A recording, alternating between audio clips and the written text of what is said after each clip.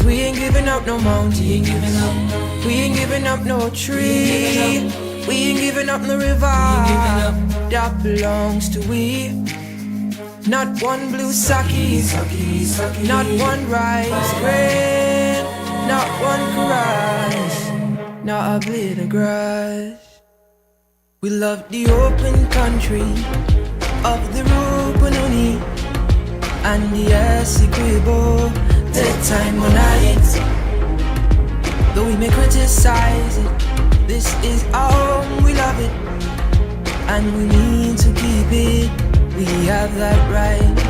So we ain't giving up no mountain, we ain't giving up no tree, we ain't giving up no river that belongs to we. Not one blue sake, not one rice grain, not one grass, not a blade of grass. So we ain't giving up no mountains, we ain't giving up no tree, we ain't giving up no river that belongs to we. Not one blue sake, not one rice grain, not one chorus, not a blade of grass.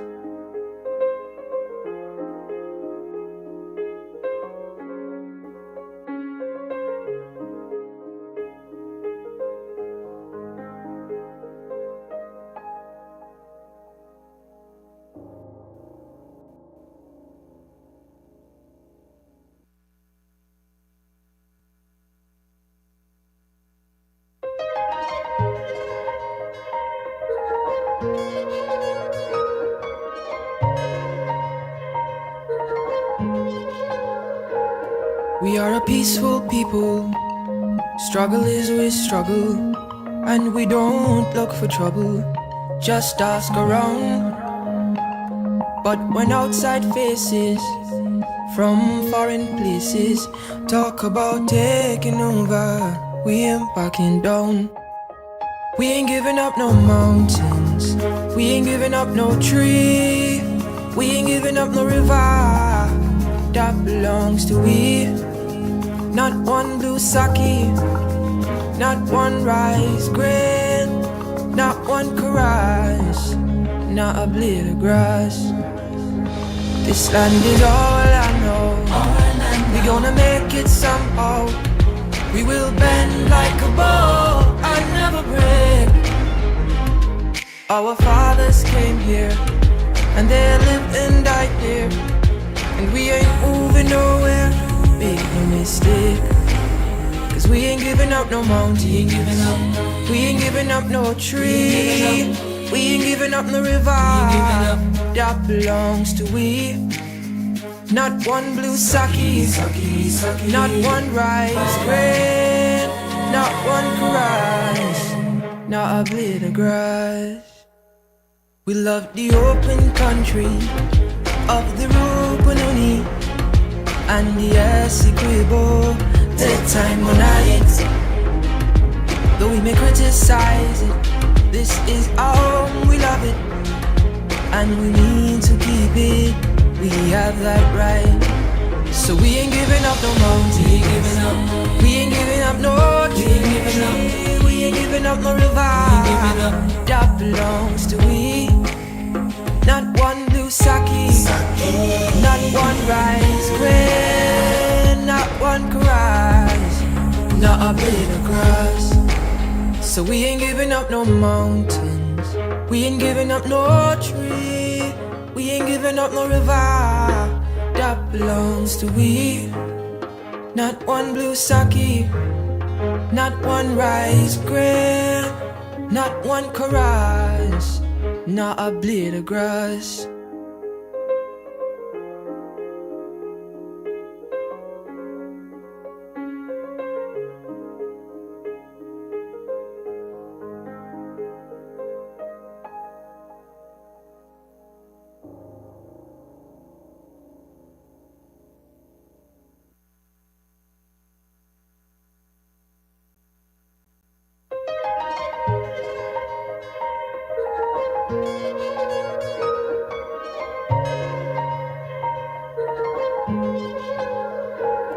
We are a peaceful people.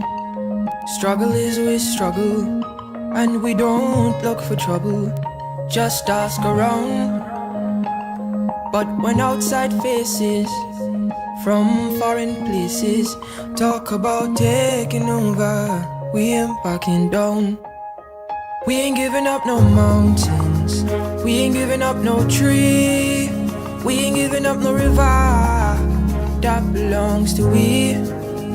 Not one blue sake, not one rice grain, not one caress, not a blade of grass.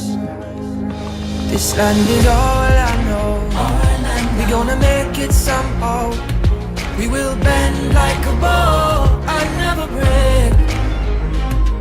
Our fathers came here and they lived and died here, and we ain't moving nowhere.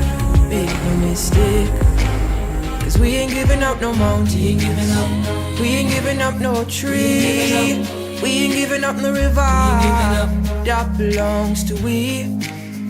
Not one blue sake, not one rice grain, not one caress, not a blade of grass.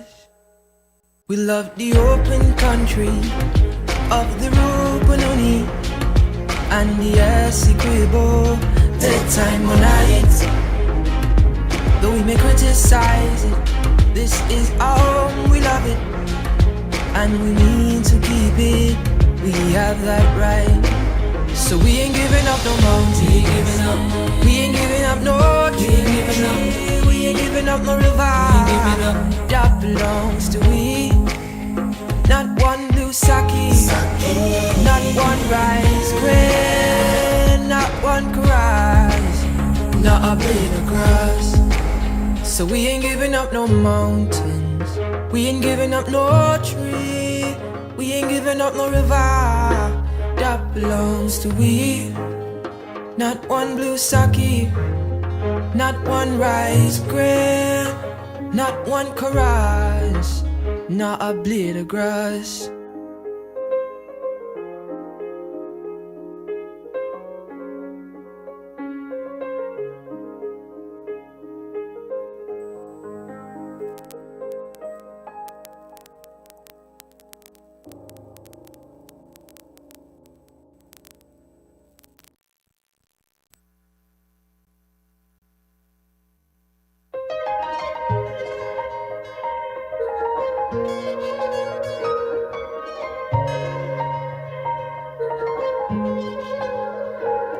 We are a peaceful people. Struggle is with struggle, and we don't look for trouble. Just ask around. But when outside faces from foreign places talk about taking over, we ain't backing down. We ain't giving up no mountains, we ain't giving up that belongs to we. Not one blue sake, not one rice grain.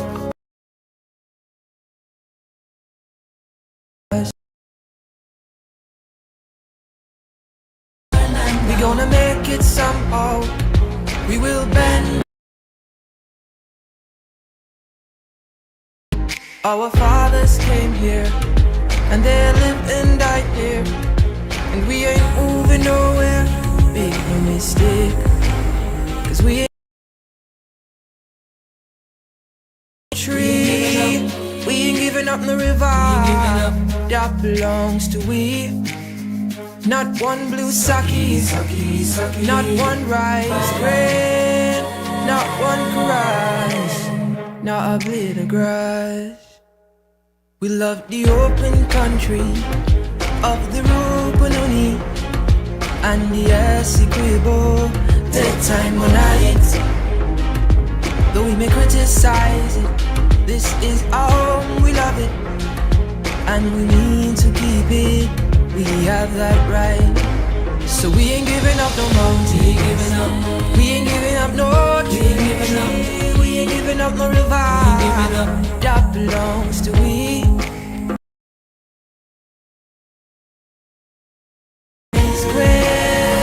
Not one can rise, not a blade of grass. So we ain't giving up no mountains, we ain't giving up no tree, we ain't giving up no river that belongs to we. Not, not one rice grain, not one can rise, not a blade of grass.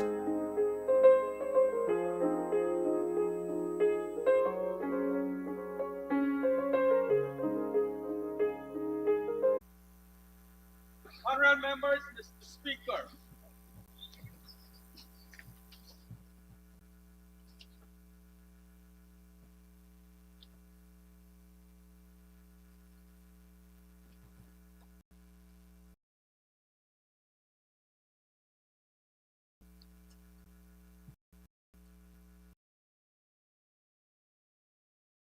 Honorable members, I declare this 55th sitting of the 12th Parliament of the Cooperative Republic of Ghana to be duly constituted and in session. The clerk will lead us in prayers. Almighty God, we are here gathered together, do most humbly beseech thee to guide us in all our consultations, so that we may together build a land where knowledge is free, where the mind is without fear, the head is held high, and where words come from the depth of truth. Grant us, O God, thy aid and guidance, so that we may deal justly with the several causes that come before us, laying aside all private interests, prejudices, and personal preferences, so that the result of our counsels may be to the glory of thy blessed name, the maintenance of true religion, the preservation of justice, the safety, honor, and happiness of the President and the person of Ghana. Grant us, O God, the vision so to lead that all the people of this fair land may enter in that state or broader than unity, where the mind is led forward by thee into ever widening thought and action. Thank you, honorable members. Please be seated. Messages from the President. Announcements by the Speaker.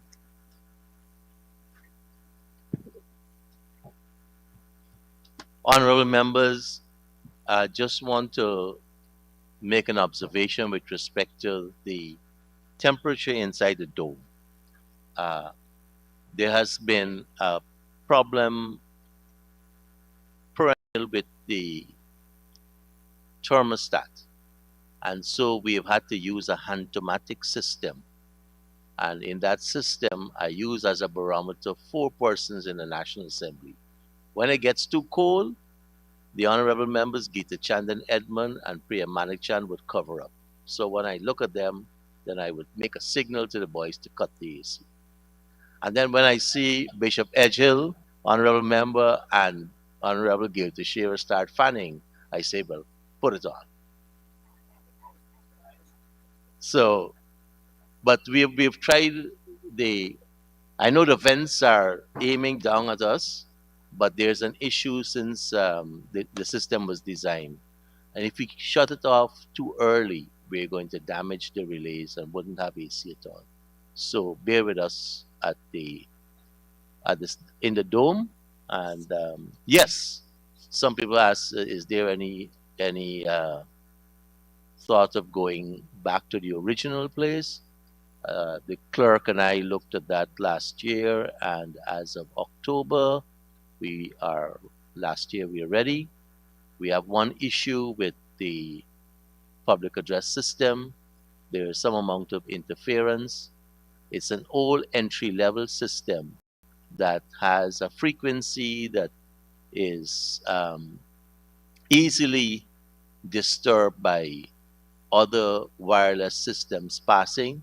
So we have someone looking within a week or two to look at that system and rectify that. But yes, preparations are being made. People like Honorable Member Ramson and Ben, they always complain about getting their knees hit every time they come in and out. But we've been a fabulous place, and the general public loves us to be here because of the traffic congestion downtown. So please bear with us, and again, our great appreciation to Minister Walron and the staff at the Convention Center for the accommodation, especially over the past 2.5 years.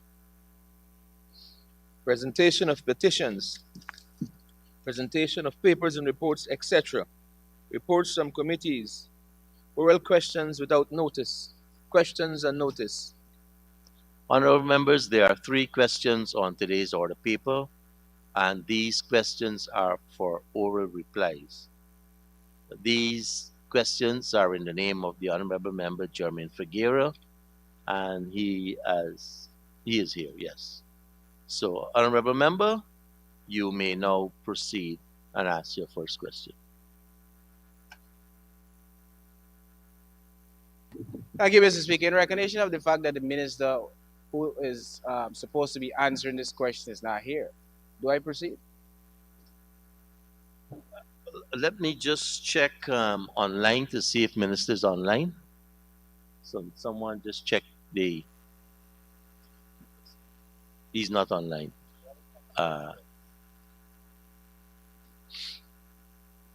Can we then hold these until tomorrow, Sherlock? We'll hold them until the minister's here. We'll defer them for tomorrow or questions without reply.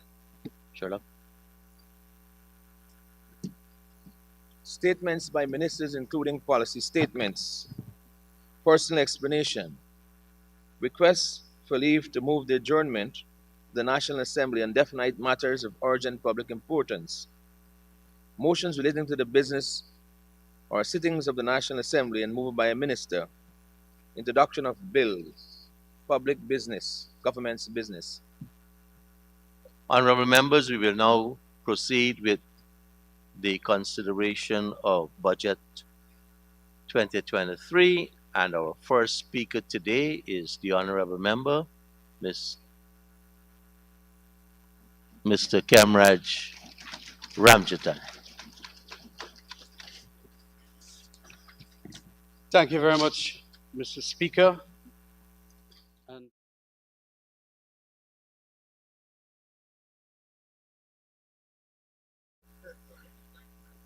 Mr. Speaker, there is a new paradigm in Guyana in relation to revenue streams.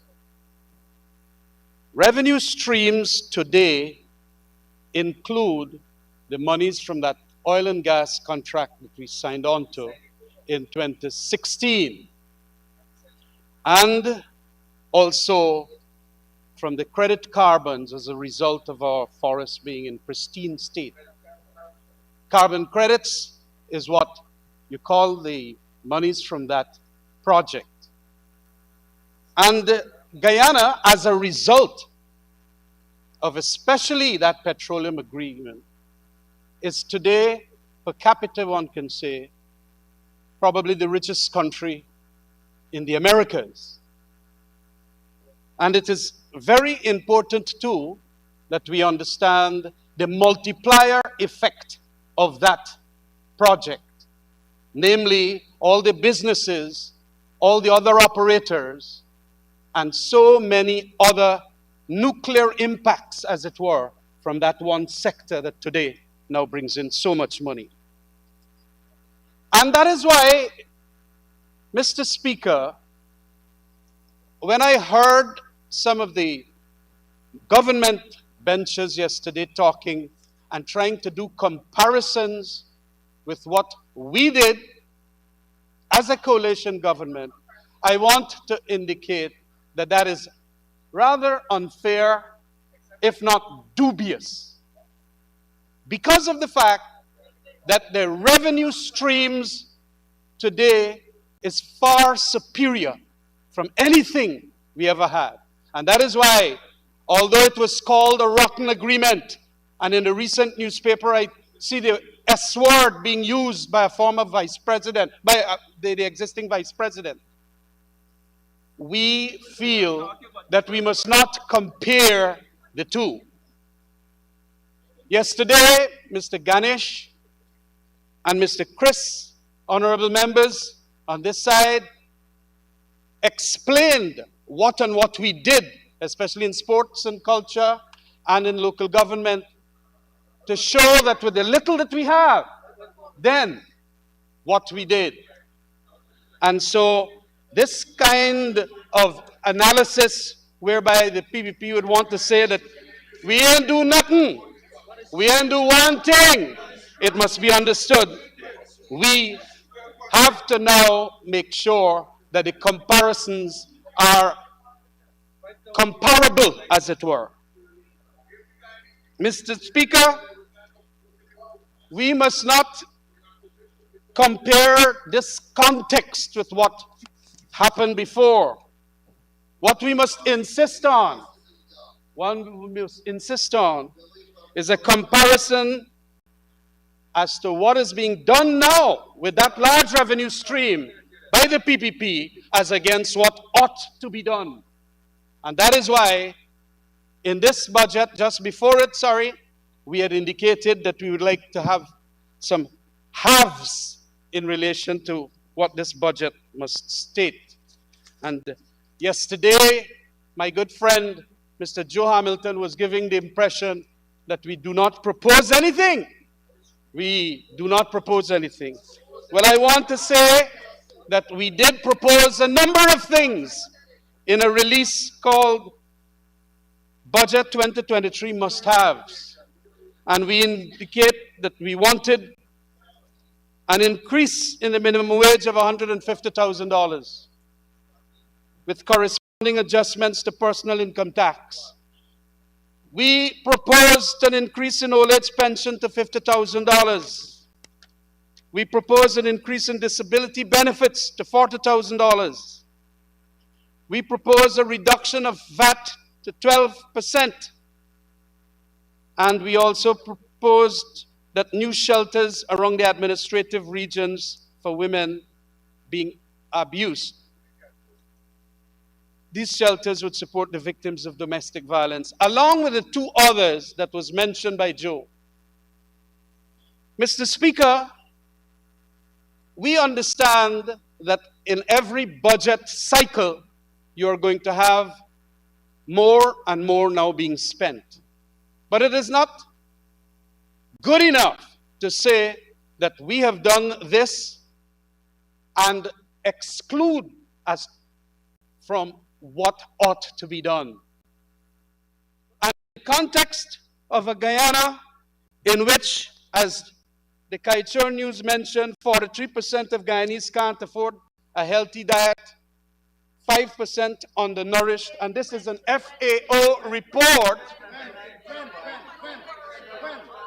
It happens today, and you can argue whatever you want, but the whole point of it is that it is not intellectual dishonesty. Look at them. We are saying that it is important to understand, even, Mr. Speaker, this is why, the give and take in a normal democracy is absent with that kind of attitude. Remember, the give and take in the House, though, is when you are going to quote the report and lay over for us, and quote the source.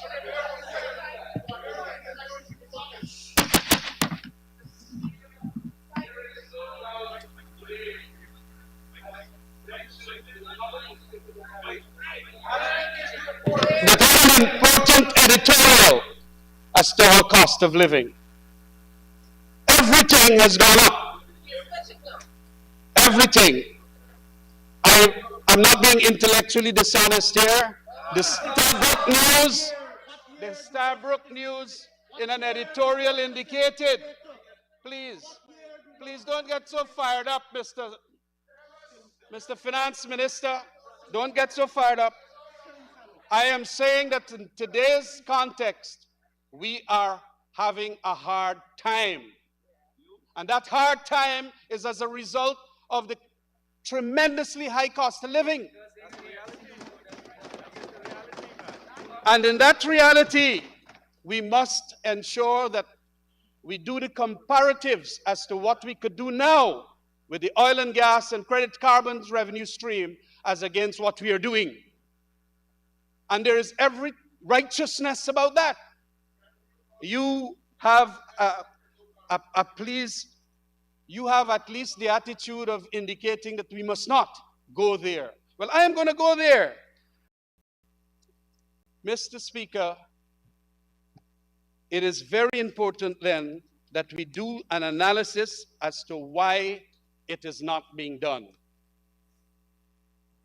The analysis is simple. This is a working class supposed government. It forgot about all of that. A good time now. And it is going on and on in relation to what is called certain schemes, very clever, in which a certain set of people in Guyana are going to be the beneficiaries. I want to indicate, Mr. Speaker,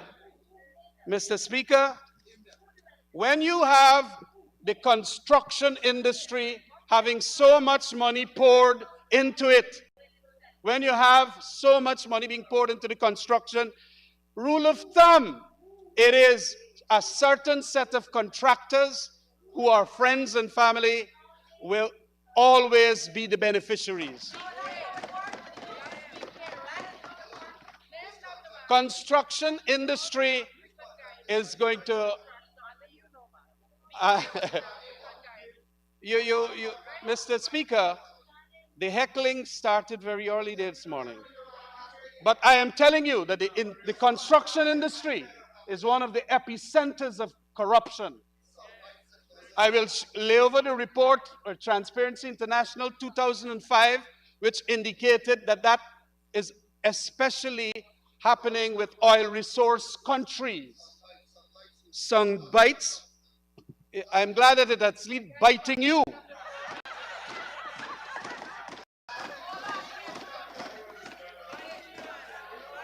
Mr. Speaker, it has all the ingredients conducive for corruption. There are so many uncertainties in the execution that it is possible to draw what it is impossible to draw what so many economists refer to as the complete contract. You can't get a complete contract, let's say, for that harbor bridge as to what and what it will be at the cost.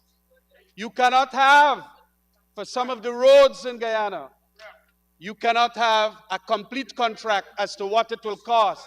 And that is why so many roads are being built, the next day, literally, they're breaking and apart.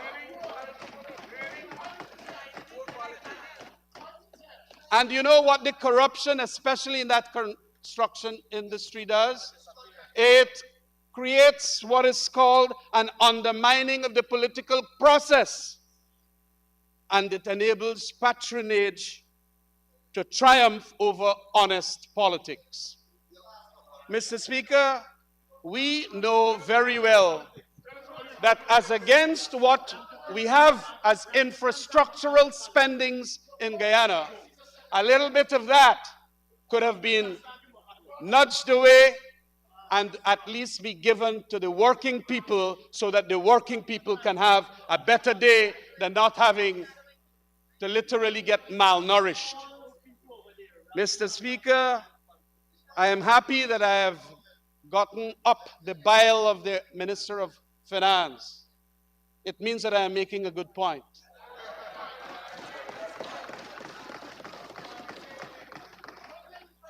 Mr. Speaker, it is all there. It is all there. And we're going to come to what is happening now. The EPA, the EITI, all of those institutions are also today, as a result, being subverted because of what we have under the corruption and the patronage that is happening in Guyana. These transformational projects, as they call them, as Comrade Siraj yesterday talked about, and I regard Mr. Siraj as a typical PPP person, but he also made some dubious comments. Here, this is what is being said by him. The PPP is not thinking about votes. That is why we are having big transformational projects. Listen to me, Mr. Leaders, people over there. That PPP leadership always think about that and nothing else. It's a well-oiled political machinery. Whenever it makes any decision, it thinks about the votes. And I know about that. That is the leadership. Mr.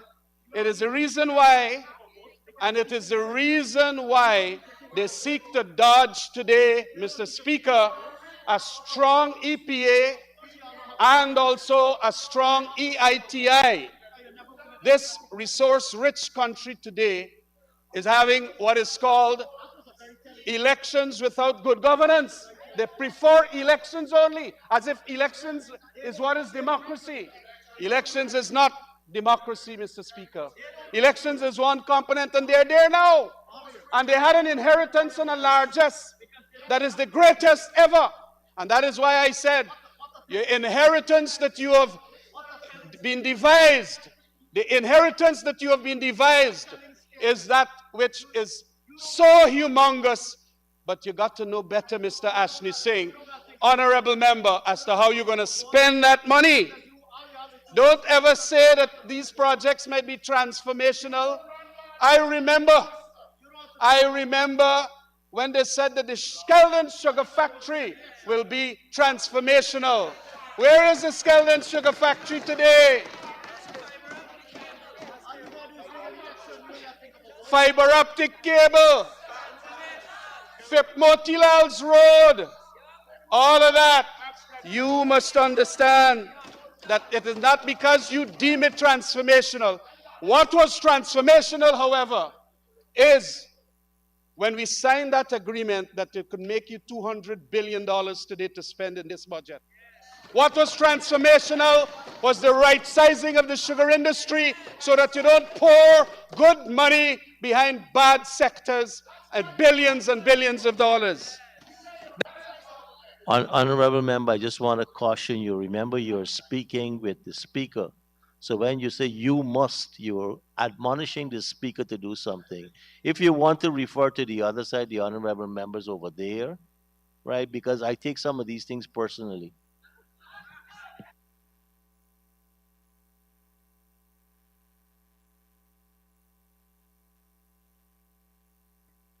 It is not a budget that I can support.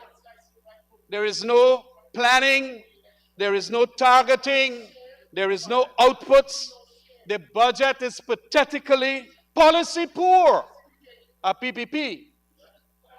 Pathetically policy poor. Yes, they love to say that it is the biggest budget, but I want to say, as Mr. Christopher Ram has indicated in his analysis, it is also with the biggest deficit. Biggest budget with the biggest deficit. Mr. Speaker, we have taken some severe body blows of recent times. Severe body blows. I mean, you have Mr. Kwame McCoy, he was very slippery yesterday, and he walked with the own aisle.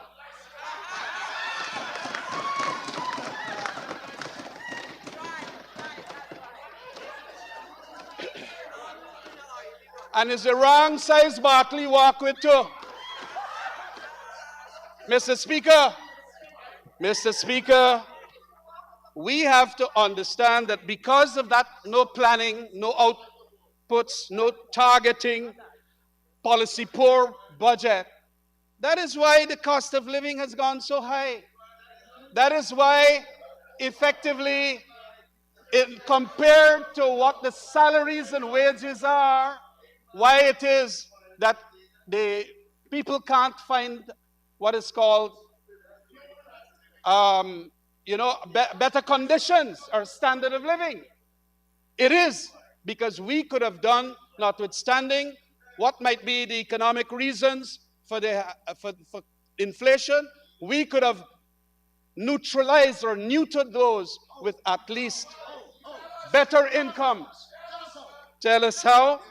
And it is instead of spending so much on infrastructure, you could have given 5% more for the people of this country. How much are you spending on workers? Yes, you could have even given 10% more. And you are stating today that we could not. Mr. Speaker, we did not have that revenue stream that is like a gold stream today. We don't have it, and that is why it is important. You don't deal with poverty by cash transfers like that. What is the output of $40,000 for 10-day work? You're just going to buy the votes. That is all you know about, buying the votes over there. Mr. Speaker, it is important. You are there. I don't know about votes being stolen. If it is any votes, Mr. Speaker, those are some of the preliminary points I wish to make in relation to this budget. And I think I have been rather impactful, don't you think? Today, the cost of living, as I wanted to make this point, cost of living is so much. Everything up. Even when you go to the market and you see fish, ginger, dal, rice, everything gone up. And these people are saying with a humongous revenue stream that they can't do better. Show me now, show me. That is their contrived histrionics. That's their contrived theatrics. Just like what Slippery Kwame said yesterday. Okay, honorable member, Mr. Ramjet. Now you know better. You're in here longer than I am. You know, I just want to. I don't like to interrupt people of my cohort. So I allowed you 10 times to use corruption during the speech. Right? And I've asked you to deal with, you either say Comrade Kwame, regardless of reference to his oil, or honorable member. Or honorable member Kwame McCoy.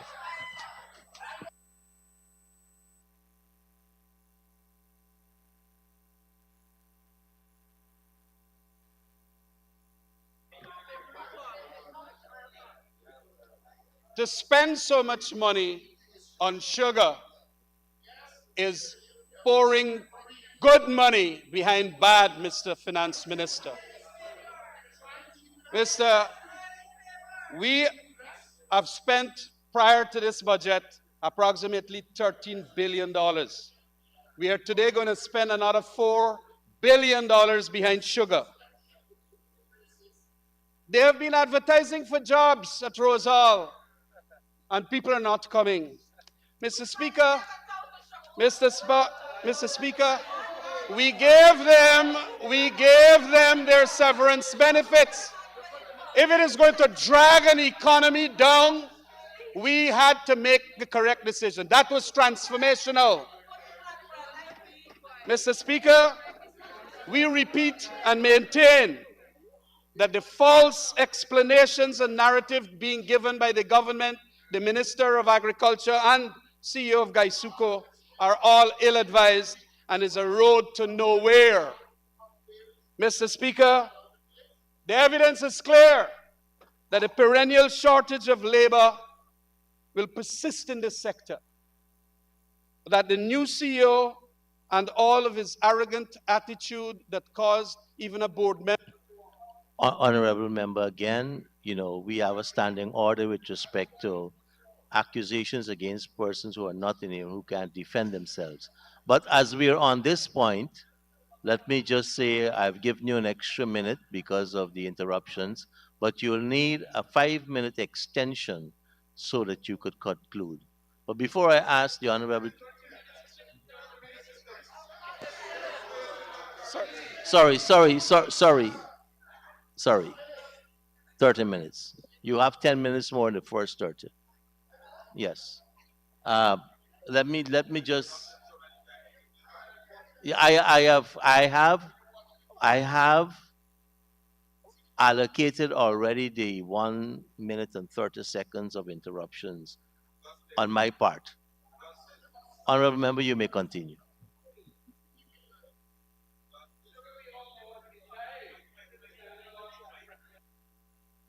Sugar has been dying since we lost that preferential treatment. Moreover, our workforce is not trained. Our workforce is not trained beyond substantially a cutlass and punt mentality. That is not what the next generation in the estates have been telling me that they want. They want to get jobs into the new in the new sectors. And you want them to have this cutlass and punt mentality so that you can always bamboozle them and confuffle them. Mr. Speaker, we are always going to have, and especially with climate change, we are always going to have problems with that sugar industry. It's management, no workforce, Gawood having strikes all the time, and you must now appreciate the transformational decision that was made to right-size that sector. In relation to rice, Mr. Speaker, I want to say that I'm happy to hear $300 million to promote research and development to improve yields and to ensure alternatives to insecticides to control that paddy bug. I come from the rice industry originally, and I know a little about it. But in relation to this livestock and poultry, I dare say that I have seen a paradox here that I found in the statistics which Mr. Zulfikar provided. We see an increase in livestock production and poultry production, but we see a reduction of milk and eggs. I hope that the minister must, is not a reason for that. Or whatever the reason for it, there must be major interventions for milk and eggs. Mr. Speaker, we have also fisheries, cage fishing, it's called now, cage fishing, brackish water shrimp farms, and all of that. Mr. Speaker, we must also do an analysis as to why all these fish sectors has gone into a decline. Mr. Speaker, we had a report that came out recently in which it is saying that it could very well be what honorable member was saying yesterday, so much environmental hazardous stuff being poured into the ocean. But you don't want to do an analysis as to that and to speak the truth to the people in the fisherfolk community. However, you're going to take how much billion? 1 billion to give the 7,500 fisherfolk cash grants. That's not how you're going to solve the fishing industry's problem. Mr. Speaker, these are what are non-starters in relation to what is called aspects of the agriculture policy. Forestry, you have indicated, Mr. Speaker, there are lots that could be done other than just handing out cash transfers. You should have gone and taken on Mr. Vince Adams to tell the Exxon people what they must not do. What they must not do. And that is, don't throw the water with the oil inside of the ocean. That is one of the reasons. But you don't want that. Now you're proposing and they want to dispose. You're proposing and they want to dispose. What do you think about the cash grants? Cash grants in relation to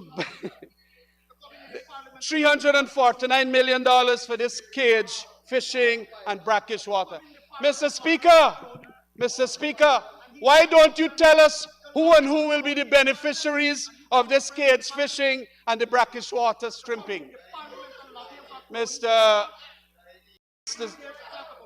Speaker, you're allowing them to interrupt all the time, Mr. Speaker.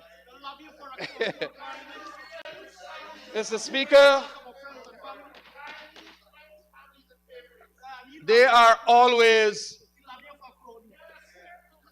Mr. Speaker, when you are going to do all of that kind of cash grants, 589 to 6,991 farmers, it is not going to go well with anybody. And especially when as against another community, you do not raise the wages and salaries, especially of public servants. The other community, you know what I'm talking about. It is important that you now understand that some monies should be put in there. Mr. Speaker, I want to indicate that the security sector is in disarray today. With the little that we had, the security sector, under which came the police, fire, and prison and Kanu, much was done. Under local funding, under the Citizens Security Strengthening, under the British Security Sector Reform Report, which the PBP was so afraid of and scared of. They didn't want the British security reform at all. We have done plenty. And I am happy that in view of this paradigm shift of lots more monies in the revenue stream, that we must see Mr. Ben and his team, honorable member, continue the good works that we had started. Crime has gone up to the stratosphere. Execution-style murders, almost a weekly event. Domestic violence, robbers, choke and rob. On the videos, you could see it happening. And even cutlass and gun firing at the President's State House. It is terrible. And of course, the advisories from the various countries indicating that you got to be real careful when you come to Ghana. Last year, the minister had a lot to say of what was not done by the APNU AFC coalition. He will speak after me in this debate, but I want to just remind him of the very many things that we did. Mr. Speaker, we have strengthened patrol management and the use of data and analytics in policing. We have promoted a culture of nonviolence in those years, improving and appropriating money for public spaces. We have fostered socio-economic insertion activities for at-risk youth. We do not see that happening now. We restructured the Office of Professional Responsibility. We also had commenced and was going ahead with the Ghana Forensic Laboratory, and we understand that this is continuing. But what we have now, Mr. Speaker, is but an extreme levels of crime, and it would appear that all those consultancies that we had in relation to Mr. Russell Coombe and the British security sector reform have been shelved. Mr. Speaker, we had continued to ensure that we had close collaboration with the Caribbean Development Bank and the various institutions, CONSLE and RSS, and so many. Mr. Speaker, we had done a huge set of work in relation to rehabilitating and building new police stations and all of that. And at-risk youths, as I just mentioned. The TechVox school education was also done with the assistance of the Citizen Security Strengthening Program. So, you know, when they come here and say nothing was done, with the little that we had, lots were done. Lots were done. For you to do more, honorable member, you will have to get a 5 minutes extension now. Comrade Speaker, I move that the honorable member be given 5 minutes undisturbed to conclude his presentation. Could you define this undisturbed 5 minutes for me? Honorable member, you may continue for the next 5 minutes towards your conclusion.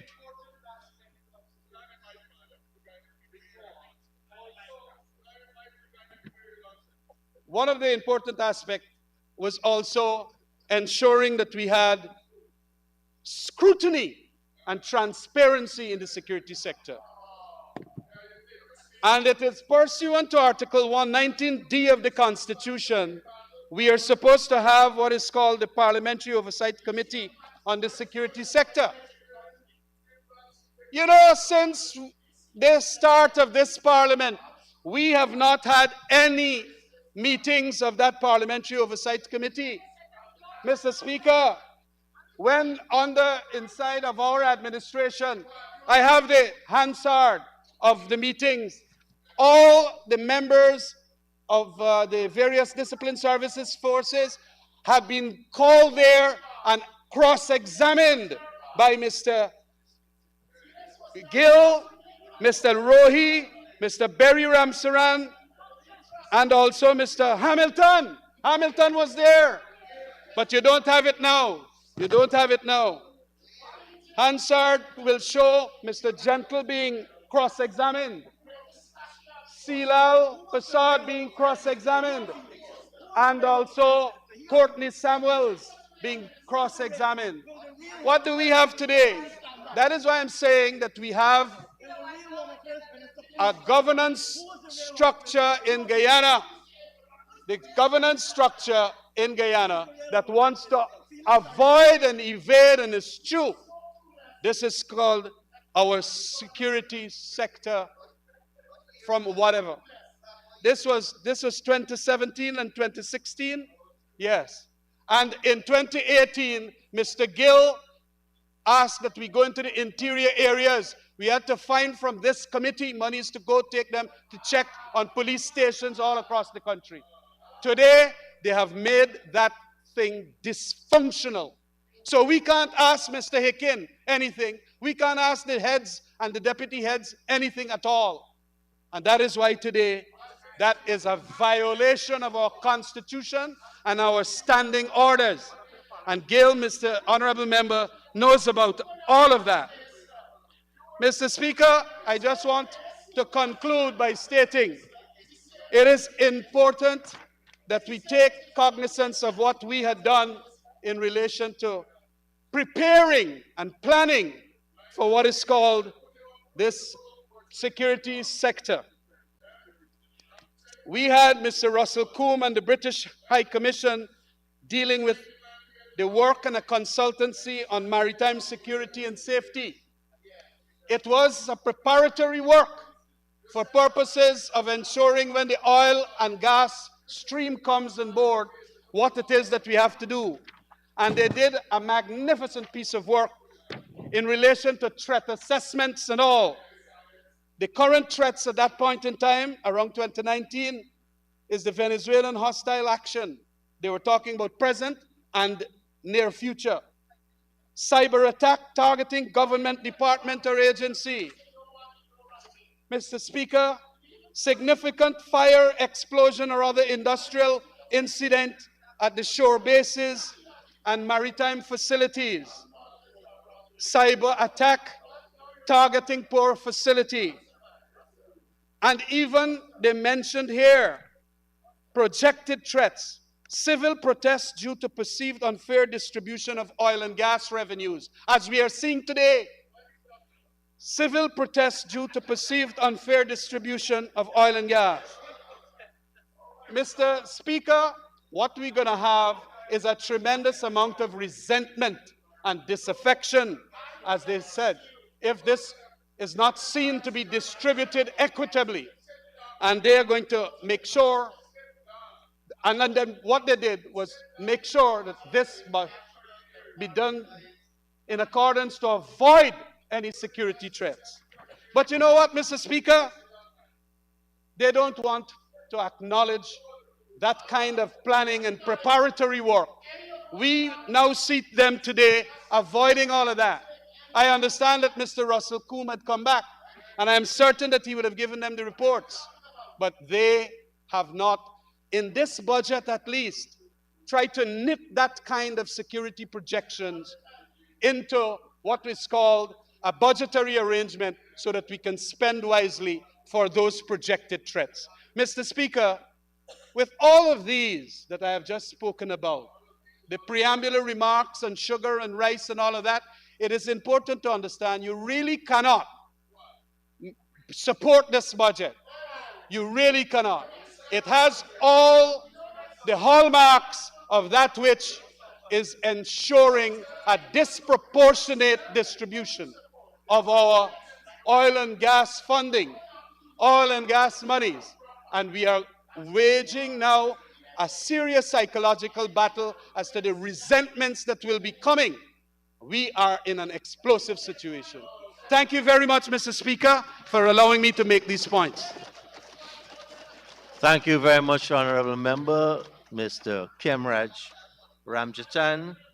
Before I call on the next contributor, let me take this opportunity to acknowledge a few persons in the gallery. Their Excellencies Ambassador Liz Harper, Ivan Evelyn, and Charlene Phoenix, along with National Security Advisor Captain Gerald Gavaya and Go Invest CEO and his team, CEO Dr. Peter Ramsuru. And now it's for the Honorable Member, Minister of Foreign Affairs and International Cooperation, the Honorable Member, Mr. Hugh Todd.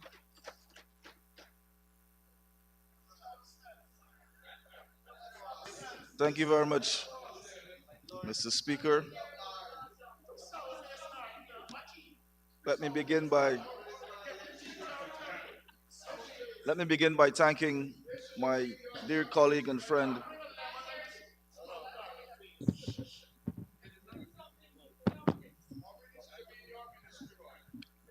Mr. Speaker. Let me begin by thanking my colleague and dear friend, Minister Ashni Singh, for articulating accurately the people's wishes, promises made, promises delivered, and a continuous path to prosperity. This budget, Mr. Speaker, steadfast against all challenges, resolute in building one Guyana, provides a clear direction of His Excellency's vision and a full representation of the people, being focused, centered, and led by the citizens of this great nation of ours. Mr. Speaker, it's very difficult for me to respond to Honorable Member Mr. Ramjatan. Everything that he would have proffered clearly shows the disconnect between the opposition and the people. I dare say that they're a resting opposition. Resting. They're at rest. And we believe in honesty and integrity. We believe in going to the people. We believe on administration based on having the people involved. Remember that slogan that you carried, honesty and integrity? Well, let me enlighten you.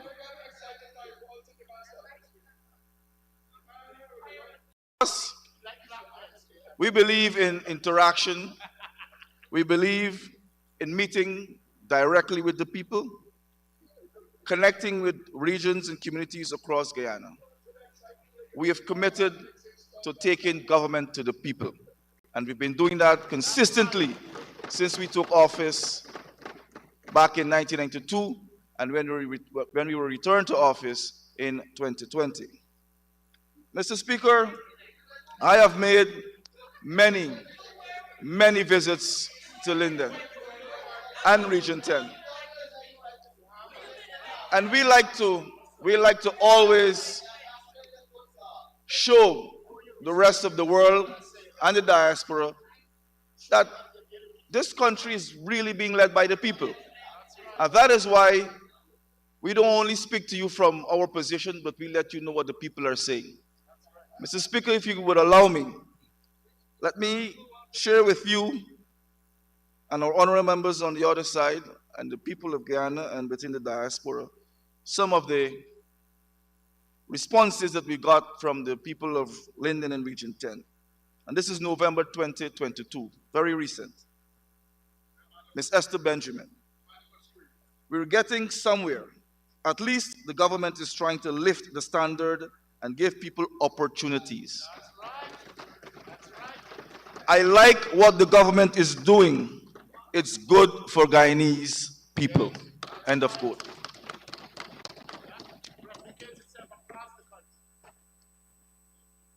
Pauline Thom, I must say, this government is sticking to their words and they are working towards everything they say. This is not us. This is the people, Mr. Speaker. The people responding to us when we go on outreach. Mr. Troy Duncan,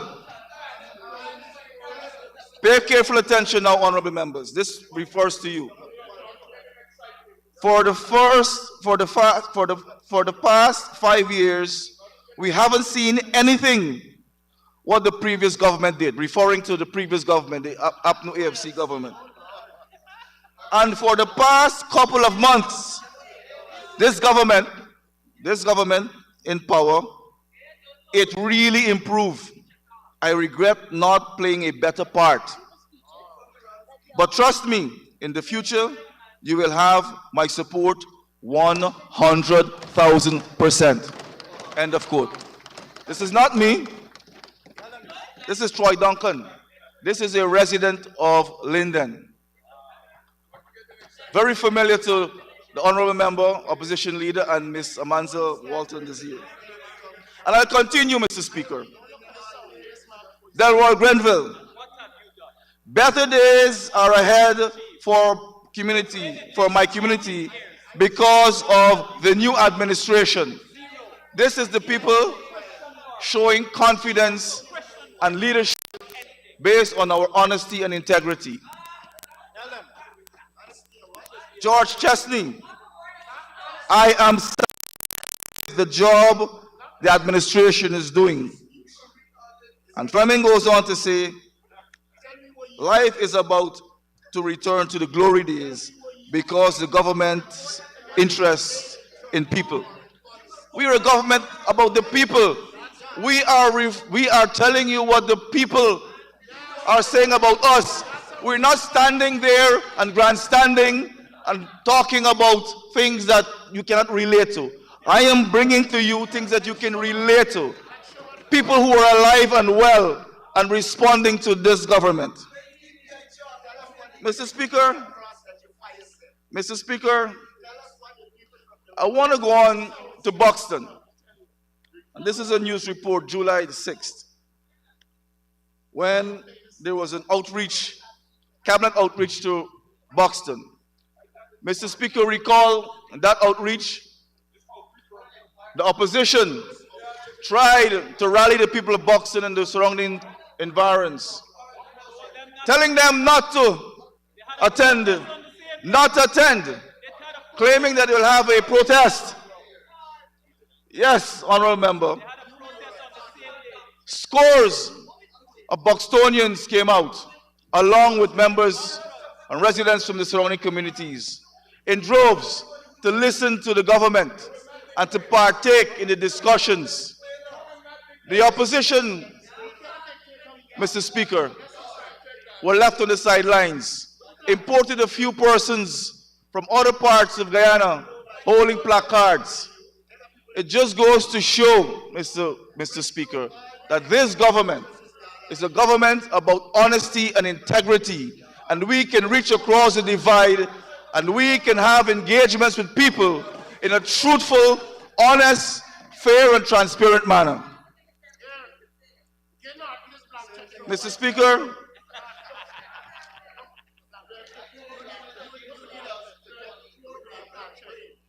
let us reflect on the APNU AFC. Recall, Mr. Speaker, back in 2020, after the APNU AFC was trying to steal the elections from the people of this country. This is what the OAS had to say. OAS member states call on Granger administration to allow peaceful transition. This is what the international community is saying. This is what the OAS is saying.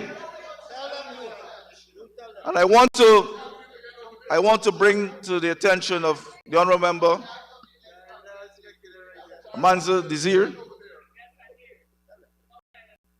that it was President Ali's leadership at the 9th Summit of the Americas back in June of 2022 in Los Angeles, where his leadership led to the establishment of three committees, being food security, energy, and finance.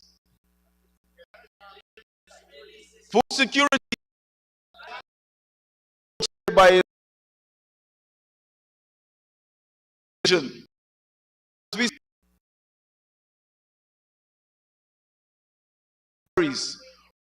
In this at the heads of government CELAC meeting, representation.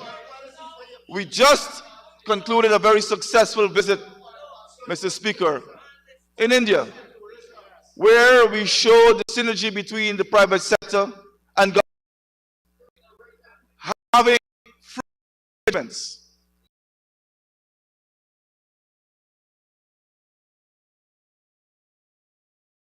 Our international image.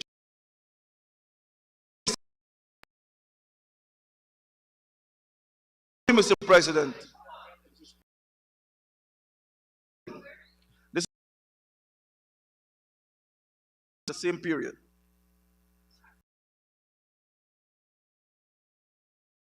Damage to get. This is what he had. Opposition then to say, tarnishing our image. We have spent building Guyana to the extent that our international footprint of there's conflict. Speak, Mr. President.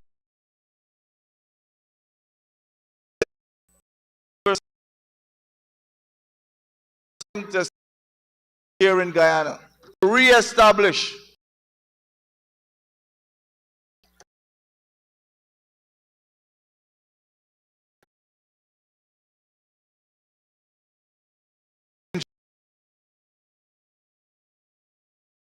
national image has been repaired. It's on the move, being Muhammad Irfan Ali.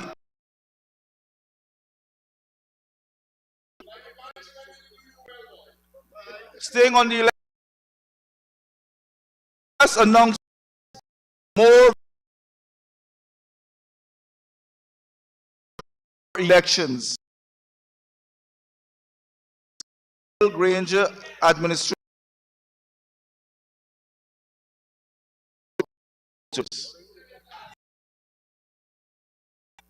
That is the reality. That is the reality.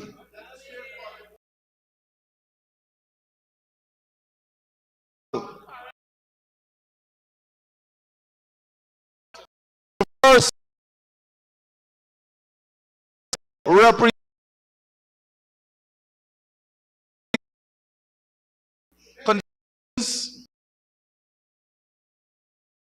travel. I like travel. That is as a result.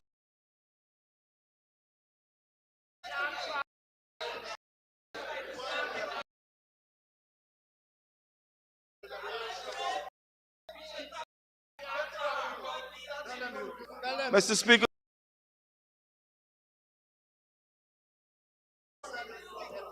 Mr. Speaker,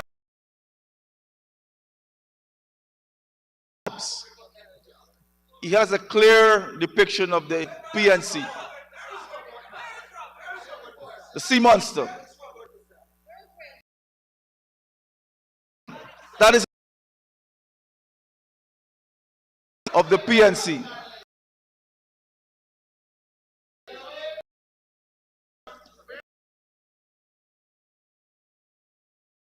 We go to the people. We don't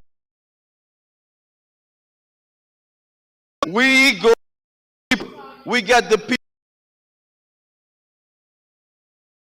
respect the wishes of in 2020 office.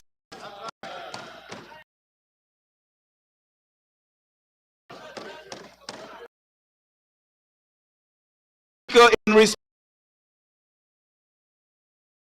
this year, she presented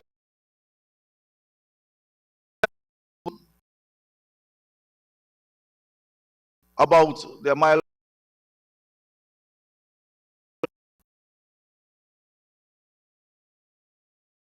files,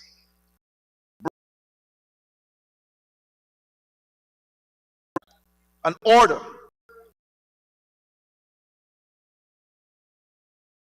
here budget speech and estimates 2011 to 2014.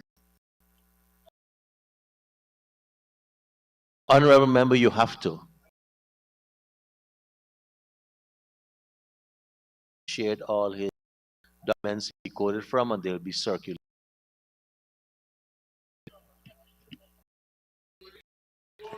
I will, Mr. Speaker. At that time, Minister, dear brother, Mr. Speaker, in also responding to the Honorable Member Nazir, I have a copy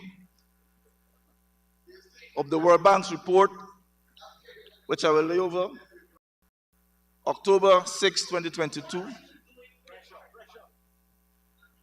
Extraordinary growth, economic growth of 20 to 40% over the last 2 years, brought GDP per capita over 9,300 in 2021 from about 6,000 in 2019. Real GDP estimated to have increased by 19.9% in 2021, owing to the expansion of production, which averaged out at improving the economy. Now, Mr. Speaker, I am trying to bring this to the attention of the people of Guyana so that we can have accurate information within the domain. We cannot encourage the opposition to be sending messages to the people of this country which are designed to mislead them. We're in government. We have a mandate to ensure that the people of this country are well informed so that we can continue to provide them with the services that they so need, so that we can improve their lives, their quality of life, and standard of living. That is our role, Mr. Speaker. And that is why we have to spend time correcting the wrongs instead of having a healthy debate. That is what we have to do. But we have to do it because that is what we've been elected to do. Mr. Speaker, the respect for rights and freedoms, something that the opposition does not know about. You know, Mr. Speaker,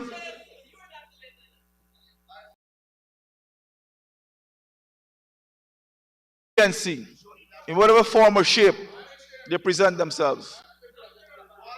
They've always had an authoritarian style. They've always had a police state. They've always curtailed their freedoms and always ensured that the people of this country were coerced. Under the People's Progressive Party Civic, we have always worked tirelessly to ensure that we provide the people with the freedoms and the respect for their rights so that they can have the kinds of livelihood that will allow them to enjoy the partnership that we have. Now, Mr. Speaker, I draw your attention to our bill status. And I must give credit to Honorable Member of the Attorney General, Senior Counsel, and his team for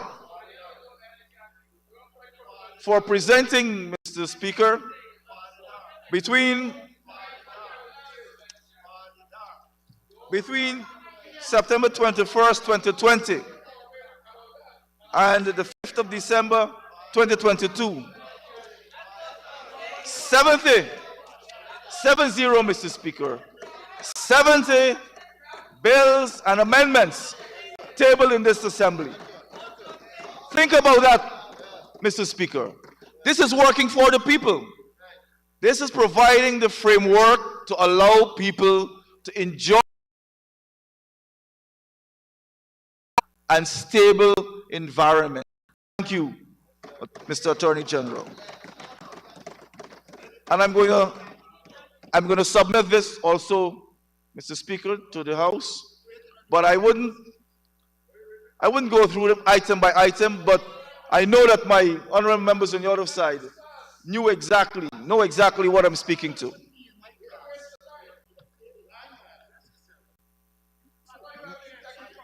Mr. Speaker, let's just have a little history lesson about the PNC. Mr. Speaker, when I think about the PNC, I remember a chameleon, always changing its colors depending on the circumstance. Chameleon, yes. That's the APNU AFC. Mr. Speaker, recall in 1964, the APNU, or I should say the PNC, coalesced with the UF. When they got into office, that march was over. In the early 2000s, the PNC carried an attachment called the Reform Arm. That was disbanded. They came with a new color and brand called APNU AFC. Today, they're divorced. They're living in separate rooms now. Mr. Speaker, when the People's Progressive Party was established in 1950, it stayed true to form until this day. True to form. Let me also add, Mr. Speaker, that in 1992, the People's Progressive Party opened up itself to the entire Guyanese population, so that any civic-minded member, true to form. So, Mr. Speaker, when you speak about consistency, when you speak about character, when you speak about honesty and integrity, you party civic.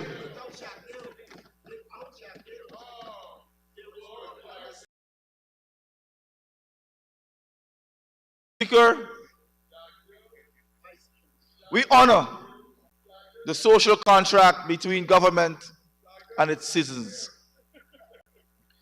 We believe that we have a role to play ensuring that we continuously and progressively improve the lives of the people of this country. It therefore means, Mr. Speaker, that our understanding of trust, our understanding of confidence building, those are principles that are embedded in the People's Progressive Administration. Mr. Speaker, when you look at how we go about shaping our policies, the budget, bringing numbers to bear on our ideas and our response to the people's needs. Mr. Speaker, we have done a very fantastic job, and this is based on what people would have said. Conflicts among our citizens, and look, we can see what AG would have. And also, Mr. Speaker, ensuring that we deliver public service to the people, providing them also with a secure and safe environment. We have always remained true to our social contract with the people of this country. Unfortunately, for my honorable members on the other side, they don't know about that. They don't understand what's the social contract because they believe in party paramountcy. They believe in taking care of a small few. And you can see their actions between 1964 and 1992, Mr. Speaker. And you see also again their actions between Mr. Speaker. 2020, Mr. Speaker. 2015 and 2020. Mr. Speaker, Honorable Deputy. I trust that the honourable member is careful in his remarks not to impute anything on me as a member of this House, because I never was in the House in those times. For clarity, Mr. Speaker. Thank you, Honorable Deputy. I've been listening to the Honorable member. He's been saying opposition, and opposition, I think, refers to anything inside, outside. So, yes, go ahead. Mr. Speaker, let me... Go ahead, Honorable Minister. Let me make it very clear that when I speak about the opposition, that the Honorable Member, Deputy Speaker, Mr. Schuman, is excluded. So, Honorable Minister, when you want to exclude the Honorable Deputy Speaker, you can easily say the Honorable members over there excluding the Honorable Deputy Speaker. I will do that. I will do that. I will do that, Mr. Speaker. Thank you for your guidance. So, Mr. Speaker, I go back to the social contract that the honorable members on the other side, excluding Mr. Schuman, Honorable Member Schuman, that they have no respect for that contract. They have no respect for the freedoms and the rights, the liberties of the people of this country. And they've shown that in office. And they continue to show that out of office. Mr. Speaker, recall recently there was a leaked tape involving, allegedly, the leader of the opposition and his treasurer. There is absolutely no accountability or transparency in their own space. How can they display that to the people of this country, Mr. Speaker? Their house is in a mess. It's awful, despicable. They will remain a resting opposition perpetually.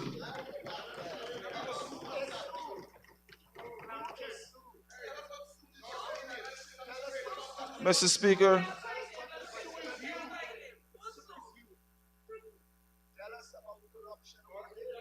this allows me, Mr. Speaker, to speak about participation and partnership. Mr. Speaker, our scorecard, based on the responses and engagements with the citizens of this country,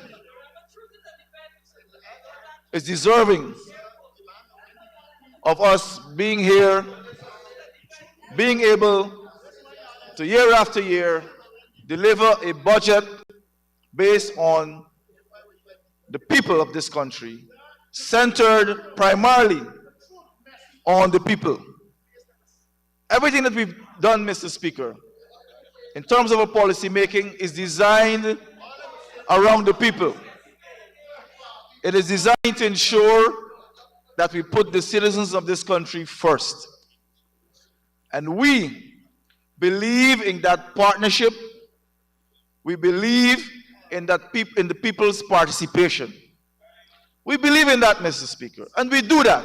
We see the President, Cabinet colleagues, MPs traversing the length and breadth of this country, meeting with citizens, engaging with them on a regular basis, hearing their concerns, and not only listening, Mr. Speaker, but responding and delivering, meeting, and in some cases, exceeding their expectations.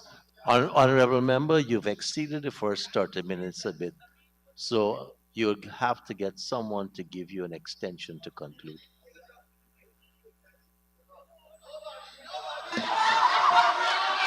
Mr. Speaker, I respectfully ask that the honourable member be given 5 minutes to conclude his presentation. Thank you, Honorable Minister of Foreign Affairs. You may continue for 5 minutes and conclude. Mr. Speaker,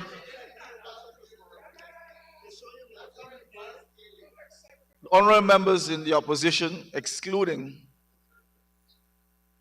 the Deputy Speaker, been trying to chide me on to speak about foreign affairs. And I'm encouraged, Mr. Speaker, to enlighten the people of this country of a project which commenced under the APNO AFC that wasted the taxpayers' money of this country, and that was to establish an embassy in Brasilia. Mr. Speaker, I have a document here and a report from the Ministry of Foreign Affairs. This is what we have to say. The consultant reported that 64% of the project has been completed to date. Now, Mr. Speaker, this was a contract that was fundamentally flawed. Knowingly, and there are members on the other side, Mr. Speaker, who are sitting members of the opposition, who presided over a contract knowing that they could not have delivered on it. I had a light chat with my honorable member, Karen Cummings, yesterday, and she said to me, you know what, Mr. Speaker? I was not involved. I inherited it. She was acknowledging, Mr. Speaker, that they cannot run anything, much less dealing with our foreign relations. We, on this side, clearly show that we can manage this country's affairs and provide balanced development to the people of this country. Mr. Speaker,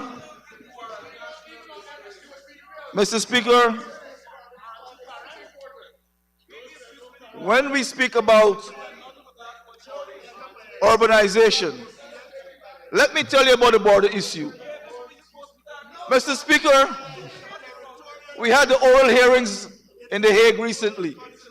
So I wrote to the opposition leader and I said to him, can you send us one of your representatives to attend the team because it's inclusive?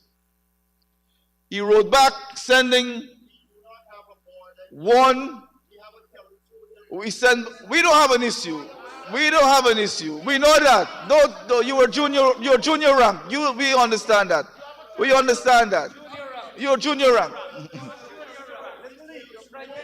Let me educate you, Mr. Opposition Leader. The Venezuelans, they have a controversy with us. We don't have a controversy. That's clear. But Mr. Speaker, when I sent the letter to the honorable member, the opposition leader, to send us our representatives, I was expecting him to send the shadow minister. The shadow minister was not capable of making the list. He sent two persons.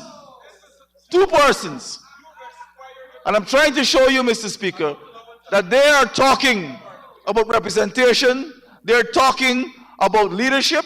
They don't have any sort of leadership on their side. There's no representation, and they're not true to form. They can't even represent with their own people. Even the opposition doesn't have any confidence in the shadow minister of foreign affairs. What are we talking about, Mr. Speaker? This is a laughing matter. A laughing matter. Mr. Speaker. So, Mr. Speaker, Speaker, point. I would... Honorable Minister, the Honorable Opposition Leader standing on a point of order. Mr. 40. Speaker, 4, I think you may want to... 41-6, Mr. Speaker. The member shall, no member shall impute proper motive to any member.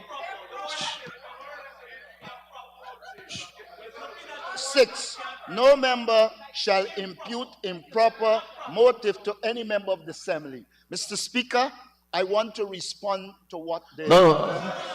First of all, Honorable Leader of the Opposition, Yeah. you have to tell me your interpretation of the Honorable Minister imputing improper motive on someone on this side. By saying what he said, he was suggesting that we proposed two persons, and that is untrue. We proposed one person, and the minister sent through their permanent secretary to ask for another person. Okay, that's a clarification, which totally untrue what he said. the only I allow. I think we all could learn a bit, Honorable Opposition Leader. What you raised there was a point of clarification, and the standing order says the standing order said before you could go into that explanation, I had to get leave of the person presenting, and I didn't put it. I allowed you to go, but I thought you were going to say he was imputing improper motive on the honorable member who shadowed him. Honorable member, you may proceed. I'll give you back your 1 minute and 15 seconds. Thank you for your timely intervention, Mr. Speaker. So let me re-emphasize, Mr. Speaker. We believe in being true to form. We believe that if we look across the divide, we should be able to talk to the people and those honorable members who have been identified as sitting MPs, as shadow members. That is natural, Mr. Speaker. So if we cannot follow and have engagements and have continuity, it means that we're not really properly engaging. And we're saying, Mr. Speaker, on this side, that the opposition leader appears to be, by his actions, not understanding his role as an opposition leader. Clearly, Mr. Speaker. Clearly. So we, on this side of the House, Mr. Speaker, we are very pleased to know that we enjoy the confidence of the people of this country. We're very pleased to know we enjoy the confidence of the regional community. We're very pleased to know that we enjoy the confidence of our traditional partners, non-traditional partners, and we are pleased to know that we have the full confidence also of the members within the diaspora. Mr. Speaker, we will continue with our urbanization of this country. We will continue, Mr. Speaker, with our human development of this country. We will continue, Mr. Speaker, with ensuring that we have an inclusive and one Guyana. We will continue, Mr. Speaker, to have progress and sustainability. And we will continue, Mr. Speaker, to have prosperity for all.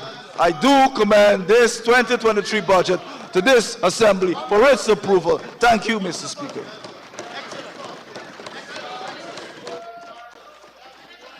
Thank you very much, Honorable Minister. And we will take one more presentation before the break. The Honorable Member, Mr. Vincent. Mr. Vincent Henry.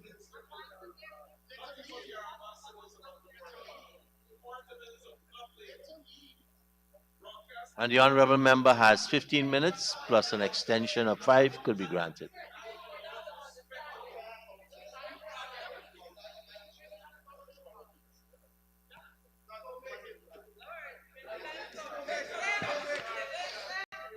Mr. Speaker, on behalf of the Guyana Action Party, a member of the coalition, I am pleased to participate in the 2023 budget debate. But before I go into the substance of my presentation, I would like to mention that listening to the Minister of Foreign Affairs is like listening to nothing of substance. The most important topic that he should have been speaking about is the one where we have a territorial problem with our neighbor. Mr. Speaker, this is so important, and did he mention it? Did he tell us what is happening in the International Court of Justice? He did not. This is a very shameful presentation where the people of Guyana cannot be briefed and told what is happening to safeguard our... A bunch. Honorable Member, I have every budget debate circulated the words and shame, and I'm hearing cries of shamefulness and nonsense. All of those are unparliamentary. Come on, you know better. You have to withdraw it. Okay, I'm so advised, I withdraw, Mr. Speaker. Mr. Speaker, I would like to ask or propose that the Honorable Todd goes back to a foreign relations, foreign policy school. Mr. Speaker, first, please allow me to express my sincere condolences to the people of Caneview, Mocha, who face the wrath of the PPP's hurricane apartheid, mixed with a big dose of dictatorship and tempered by ignorance in conflict resolution. The pictures and videos of the police pressing an African woman down in the mud and children in tears while their homes were being destroyed will be vividly remembered when Guyanese go to cast their votes at the next general and regional elections. Mr. Speaker, Guyanese will also not forget the likes of Sue and men in the engine room of the PPP who feast on the largest of Guyana while the poor are relegated to poverty and as a way of life. We remember the statements, Sue is my friend. He looks after everything. He looks after everything. And Honorable Todd just said just now that y'all believe and y'all practicing honesty and integrity. Remember Sue. Mr. Speaker, we sat and listened to the Honorable Senior Minister Ashley Singh as he fed himself and all Guyanese to a heavy dose of pills while imbibing murky liquid that has a striking resemblance to water made available to Guyanese by the PPP. All the while regurgitating work done by others many decades ago. Cut and paste. This chap was cutting and pasting other people's work. The direct beneficiaries, who are the people of Guyana, Mr. Speaker, inclusive of the supporters of the installed PPP, from all reports are very disappointed that the largest budget ever presented in Guyana has little or nothing for them. Mr. Speaker, the deep feelings of disappointment is shared by non-supporters and supporters of the PPP. On my way here this morning, the taxi man told me that this budget, they were expecting so much. They were all hyped and, feel this is really the best we're going to get something out of it. And he said that what he has noticed is that this is the worst budget he's hearing about here. And it has nothing for the people of Guyana. And he said that what used to happen under the Abdul AFC was indeed well done. And today is worse, he said. And that is where the people are talking. The people are speaking. The people in Guyana are speaking. But you are making up your own stories. Where is Mr. Honorable Todd? Mr. Speaker, all of this with the largest budget. A budget, Mr. Speaker, that is beefed up largely by proceeds from a profit-sharing agreement made possible by whom? The APNU AFC when in government. So you're using what we did to now show off with the people and still punishing the people. Mr. Speaker, the Honorable Senior Minister of Finance detailed that carbon credits amounting to US $750 million have been agreed to be paid by Hess Guyana Exploration Limited over a period of time. He further stated that an amount of 15% of this amount would be allocated to the development of indigenous peoples. Mr. Speaker, while we welcome this initiative, it would be remiss of me to not detail the transgressions that occurred during the process, or perhaps lack of due process, culminating in this decision.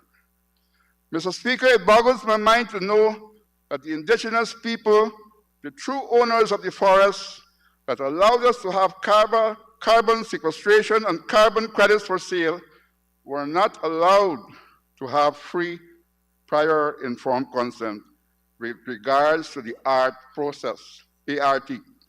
I note that an attempt was made to whitewash 2-hour meetings in certain communities as meaningful consultations. How can anyone go through the entire process of meaningful consultations and then reach an agreement with regards to ART process in 2 hours? Further, most of the people of the hinterland speak English as a second language. Mr. Speaker, then we were told that the National Two-Shops Council at the last NTC gave its consent for ART TREES. This is the abbreviation for Red Cross transactions. And you don't know what is ART either, so keep quiet. Sorry, Honorable. Again, anyone who attends the NTC conference will know that it is impossible to meaningfully have FPIC of the ART trees process due to the limited time available. Mr. Speaker, to make matters worse, many knowledgeable persons pointed out that the NTC cannot legally give consent for sale of communities' carbon credits. The Amerindian Act allows the Village Council to make decisions, and the Village General Meeting, with the General Meeting, Village General Meeting being the final arbiter. Mr. Speaker, so now we have a half-baked agreement that may very well be challenged in the courts. And that is what the PPP is always doing, Mr. Speaker. Half-baked stuff, half-baked roads, half-baked of everything. Mr. Speaker, in my speech in Parliament on full insurance coverage in case of an oil spill, I advocated that ExxonMobil should make payments to the indigenous peoples directly, and that these payments should be made to the National Two-Shops Council.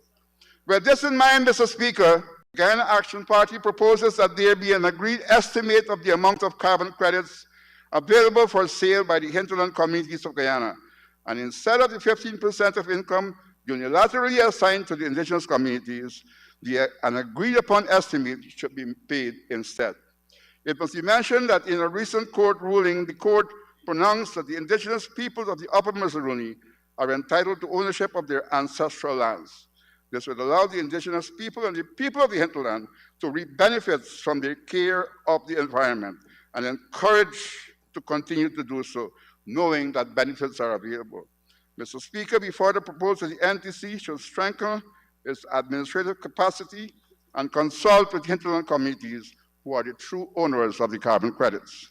Then the true beneficiaries and real owners of the carbon credits would lead the way for a sustainable and beneficial developmental agenda. Mr. Speaker, it's my understanding that carbon credits can be traded on the international market. So what is wrong with involving the indigenous and hinterland peoples in this trade? Mr. Speaker, in this process, it will be good to discuss the suggestion made by Mr. Sidney Allicock, former Minister of Indigenous Peoples Affairs, that there be established an indigenous bank in which all monies for indigenous development, especially from such things as carbon credits, can be funneled. Mr. Speaker, in my last budget speech, I read the salient part of the Auditor General's report of 2014, which detailed the abuse of the Amerindian Development Fund by the PPP's Ministry of Amerindian Affairs.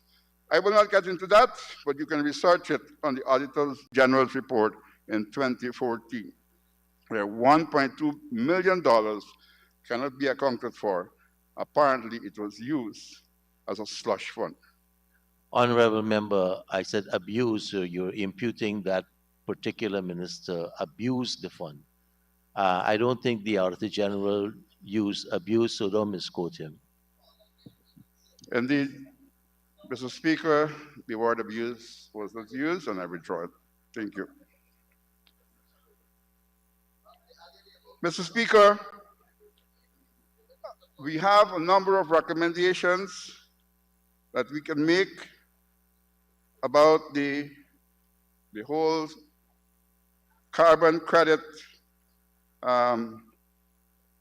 sale, etc. I will just give a few of them because of the time limits. The R3s we propose must be discussed at cumulative committee general meetings after a general people-friendly information package is rolled out. This subject, with all its implications, is far too important and serious to not have the blessings of the concept of FPIC. One important decision would be to agree with the government on the true amount of carbon credits that are available for sale. The monies already paid into the consolidated fund should be deposited in a bank account that pays interest. After the immediate beneficiaries have participated in an agreed process and general agreements made via FPIC, then the actual disbursements can be made by an implementing body set up by the NTC, as proposed yesterday by Honorable MP Cox. The National Teachers Council should be the lead agency for the indigenous component of the R3s in Guyana. For this to be successful, the NTC has to beef up its administration and fiduciary systems. They should include improved communication systems, accounting and auditing systems, and a project management unit, among other improvements. Mr. Speaker, I note that monies have been allocated to complete the National Teachers Council Secretariat. One must note that a secretariat could not have been possible if lands were not made available. It is opposite to note that the APNU AFC, via His Excellency David Arthur Granger, committed and granted prime lands within Georgetown so that the NTC could not only build an administrative center, but also build supporting facilities, such as boarding and lodging quarters, so that the executive and staff of the NTC may comfortably execute their duties and give improved services to the indigenous peoples of Guyana. Mr. Speaker, I noted that the Honorable Senior Minister within the Ministry of Finance regularly embellished the 2023 budget speech with half-truths and total untruths. This is no surprise. We know that the telling untruth is a habit of the PPP. It is in their DNA. One such untruth the minister mentioned is that APNU AFC, in its recent stint of government, did not grant any title to the indigenous communities. Mr. Speaker, absolute grants of land titles extensions were granted by APNU AFC to Mainstay Wayaka, Mashabo, Kapui, and Yupokari. Legal boundaries were granted for Parabara, Rockstone, Tasserine, and Kangaruma. Also, some 45 investigations were completed, which included 32 for extensions and 13 for new villages. I know for a fact that the process of granting titles is somewhat lengthy, and that many communities are on the verge of getting their titles and extensions. under the APNU AFC tenure. But the process was derailed because of the no confidence motion by the PPP. It must be noted that if the PPP had not been successful in their no confidence motion, many communities would have received their titles or extensions. These communities would have included Sand Creek, Shulinab, Paricornau, St. Ignatius, and many others. Mr. Speaker, I challenge the PPP to grant St. Ignatius Village a satisfactory title to their lands. All the paperwork was done. Just grant it now. But we know what will happen in St. Ignatius. St. Ignatius people, we know what will happen. Mr. Speaker, it was a total impasse for the PPP to hold a ceremony to hand over title to the village of Kangarooma and Tasserine in the Middle Mazaroni Region 7, only to take it away from the village after the ceremony. They give them and they take it back at the same time. This is the duplicity of the PPP. That is what they are. Mr. Speaker, then the PPP, with much fanfare, handed over a title of extension to Yupakari at the last NTC conference, although the community had already received that same title from APNU AFC.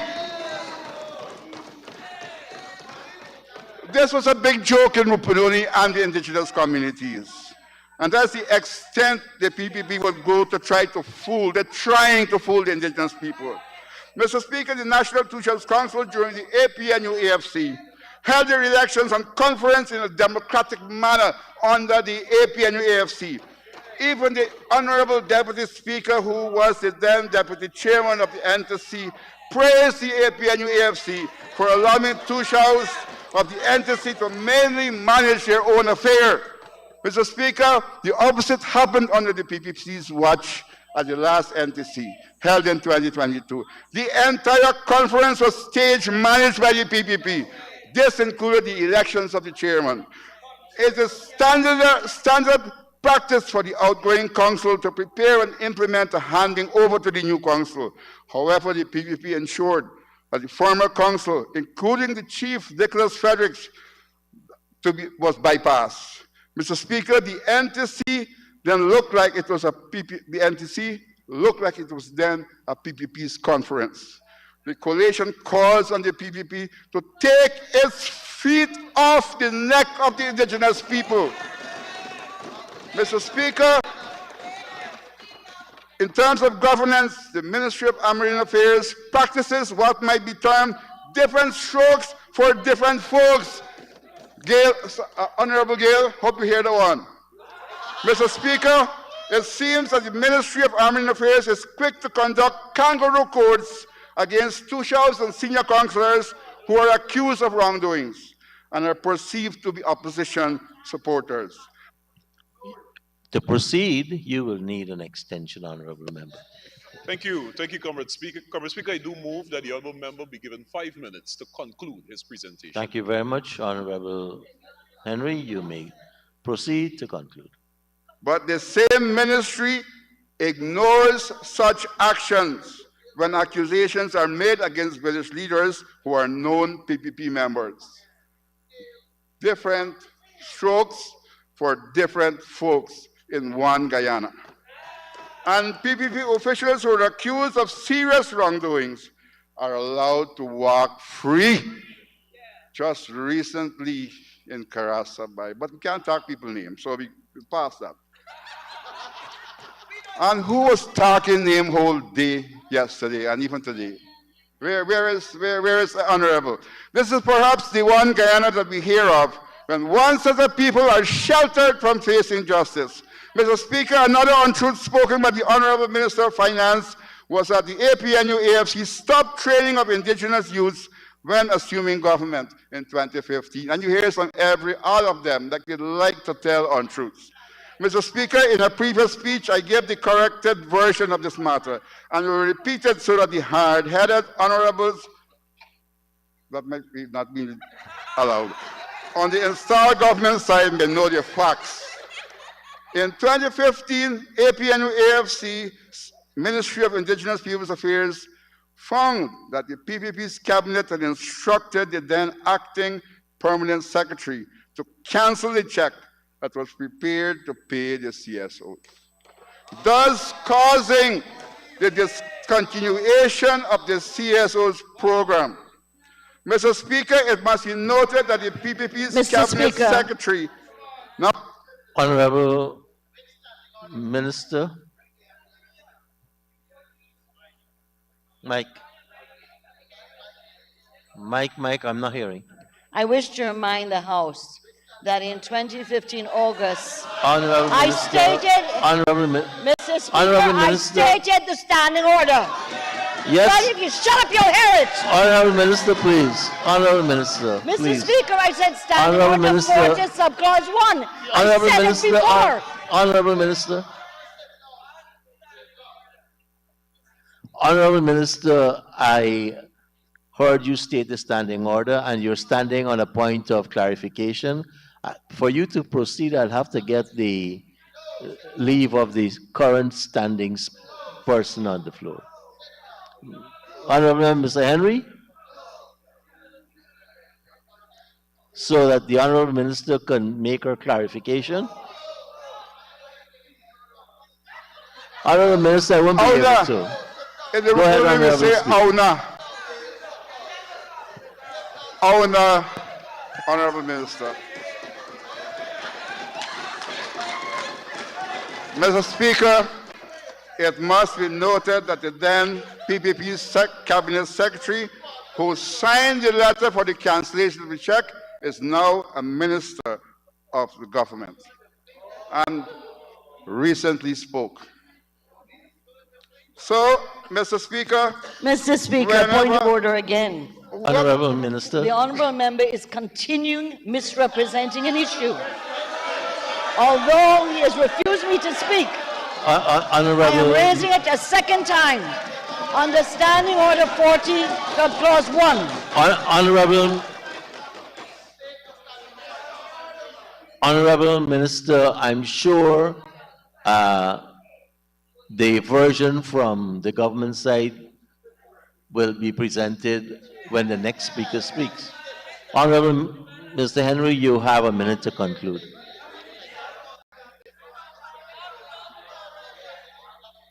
Mr. Speaker, I've been interrupted several times. Can I get back that time, please? You have your time, that extra minute. Yes, go ahead. Oh, thank you very much. So, Mr. Speaker, whenever one hears the PPP speaking to the contrary, one can and must come to the conclusion that telling untruths is part, again, I repeat, of their DNA. And whatever they say must be taken with a strong dose of cough syrup or something or the other. Mr. Speaker, also the training of some 2,000 CSOs in multiple life skills, inclusive of entrepreneurship, was done by APNU AFC. And presentation was being made to, preparation was being made to double this to 4,000 when we came out of office. Using an improved curriculum, had the PPP not manipulated someone to launch a new confidence motion against the caring APNU AFC government. Mr. Speaker, I'm talking about the training of hinterland youth. Can the Minister of Army Affairs list the names of hinterland youths that's been facilitated to get training and employment in the oil and gas industry? Or is it that the Minister of Army Affairs feels that training and jobs in the oil and gas sector are not for hinterland youths? Mr. Speaker, another vexing issue is the PPP's seeming policy of placing square pegs in round holes.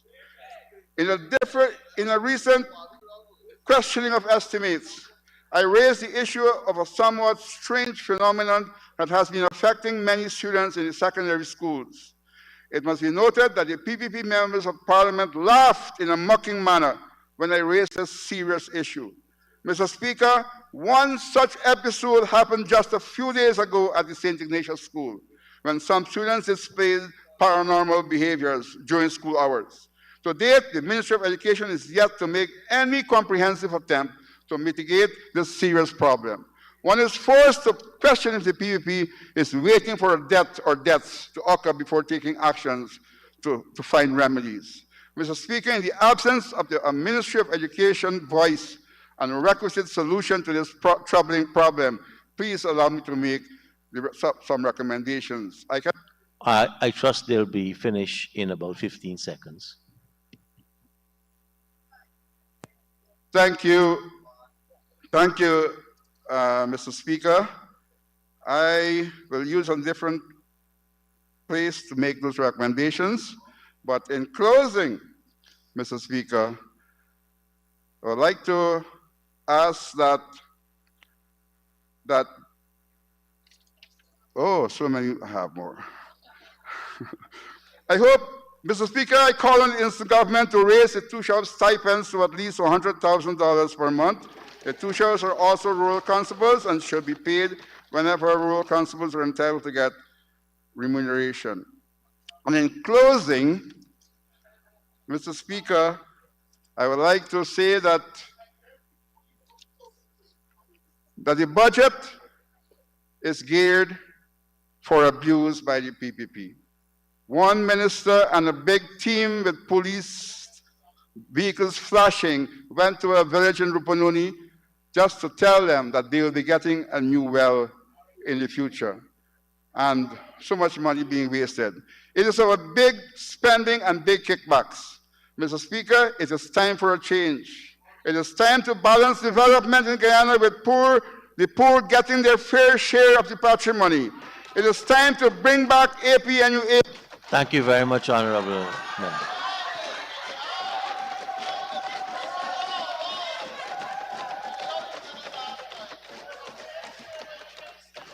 And to be fair to the Honorable Member, he actually got 8 minutes in the conclusion. Thank you. Honorable Members, this is a good time for us to thank the suspension. Mountains, we ain't giving up no tree, we ain't giving up no river that belongs to we. Not one blue sake, not one rice grain, not one karage, not a blade of grass. This land is all I know. We gonna make it somehow. We will bend like a bow and never break. Our fathers came here and they lived and died here, and we ain't moving nowhere. Make no mistake, 'cause we ain't giving up no mountain, we ain't giving up no tree, we ain't giving up no river that belongs to we. Not one blue sake, not one rice grain, not one karage, not a blade of grass. We love the open country of the Rupununi and the Essequibo, daytime or night. Though we may criticize it, this is our home, we love it, and we need to keep it. We have that right. So we ain't giving up no mountain, we ain't giving up no tree, we ain't giving up no river that belongs to we. Not one blue sake.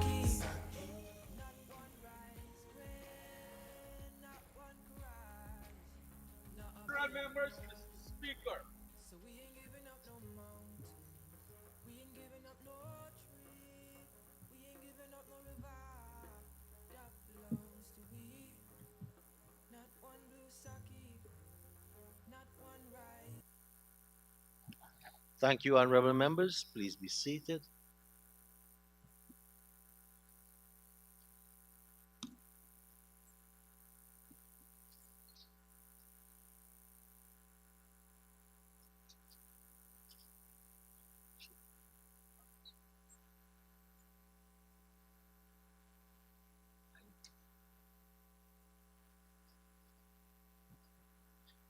Thank you, Honorable Members. We have had an extended lunch, and I want to say for this afternoon, I would advise that we go and have the dinner break by ourselves, and we will continue throughout so that we can complete the business of today. It gets very hard to get people back together after a meal break. And I would say that persons, I'll announce when um, the the supplements are here, and persons can break and have their meals and come back. But the sessions will go on. Ensure that we have always a quorum during the sitting.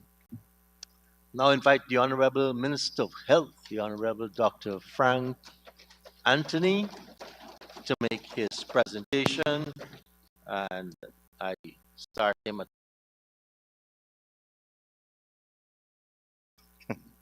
Thank you very much, Mr. Speaker. Honorable members, Budget 2023 is a $781.9 billion worth of development for the people of Guyana. And no amount of bad talk, no amount of cussing up the budget would change a single number in this budget. Mr. Speaker, I want to extend once again congratulations to Dr. Ashni Singh and his team at the Ministry of Finance for doing once again a fantastic job in creating and crafting this budget, which is going to propel the Guyanese people forward. Mr. Speaker, we meet at a time when the world is recovering from the ravages of COVID-19 pandemic, when most national economies are in trouble, and when many multinational companies are retrenching people. We meet at a time when globally there's looming gloom, economic gloom. But amidst shrinking GDP globally, Guyana stands out as one of the fastest growing economies in the world. Mr. Speaker, by any standards, this would be a commendable achievement.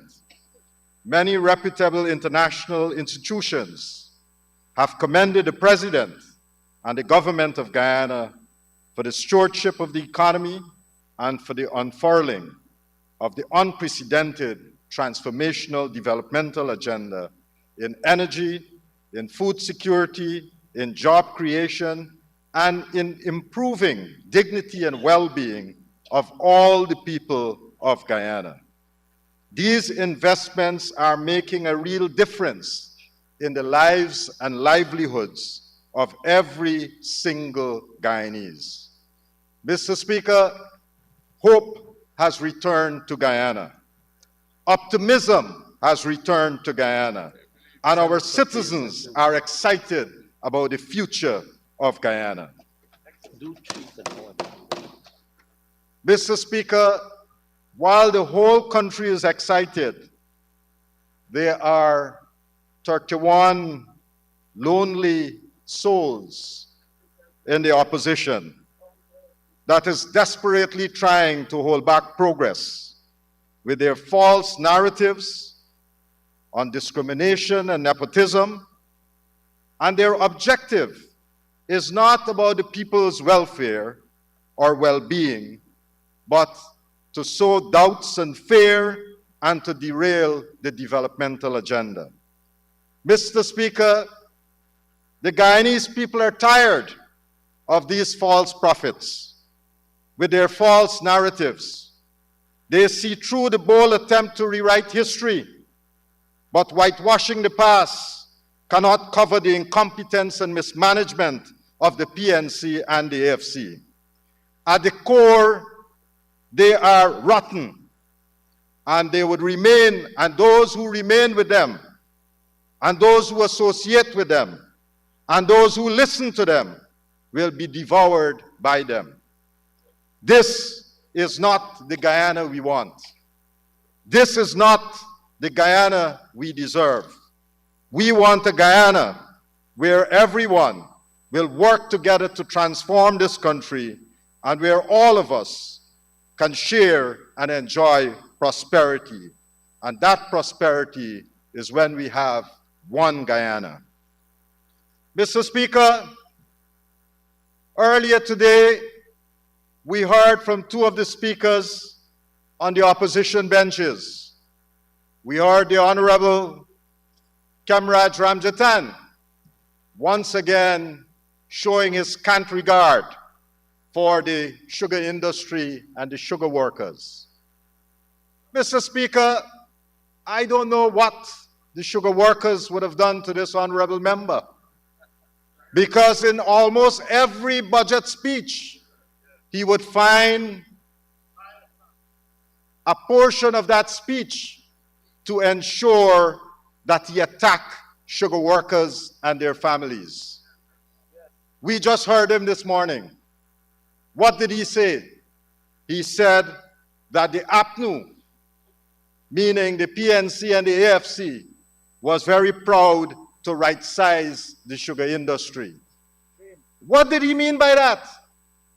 He meant that they retrenched or fired 7,000 sugar workers, which meant if an average sugar worker family is about 4 persons in a family, 28,000 persons were left on the breadline.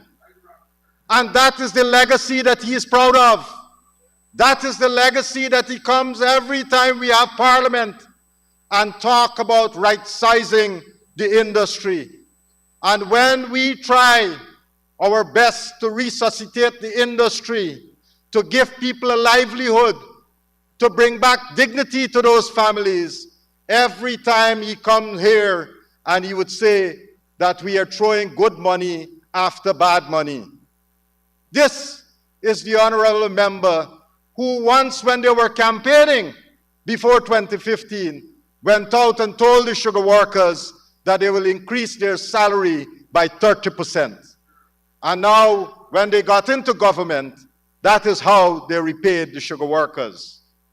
But it is not only that, Mr. Speaker. When you look at the years of APNU and how they devastated the sugar industry, in 2015, when we left government, the growth in that sector was 6.9%. In 2016, under the stewardship of APNU, it dropped to minus 20.6%. And then in 2017, it dropped further to minus 25.2%. And in 2018, it went to 23.8%, all minus growth. 2019, it was minus 11.8%. And then 2020, minus 3.7%. This is the legacy. This is how they have destroyed the sugar industry. And then he comes here and he said they don't have money. And they are working, or they were working with a very small budget. But what small budget were they working with? When you look at the various funds that you had in the economy, the Forestry Commission Fund, what did they do with those monies? They raided the fund, spent all the money, and then when we got back, there was nothing there. What happened to the other funds like GPL? They spent all the money out, and again, now they're crying that during their time, they did not have money to spend on sugar workers and other sector of the economy. If we really look at what they did during that period, they would have spent close to $1 trillion. And what do they have to show for it? Absolutely nothing. Nothing. He came here this morning to tell us all of a sudden that the fisheries industry is on a decline. But if we go back to the stats and go back to the records, what do we find? In 2018, under the APNU, the fisheries industry declined by 8.4%. In 2019, it declined by a 0.7%. And then, well, that was a slight increase from where it was in 2018. But then, by 2020, it made a major dip to minus 17.1%. The decline of fisheries did not start with the PPP. the decline in fisheries started with the APNU and the AFC. And this is what we are working to correct. This is what we are doing.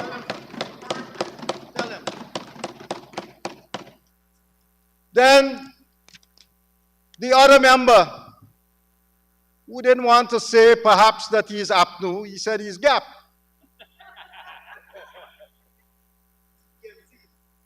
And he had a lot of gaps in his presentation.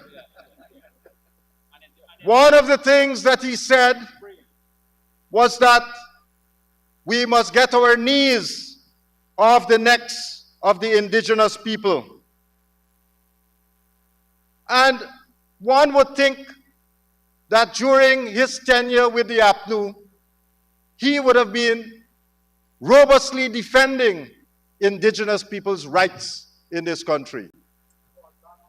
But what he stood here today and did was to offer excuses upon excuses for the way that the APNU, the way that the PNC, the way that the AFC, the way that the GAP treated the indigenous people of this country. He came here to say that it is not the APNU who knocked off the CSOs, but he said that there was a letter from a PS on our side who fired these CSOs. But if he would go back and look at the records of this parliament, in 2015, the then Vice President, Sidney Allicock, came to this same National Assembly and said that he was the one who wanted a change in the program so that there will no longer be CSOs, but there will be another program called, I think it was called HAY or something like that. Youth Entrepreneurship Program. And he produced a letter to this National Assembly. And so, Mr. Speaker, I'll ask that that letter be recovered from the records of the Assembly and circulated here to the honorable members. But similarly, I would like to ask the honorable member, Mr. Henry, to bring the letter that said that a permanent secretary from the Ministry of Amerindian Affairs terminated those CSOs. We want to see that letter in this National Assembly, or he should withdraw it and apologize. Mr. Speaker, I want to go back, or I want to talk a little bit about the APNU's tenure in health. In 2015, Mr. Speaker,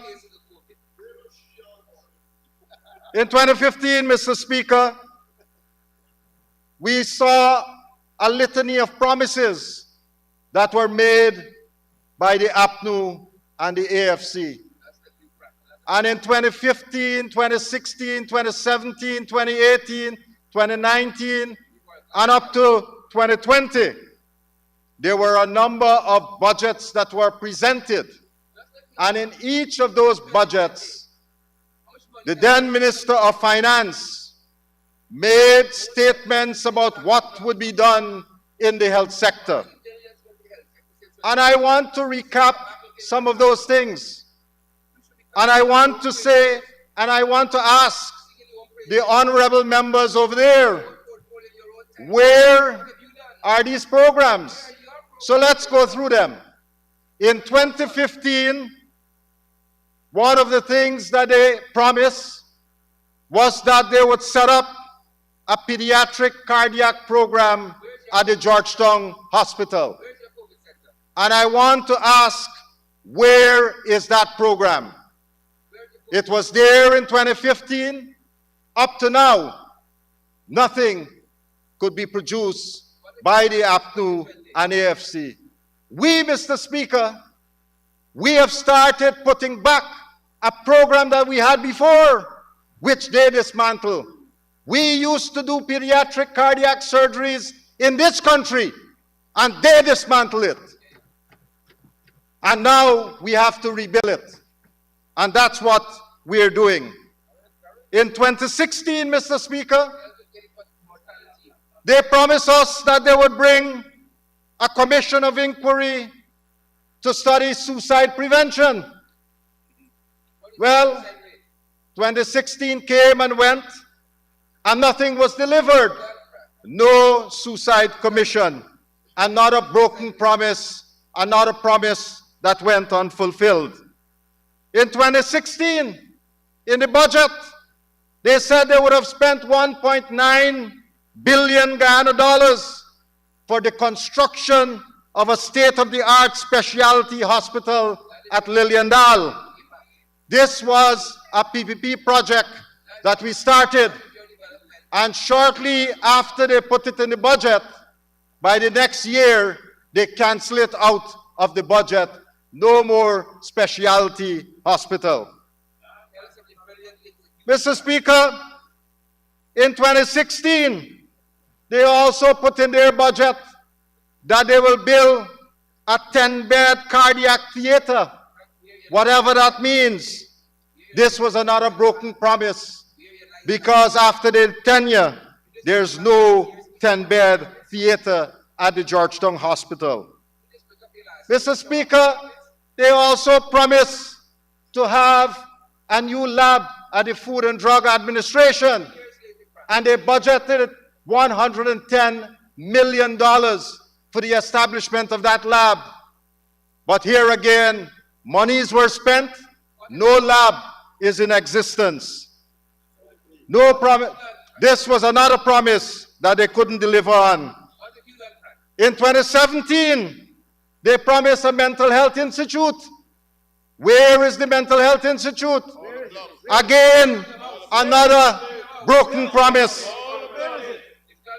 In 2018, they told the people of the East Coast they are going to rehabilitate the C.C. Nicholson Hospital. Where is the rehabilitation? Nothing was done. Another broken promise. In 2019, they promised the construction of a new accident and emergency at the Georgetown Public Hospital. Where is the new accident and emergency? Another broken promise. Nothing was delivered. In 2019 again, in the budget, they promised that they're going to deliver a state-of-the-art trauma center. Where is this trauma center? And again, another broken promise, and nothing was delivered. This, Mr. Speaker, is their legacy. This, Mr. Speaker, is a lot of promises, but absolutely no delivery. This is what incompetence and mismanagement looks like. That is why, Mr. Speaker, they are on that side of the House. Mr. Speaker, when you couple this litany of failures with the massive drug shortages that they had in the system, with the Sussex Street drug bond scandal, with the procurement scandals, with what happened at Ocean View, the fiasco over there, with how they shut down the National Ophthalmology Center, how they had no audited accounts at the Georgetown Public Hospital for 5 years. This, Mr. Speaker, is mismanagement, and this is the legacy of the PNC, AFC, and all of them who call themselves APNU. This is what they want us to forget. But we will not forget this sordid past.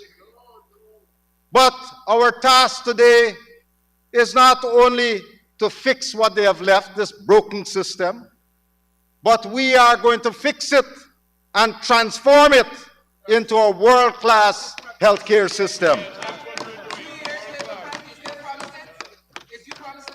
Mr. Speaker, fixing the primary healthcare system.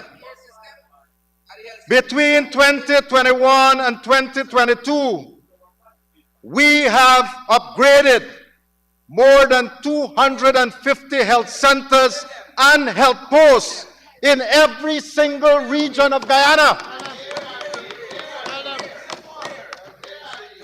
We have collaborated with the Pan American Health Organization and developed a comprehensive package of services where we will be able to deliver more than 216 interventions at health centers and health posts across this country.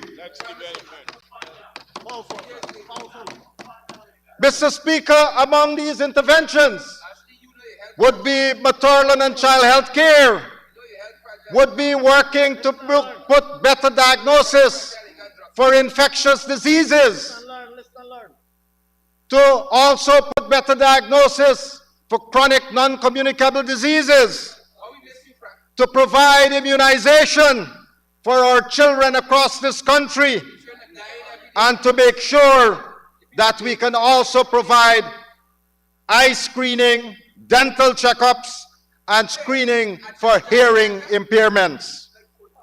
Mr. Speaker, for eye screening, just last year, we started the distribution of 4,500 spectacles to communities in the hinterland. And just to put it in perspective, a spectacle will probably cost between 20 to 30,000 Guyana dollars. We are giving them away for free in the hinterland of Guyana. And as if that is not enough, Mr. Speaker, we have sent our ophthalmologists into the regions where we are screening people who would have eye problems, such as cataract, and we make a short list and we bring them out to the Port Morant Hospital, the same one that was neglected by the APNU, and we are doing cataract surgery for those patients. Right now, hundreds of patients have already benefited from that service, and now people are quite satisfied with the kind of eye care they are getting from the Ministry of Health. Mr. Speaker, up to last year, if you had to get a hearing aid, it would have cost a patient 65,000 Guyana dollars for a hearing aid.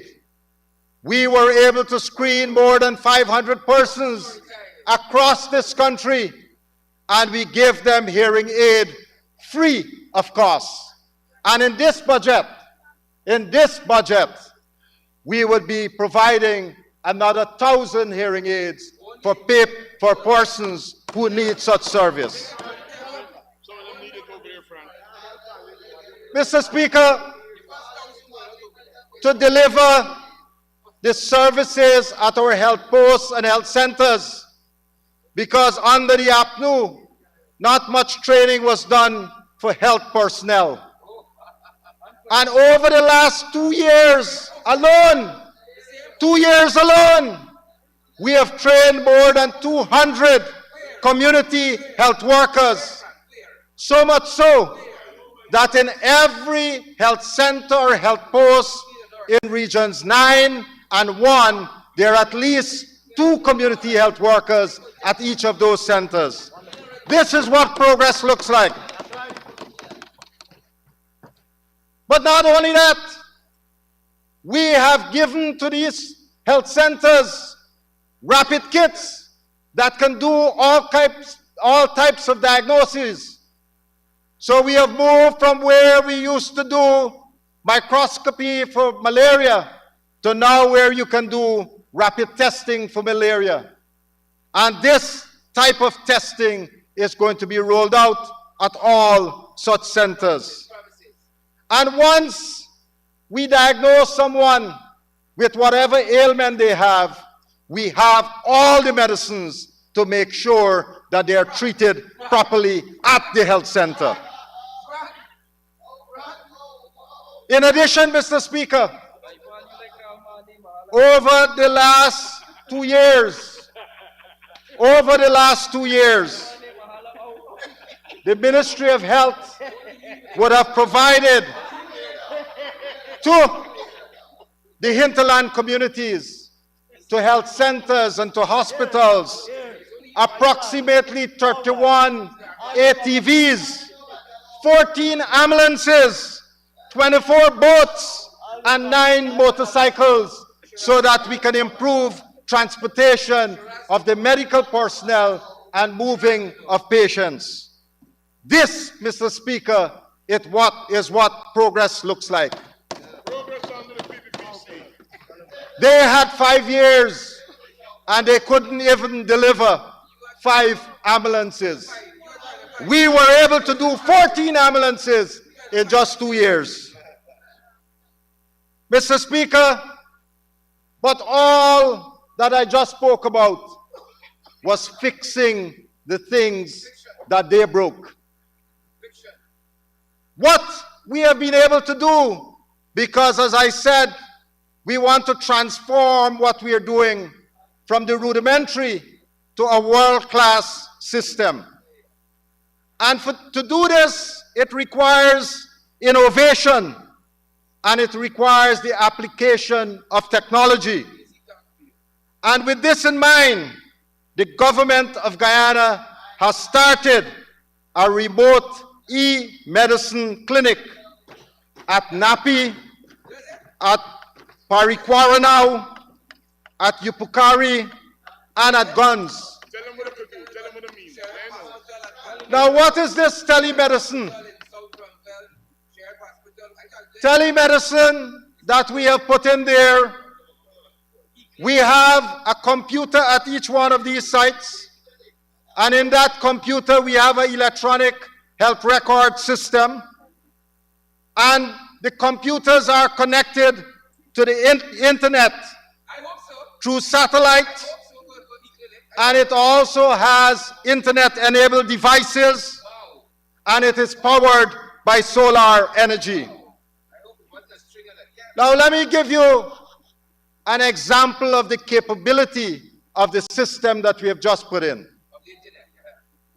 Guns is probably about 500 miles away from Georgetown. What we can do when a patient goes to the community health worker at Guns, we are able now, first of all, talk to the community health worker, they put in their information. Having put in that information, if she cannot solve the problem, then she can dial up a doctor either at the Latham Hospital or dial up a doctor at the Georgetown Public Hospital. When that doctor come on screen in real time, if the doctor would like to examine the eye, you can have the camera look at the eye. If they want to examine the ears, we can do so, the mouth. Whatever it is, we can examine that. And if the doctor would like to hear the heartbeat of the patient that is located 500 miles away, then all you need to do is put the stethoscope and he would hear the heart song 500 miles away in Georgetown. And we would be able to make the diagnosis. If we need to do an ECG, we will be able to do that ECG from Guns and coordinated by the doctors at the Georgetown Hospital. If we need to do an ultrasound, the ultrasound probes that we have, we will be able, the community health worker would put the ultrasound probe over the abdomen of the patient, and the doctor at the Georgetown Hospital would be able to see the image in Georgetown. This, Mr. Speaker, is what progress looks like. This is what the new system that we are building. And we don't have it at one place. We have it right now as a pilot in 4 communities in Region 9. And the plan in this budget is that we'll be expanding that so that more and more people can benefit from such service. Mr. Speaker, what about district hospitals? One of the things that we noticed in a lot of our district hospitals was that many of them did not have surgical theaters. And because of that, Honorable Minister, you'll need an extension to continue to conclude. Mr. Speaker, I ask that the honourable member be given 5 minutes to Thank you, conclude his Minister presentation. Etchell. Honorable Minister, yes, you may continue to conclude. thank you very much, Mr. Speaker. Mr. Speaker, we start fixing the district hospitals. We have added new theaters. Right now, there are about 8 new theaters that have been constructed in different parts of the country. But, Mr. Speaker, it's not only that. Last year, we started putting in X-rays. We have 13 new X-rays that would be installed between now and the next 6 months. They would all be installed, and all of them would be digital X-rays. In addition to that, Mr. Speaker, we would be building 6 new regional hospitals. And as you know, Mr. Speaker, one of the hospitals would be at Lima, one would be at Dekendron, one would be at Diamond, one would be at Enmore, one would be at Bath, one would be at number 75. And at each of these hospitals, they would have about 75 inpatient beds. We would also have modern theaters, new accident and emergency, new imaging suite, including in each one of them a CT scan so that we can do better imaging. In addition to this 6 hospitals, we'll be adding a 7th at Bartica, and already we have started the design for that hospital, and it would have similar amenities.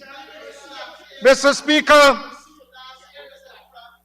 it's the project started. What do you want me to do? Don't talk about it? I am very proud of it. Yes, we got 7 hospitals now. And in addition to that, Mr. Speaker, we have the pediatric and maternal hospital, which I talked about last year too. That's 256 beds. And it's a top referral hospital when it would be concluded.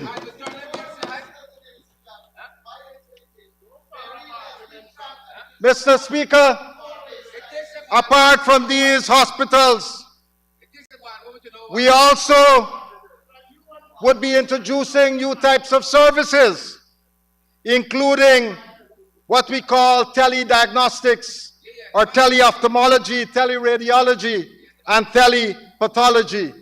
This would cause the turnaround time for samples sent to the labs to be much shorter.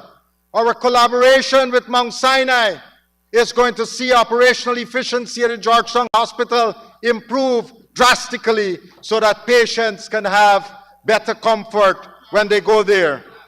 Mr. Speaker, we are also working on our oncology suite, new cardiovascular services. We are also going to be introducing new guidelines for diabetes. In another month or so, you will see new national guidelines for diabetes. And by the way, Mr. Speaker, the Honorable Minister of Finance mentioned the first diabetic center. I can proudly say that that center is now operational at Lusignan. Mr. Speaker, we have many things to be proud of. We have seen, starting from this month, that we would be increasing the salaries for nurses, doctors, and every clinical person working in the health sector. A doctor who has graduated 3 years after graduation would now receive a salary of $450,000. A nurse midwife would now get 220,000 Ghana dollars. And guess what, Mr. Speaker? If you go to their manifesto, this manifesto here is what they said. They said APNU AFC commits to implementing the following recommendation. And the second recommendation, health services including the organized export of nurses. They want to export nurses. We are trying to train our nurses and retain them by paying them better. And that is what we'll start doing from this month. And by the way, Mr. Speaker, starting in the first quarter of this year, we'll be training 1,000 nurses for the health sector. Mr. Speaker, this is what, when we talk about progress and what we have been doing in the health sector, this is what we have been doing. And I don't have enough time to talk about all the other programs. But I just want to say, Mr. Speaker, that I want to thank the Honorable Finance Minister and commend this budget. Thank you so much. Thank you very much, Honorable Minister of Health. And now for the Honorable Member, Mr. Sherwin Holder. You may proceed.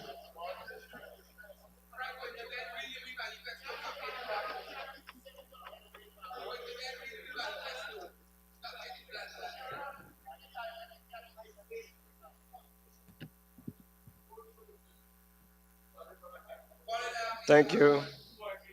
Thank you, Mr. Speaker. I wouldn't waste too much time responding to this minister's shallow presentation.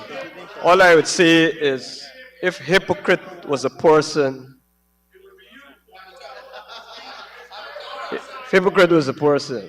you know, the most telling thing from the minister's presentation was his comment that no amount of criticism of the budget will change a single number. You know, that's the most telling thing about the difference between us over here and you over there. In the pursuit of one Guyana, it speaks about inclusivity. It's very telling. It got to affect y'all. It must affect y'all. I'm happy y'all responded. Very happy. You know, it's, Mr. Speaker, I beg your protection. You know, the truth hurts. The truth hurts. Mr. Speaker, Guyana is a blessed country. Guyana is a blessed country. We are blessed in the sense of our diversity, 6 races with different religious beliefs, culture, and way of life. And the way of life forged together through various struggles to emerge as one people. We are blessed as to have bountiful resources, any one of which, if managed prudently, can deliver a better quality of life for all Guyanese. Mr. Speaker, a wide cross-section of Guyanese, especially our young people, across the political divide, believe that our failure as a nation to realize our true potential lies with the polarization of our society by the 2 elephants in the form of political parties and their inability to work together in the best interests of all.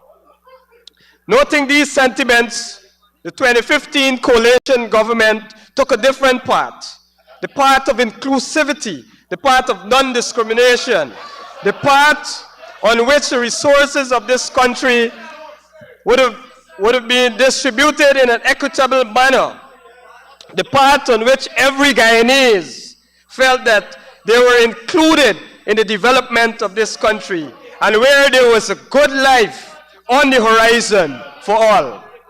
Mr. Speaker, this translated into vast improvements in health, not only in the renovation of existing facilities and construction of new facilities, but more importantly, improvement in the actual quality of service and access available to all Guyanese. It translated into a better delivery of education, which we clearly are still benefiting from today. Mr. Speaker, our vision and management of the public security sector saw the professionalization of the Guyana police force. There was a stranglehold on drugs. Executions were almost zero. Serious crimes were being solved. And the general conduct of the force was heading in the right direction. The coalition era saw rapid infrastructural development in the form of proper highway roads, community roads, farm-to-market roads, installation of sluices and drainage pumps, etc., all over Guyana without discrimination. Mr. Speaker, I need not explain what we did in youth and sports, as MP Christopher Jones would have been explicit. Mr. Speaker, what we did for public servants, pensioners, I just heard the Honorable Minister trying to bring forward some belated increases for nurses after we would have had to press them and almost throw them overboard in the sea before they actually could have come forward with something for dear nurses and public servants. Mr. Speaker, as limited as the resources were, through prudent management, the coalition was able to breathe new life into this country and to undertake some of the initiatives that the PPP were not able to undertake with the same level of resources. Mr. Speaker, the coalition restored some level of unity, civility, and hope to our society. But the greatest hope, Comrade Speaker, emanated from expectation of what was on the near horizon. What was on the near horizon? Hundreds of billions in revenue from our newfound wealth. Guyana has become a major oil-producing nation, and with a growth of 63.2%, has undisputedly become the fastest-growing economy in the world. But, Mr. Speaker, what does that mean for the small population of about 750,000 people who inhabited this land? Farmers, teachers, nurses, doctors, fishermen, vendors, and even students. Mr. Speaker, our oil wells are currently producing at a rate of over 340,000 barrels per day. That production will soon climb to above 600,000 barrels per day. It therefore means, Mr. Speaker, that as bloated as the voters list is, very soon there will be a barrel, at least one barrel of oil produced every day for every name on that list. Mr. Speaker, the statistics is clear. It's a clear indication that a good life for all Guyanese can be achieved, but it requires a government. It requires a government that has a clear vision and a plan. It requires a government that is willing to put the interests of Guyanese first and above their own personal ambitions and that of their friends, families, and favorites, a term that you all don't like on that side of the house. Mr. Speaker, the PPP's handling of our forced oil budget was an absolute disaster. After their poor handling of the economy in 2020-2021, 2022 presented a golden opportunity to rebound and to place Guyanese on track to enjoy one of the highest living standards in the world. Instead, through their mismanagement, cronyism, and corruption, 2022 was one of the toughest years for the poor and working class families across Guyana. Mr. Speaker, 2022 saw the average Guyanese family struggling to make ends meet as the cost of living spiraled out of control. Mr. Speaker, government ministers seem comfortable in saying to the Guyanese people that it's only food prices that saw a high inflation rate. That's okay for them because their bread is well buttered. When they leave Parliament, when they leave this very house and go to their respective homes, there is food awaiting them on the table.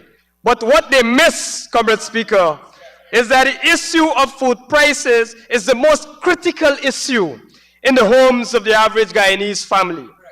Mr. Speaker, The government claims that food prices were inflated by 14.1%, and this pans out from consideration of a whole range of food items. But if you look deeper, Mr. Speaker, and analyze the increase of critical everyday items, you will recognize that some of these items increased by as much as 50 to 70%. Mr. Speaker, that is a fact. Rice, Mr. Speaker, was around $1,200 for 25 pounds last year. Currently, the price is about $2,100. Can you calculate the increase, Mr. Speaker? Can you calculate? They say we don't know much. I hope you can calculate it, Comrade Finance Minister. Mr. Speaker, flour, oil, that Mr. McCoy, the honorable member, I don't know where he bought his special oil from. Mr. Speaker, it would be interesting if he could have stated where he would have purchased that special bottle of oil and the use of that oil. Mr. Speaker, when you visit the market these days, you got to walk with $5,000 to $10,000. A simple cabbage will cost about $1,000 to $1,200. You can't dispute these facts, Comrade Speaker. Those cannot be disputed. Mr. Speaker, the government seems oblivious to these facts. To put a shade over it, the government says, well, prices are stable. Mr. Speaker, stable by no definition means affordable. You know what really frets me, Mr. Speaker? When Gordon Mosley posts on his page, the price of chicken in Baltic is $700 per pound. Their PR machinery, DPI, and Chronicle, quick to say that, that is not so. Come by Border Market on Sunday at 3 p.m. and you'll get it for $500. What a travesty. There's a real travesty, Mr. Speaker. Mr. Speaker, budget 2023, while it is 41.4% bigger, it is the same vacuous document being regurgitated from 2022 and beyond. There are two major projects as highlighted by the Honorable Sonia Parag yesterday. The Harbour Bridge, for which plans have been drawn by the coalition government between 2015 to 2020, and then by the PPP since 2020. Mr. Speaker, there is no longer anything flattering or exciting about this, except that the bridge has become the subject of controversy to the point where they seem to have announced its construction before settling on where the finances will come from and what percentage kickback will be available. Mr. Speaker, from the moment the Vice Media clip of Mr. Su in the VP's living room surfaced, these projects began to collapse. Where is Su is the question we must ask. Mr. Speaker, on the 11th of June, the VP called for an investigation. On the 12th of June, that was followed by His Excellency. On the 13th of June, the Honorable Minister, I don't see him in the House, Minister Ben, agreed that there should be an investigation. Today, in January of 2023, we're yet to see the launch of an investigation. Mr. Speaker, Mr.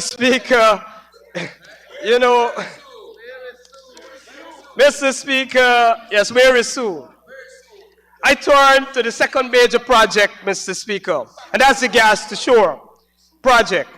The PPP has a long record of incompetence and mismanagement when it comes to youth projects. Keldon Factory, fiber optic, Amelia Falls, my colleagues made mention of it. And so, Mr. Speaker, based on their actions in relation to the Wales Gas to Shore project and the secrecy surrounding it, we know that it is another tangled web. Mr. Speaker, the PPP seems to see natural gas as a mere byproduct of oil production rather than a valuable resource of itself. Why else would you see the type of carelessness that has plagued anything to do with Guyana's natural gas industry? The centerpiece of this mismanagement is the gas to energy project. which is at the center of one of the most controversial pieces of infrastructure in Guyana's history. The coalition conducted an initial feasibility study to assess the value of a pipeline and its best potential. The PPP tore up the recommendations of that study, situating the pipeline at Wales, which cost the country at least an extra $100 million because it is as far from the most ideal location. If that weren't bad enough, Mr. Speaker, they have refused to conduct an updated feasibility study, even though the cost of the pipeline has tripled, Comrade Speaker, since that study was conducted. In what world does a major infrastructural project triple in cost and a government proceeds without urgent reassessment? Mr. Speaker, we have spoken about containerization of natural gas, which could have saved hundreds of millions of dollars, and which an updated feasibility study will help the nation better appreciate. But the PPP is not interested in sober decision making and thoughtful planning. They prefer chaos. Why do they prefer chaos? Because with chaos comes confusion. And in confusion, there can be secrecy. And we know what else can be derived from that secrecy. There are so many secrets in the gas to shore energy project that it's hard to keep track, Comrade Speaker. Here are a few. What is the unit cost of the gas pipeline? What is the unit cost of the gas the pipeline will supply Guyana? 2, where is the agreement between the government of Guyana and ExxonMobil for the construction of this pipeline? 3, what is the final cost of this pipeline and what provisions are in place to address any cost overruns? It would seem to me, Comrade Speaker, it would seem to me to be utterly crazy to invest over $2 billion on every project without basic questions like these being answered. This is nearly triple the cost of Amelia Falls hydro project, and we know what a disaster that was. This energy project dwarfs Keldon, and we know what a disaster that was. Are we going to keep repeating these disasters forever? If this was the worst of it, that would be bad enough. But this natural gas energy project is riddled with frightening concerns. Here is another one, Comrade Speaker. Why are we working with a Venezuelan company to construct the gas to energy plant, given the national security concern? Even if the company does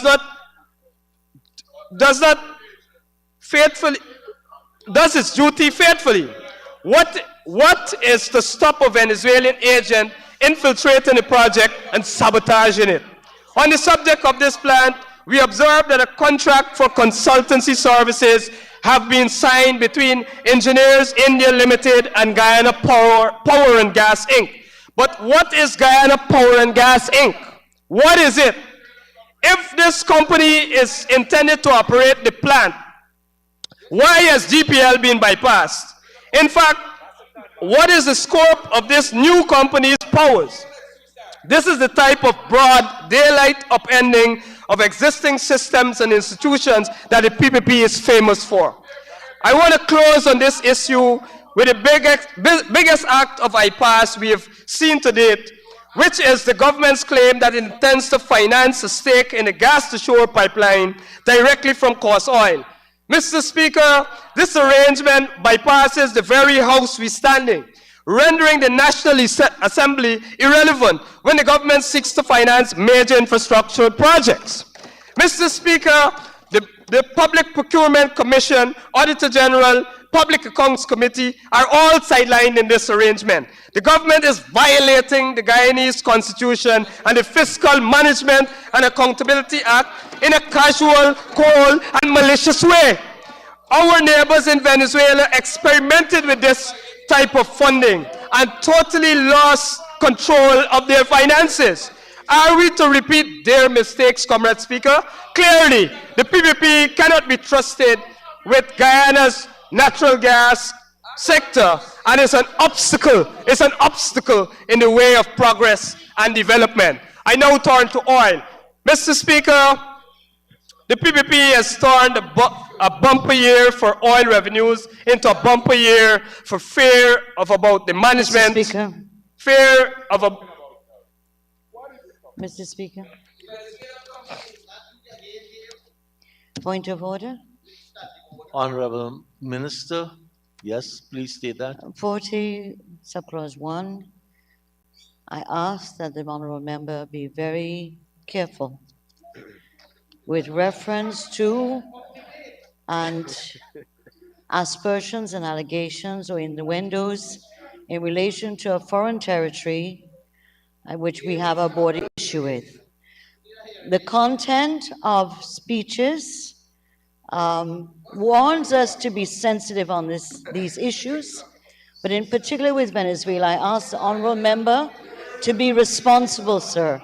I'm asking for him to be responsible in the innuendos he's throwing out to do with a country we have a border issue with, and we're before the International Court of Justice right now. Such statements could cause problems at the World Court. I'm therefore asking the member to be sensitive and careful and not reckless. Thank you, Honorable Minister. Honorable Mr. Holder, I allowed the Honorable Minister to make the observation. I personally feel you have a right to traverse that area, but experience teaches wisdom, and among the most experienced people in here are the Honorable Member, Raj and Gail and myself. So I'm sure you are a quick learner. Please proceed. Duly noted, Comrade Speaker. The only question I would ask the Honorable Minister is if she was...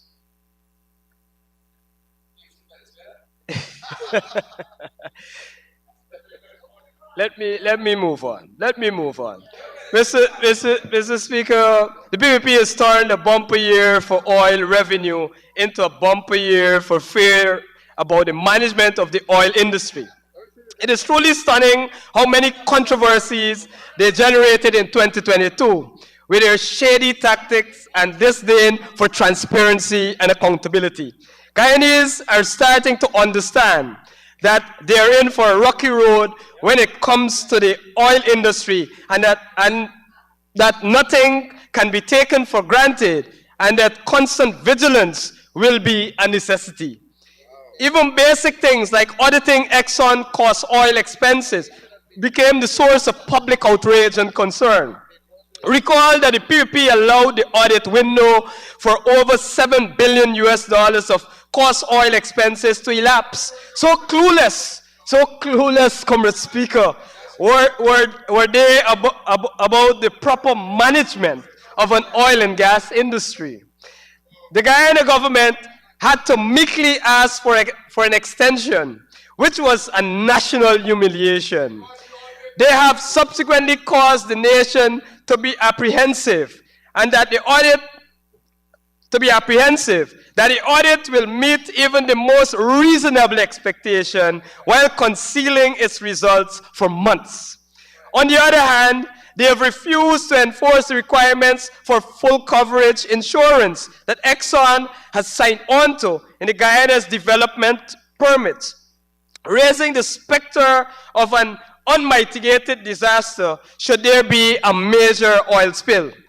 We saw Guyana's first oil spill last year as well, and no report on it has been publicly ventilated so the nation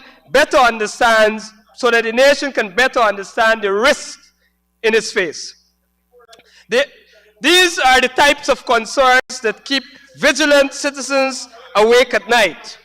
We know that oil is a tricky man to manage and have seen many nations fall foul of poor governance in the sector. Will 2023 bring more of the same? Sadly, this is likely to be the case as the PPP is still to make public the new model production sharing agreement. Already, they have started the year off on the wrong foot. There is still time for the PPP to get its act together in the interests of all Guyanese. We urge them to put their country and citizens first. Mr. Speaker, I turn my attention to region number 2. Mr. Speaker, Budget 2023 is a colossal failure for the people of region number 2. While the Cinderella County and the Cinderella region has traditionally voted in a majority for the PPP, for the People's Progressive Party, they continue to treat them like a stepchild. Mr. Speaker, there is nothing in this budget that is transformational for the region. Nothing in this $750 billion budget that will cause the people of Region 2 to say it is progressing. Where is the regional agriculture plan? Where is the plan to turn around the ailing rice industry?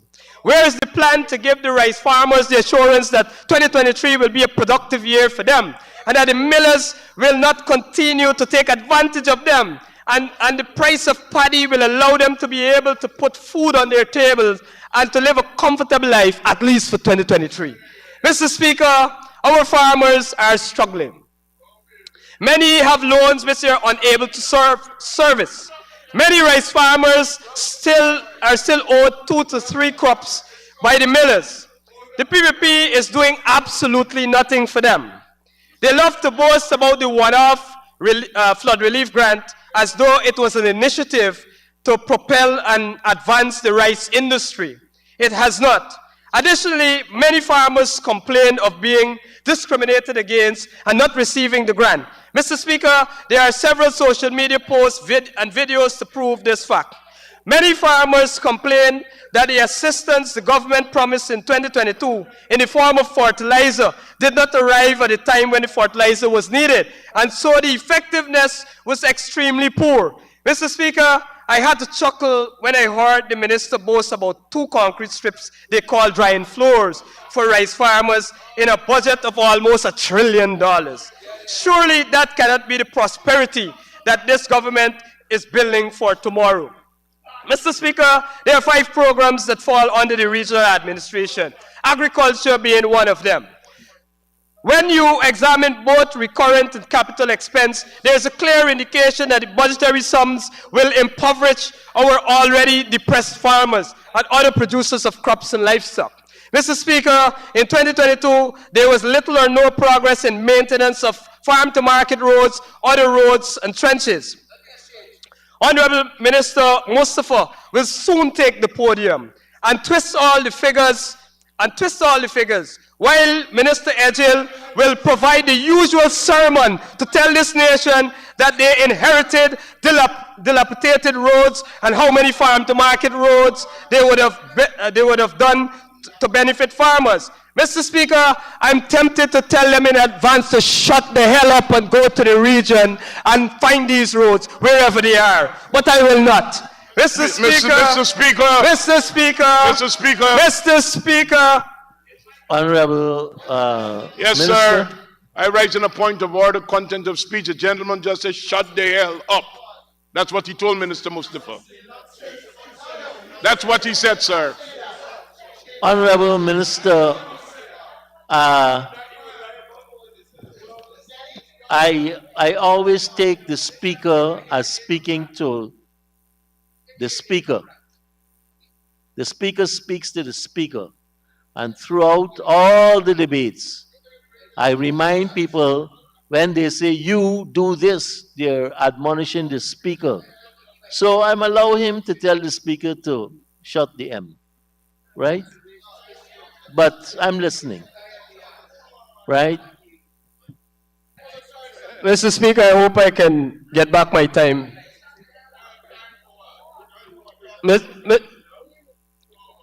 If you continue to incur interruptions, I would get tested to give you back your time. But so far, I note the interruptions for everyone. Thank you, Comrade Speaker. You know, and I'm happy that Minister Ejil is offended. Minister Ejil, don't go away. I have a few for you. It might be a good thing that if we can recall In budget 2022, over 120 roads which would have been identified for completion by the very minister who just walked out. He obviously doesn't want to hear and to face the facts. Mr. Speaker, I have visited a majority of those roads identified, and more than 50% of them have not been completed. More than 25% of them are yet to begin. And so I would be happy if the minister could have stayed and answered a few questions. Mr. Speaker, not surprisingly,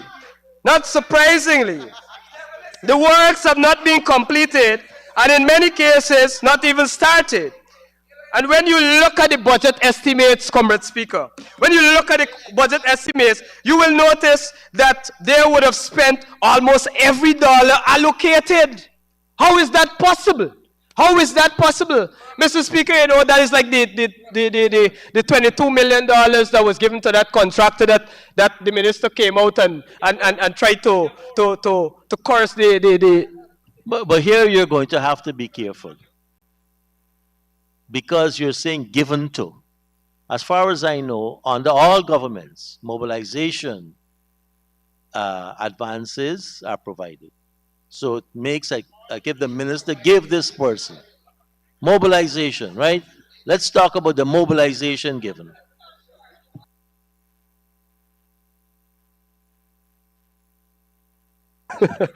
Provided. Mr. Speaker, the PPP thrives. They thrive on corruption. Mr. Speaker. Okay, again, the Honorable Member Mr. Ramjatan being a senior person, and he was quoting from a book that mentioned corruption, right? Here now is a direct claim about corruption against the government, right? Please withdraw that. I withdraw, Mr. Speaker. Mr. Speaker, the PPP thrives on programs that are not consistent with the principles of transparency and accountability. Mr. Speaker, just last week, and good governance, thank you. Just last week, our councillors asked for the projects submitted by the regions for consideration in the budget. They can't get it. Throughout the year, we ask for bill of quantities for projects. We can't get it. Because if they give it to us, their kickback schemes will be exposed. It is all about PPP, friends, family, and favorites. Mr. Speaker, for the period 2015 to 2020, all contractors were given a piece of the pie. When we left office, there were about 15 Afro contractors and about double the amount of Indo contractors. Mr. Speaker, in 2022, only about only two Afro-Guyanese contractors were given contracts. One got $1 million contract and the other got a measly $500,000 contracts, while others were given tens and tens of millions. Mr. Speaker, in the region there is a contractor now that has over $1 billion, and several other friends and family of the PPP that are over $500 million and counting. Mr. Speaker, even the seasoned contractors who would have been about for over 20 years within the region are not given contracts. It's all about friends, families, and... Okay, again, I don't know about giving, right? This is imputation. As far as I know, there is a bidding process. There is nobody in government who gives out a contract walking around handing out contracts. As far as I know, and it hasn't changed from government to government, is that advertisements, central tender board, ministry tender board, regional tender boards are all in the process. So please, I consider what you're talking about imputing. Mr. Speaker, Mr. Speaker, since the PPP took office, there has been an unwillingness in their approach to consultation for projects to be identified and works to be done in communities.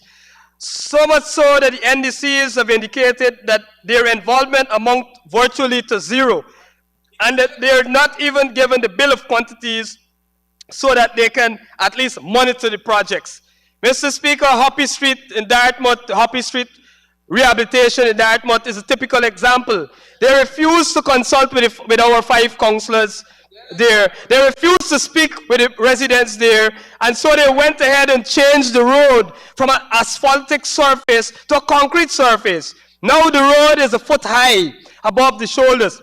It is too narrow for 2 vehicles to pass. Residents have a major problem getting their vehicles in and out of their yards. And after I would have exposed this scheme, Comrade Speaker, they belatedly tried to slope the edge. And you know concrete don't join, Comrade Speaker. And to the point where it's so sloped that an elderly resident slipped and fell and was injured, Comrade Speaker. Thank you, Honorable Member. And I know to continue, we have to join 5 minutes onto your time. It's now 2:48, so the 4 minutes of interruption that you've had, you've gotten back. Honorable Member, Mr. Jones.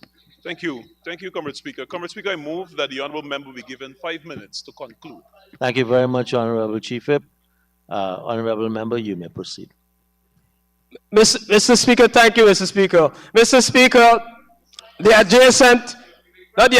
perpendicular road, the sideline dam that gives access to that road was dug up, and I presume it was part of the project. But now the residents are told that it is no longer part of that project. There is no money there to complete that part, so it's left just like that, dug up and left just in that state. And this is the identical thing. Mr. Speaker, I want to suspect that this unfinished section will provide the kickbacks that they so desire, as a new contract will be created to deal with that part of the road. And the identical thing was done at Affiance, at School Street Affiance. Comrade Speaker, I'm speaking from experience. I visited these contracts and interacted with the people there. Comrade Speaker, there was a $58 million contract there to do the entire street that runs from north to south. From north to south.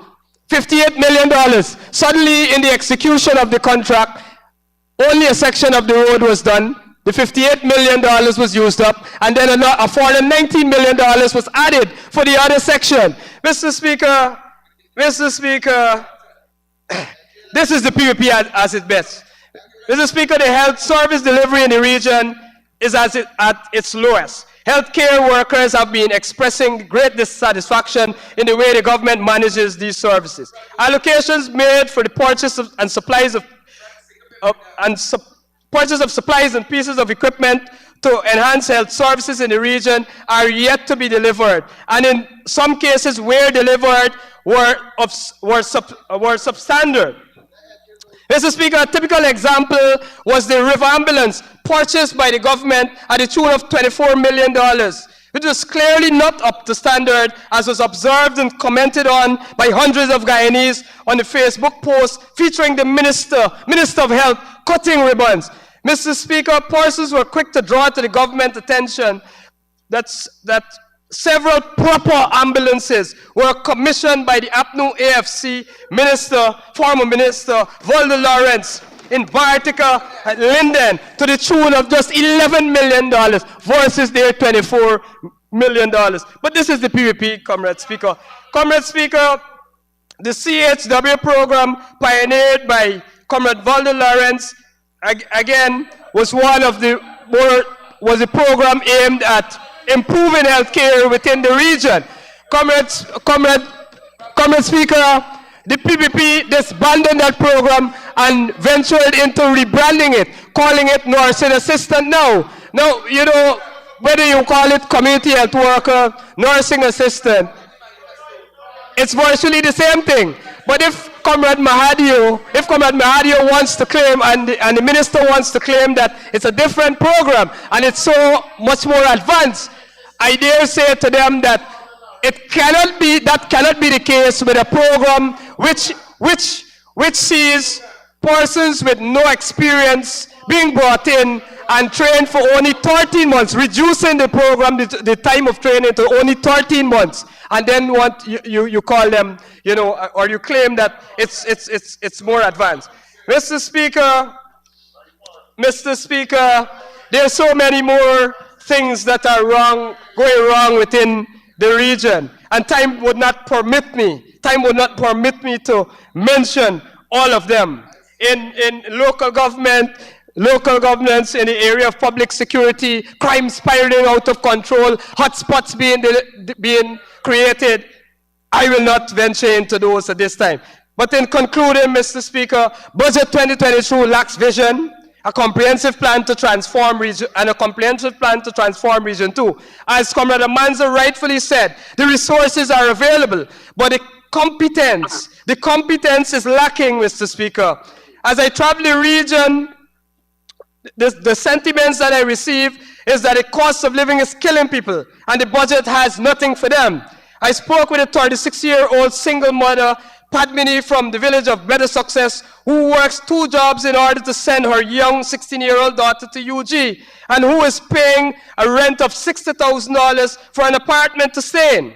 She expressed that she was just recently told that due to an increase in cost of living, the rent will now be increased to $70,000. Mr. Speaker, it is these and other reasons that a coalition has declared that it will make UG free again, that it will write off students' loan, that it will provide students stipend to help vulnerable mothers like Padmini. Mr. Speaker, with a $750 billion budget, transformational projects like University of Guyana campus in Region 2 is what we expected to see. We expected to see a shore base being established to deal with the issues of unemployment rather than a call center, the region being reduced to call center jobs and 40,000 temporary jobs. Mr. Speaker, in this budget, the PPP seems to think that the only jobs that are... We're now about 2 minutes over the 5 minutes. I thought you were just about to wind down. Please.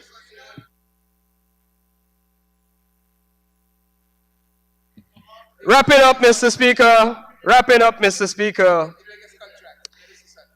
Mr. Speaker, I want to close by saying we would have supported this budget, and the people of Region 2 and the people of this country would have supported this budget if there was a vision and a plan to bring real development and real change to the lives of all Guyanese.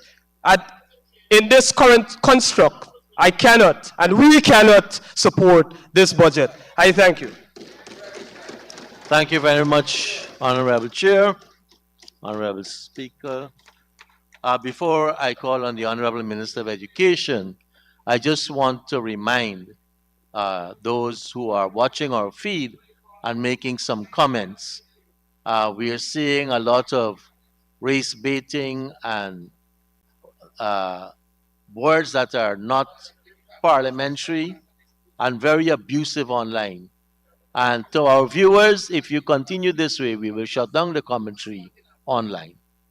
So please, those persons who are making the comments online, keep it very respectful and to ensure that you can make your comments without being nasty.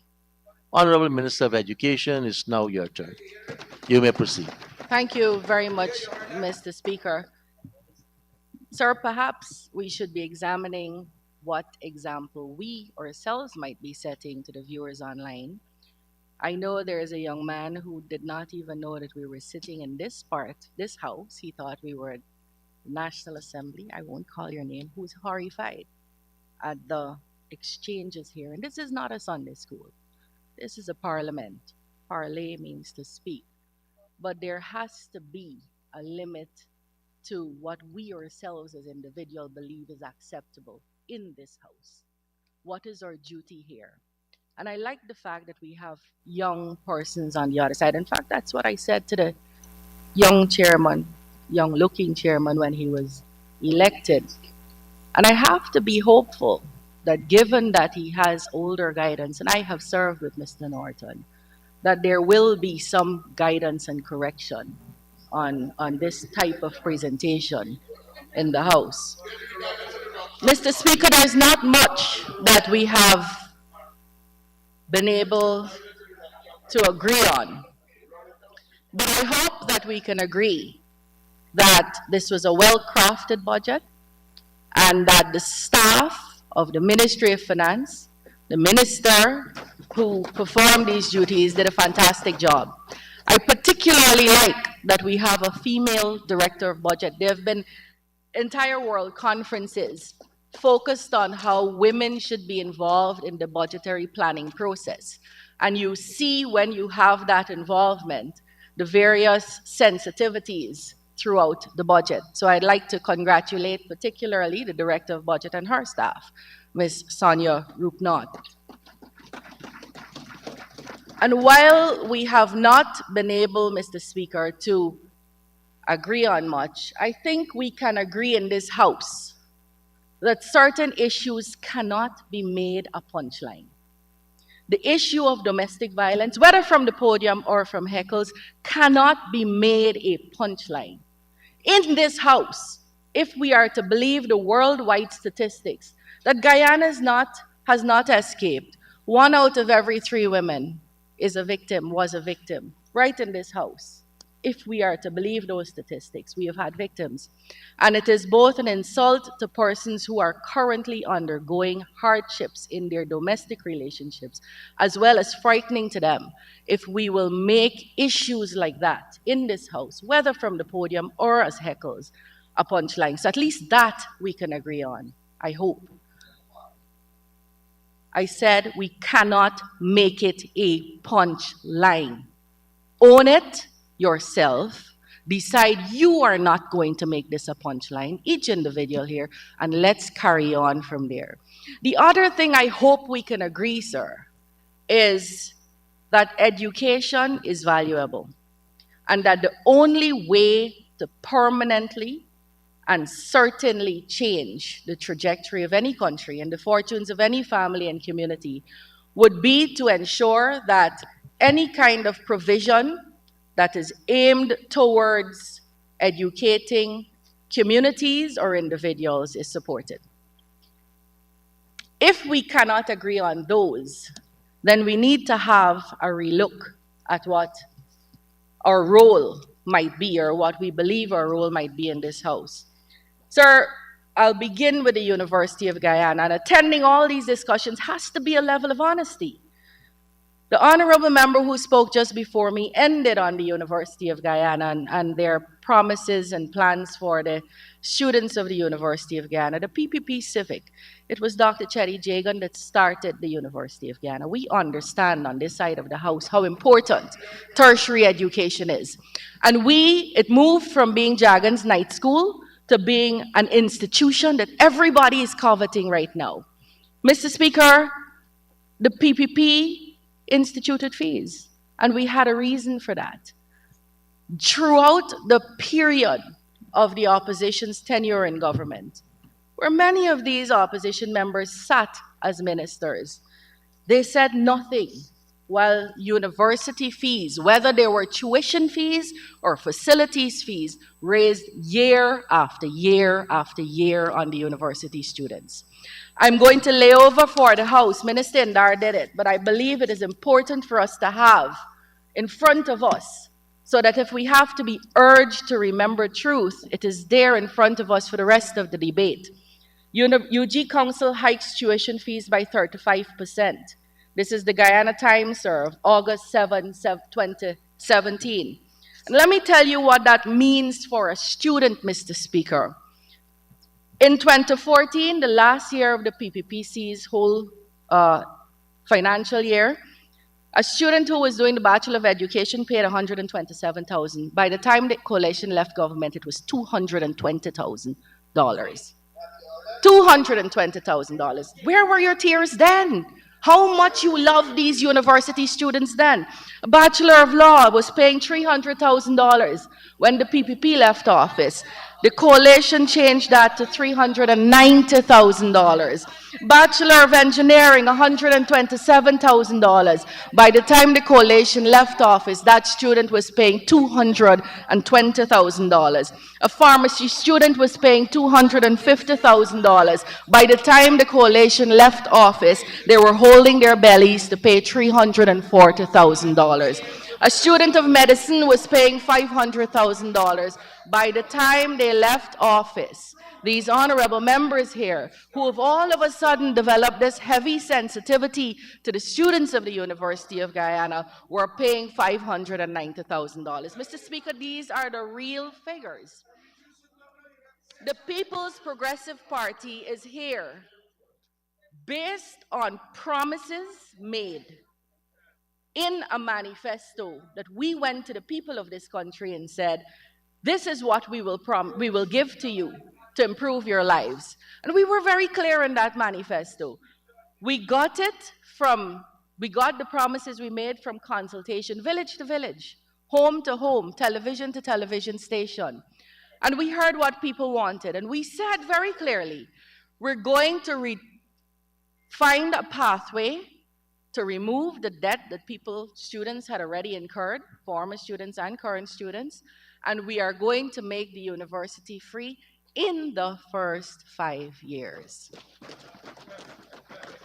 And do you know why people are not worried? Because every other promise we made has been fulfilled. And so political parties have to stand with some amount of credibility when they speak. You cannot say in your budget, in your pre-campaign, say 2014, the AP and UAFC, that we're going to double the cash grant and then get into office and abolish it completely, give reasons for it and expect people to trust you. The children of this country, the students of this country are aware and comfortable that before the end of our first term, the University of Guyana is going to be free. Mr. Speaker, I've heard all kinds of things in this House. I've heard people put a percentage. Someone yesterday, some honorable member, I don't remember who it is, actually said there is a 1.7% allocated towards providing disposable income to the citizens of this country. There is no line item, for my dear citizens watching, called disposable income in the budget. A whole host of measures taken are expected to, one, lower the cost that people have to spend on their daily living, and two, allow them more money in their pockets. And I hope, sir, to, in this presentation, show all the various ways that this budget, at least through the Ministry of Education, is going to allow people to have, parents and families, to have more disposable income in their pocket, even as we build out a better and stronger future for the children of this country. Mr. Speaker, in 2019, the school population was about 185,000 children. And the AP and UAFC government spent $18.6 billion, about $100,000 per child. The freezer's gone on again, sir. And That's okay, Minister. I don't know who told them to put it on. I instructed that it be off. Thanks. in 2022, with the phenomenon of COVID,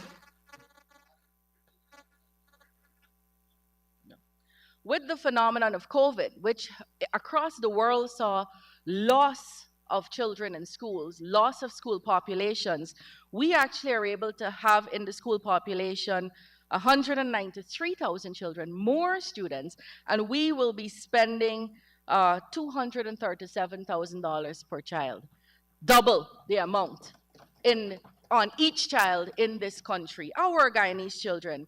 And Mr. Speaker, a large part of that will be spent on civil works. And I want to be very clear. The APNU, when they first, in 2014, and this is perhaps, I heard the most curious statement yesterday by my learned friend, Mr. Region 1, the MP from Region 1, Honorable MP, Mr. Cox. He said quality education is not about access. Quality, any education has to begin with access. How are you getting this education if there is no access? And I really want him to explain that, because that is an extremely profoundly curious statement. Mr. Speaker, but I understand why he might be saying that. It might be coming from a philosophy. In 2019, $3.7 billion was allocated for the education capital budget. The coalition sent back 58% of that, $1.6 billion, because they couldn't spend it. They couldn't spend it because it's not important. Access and building schools and institutions is not important. That's what the APNU represented in this House within the last 24 hours. It's a philosophy, sir. In 2017, they dedicated or allocated 8% of the education budget to capital works. In 2018, 6%.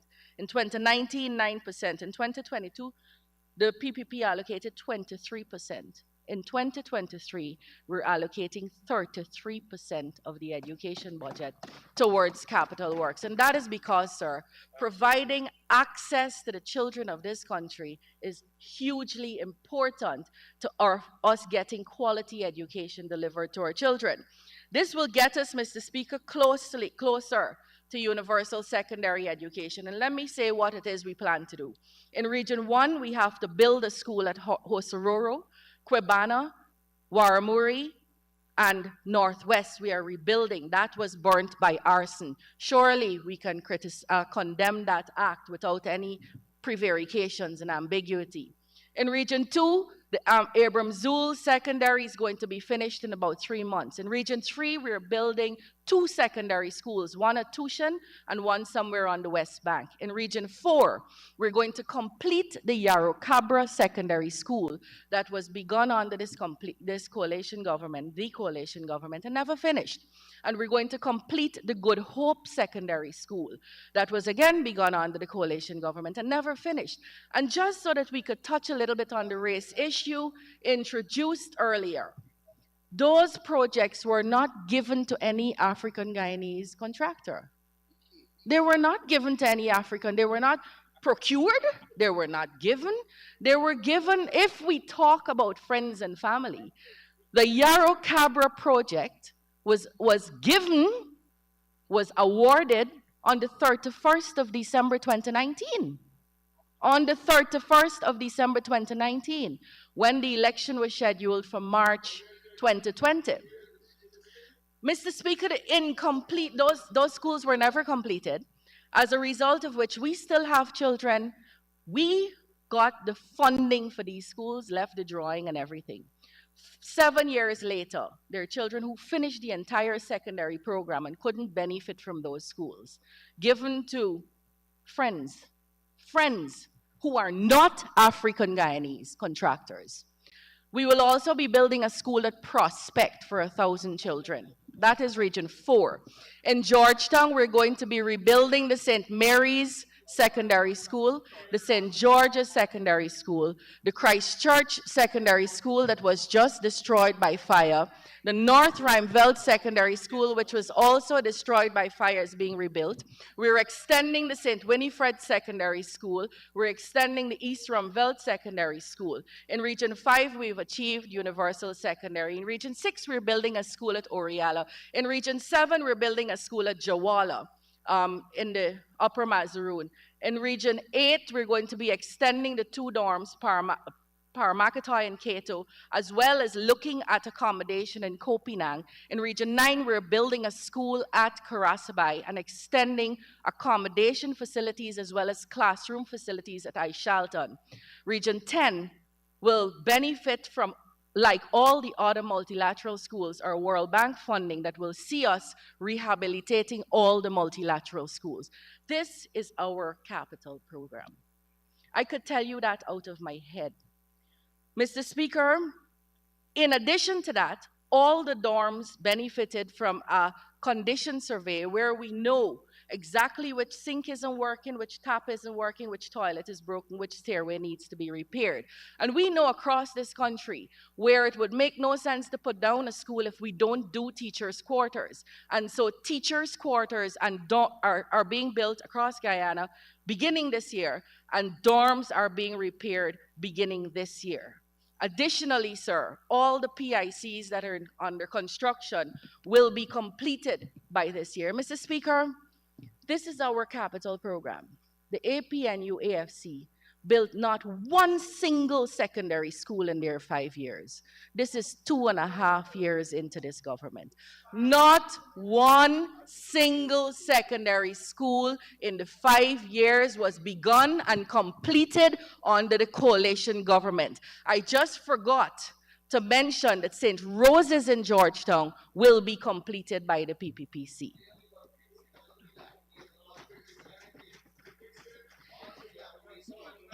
Mr. Speaker, I want to be very clear on the issue of procurement. All of these programs, all of these buildings, all of this capital works, this is how it's done. We put an ad in the papers. We say, hear ye, hear ye. Anybody who wishes to come forward and bid the lowest to do these matters, come. It then goes to the National Procurement and Tender Administration Board, where I haven't gone to any, but I understand there is a public opening of the tenders. Then persons, not the same people on every project, different people selected through a lawful process, go through who is the most responsive bidder that is lowest, and then they award to that person. That is how procurement is done in this ministry. And we are opening any procurement of any item in the Ministry of Education, I would say in the government, but I want to speak for this ministry to say, you can come and examine it. We don't see that back, any of that. We don't see that back until it comes to cabinet for no objections. I have no clue who was given and why. We could ask about why someone who appears to be lower in their bid didn't get it. And there are usually responses for that.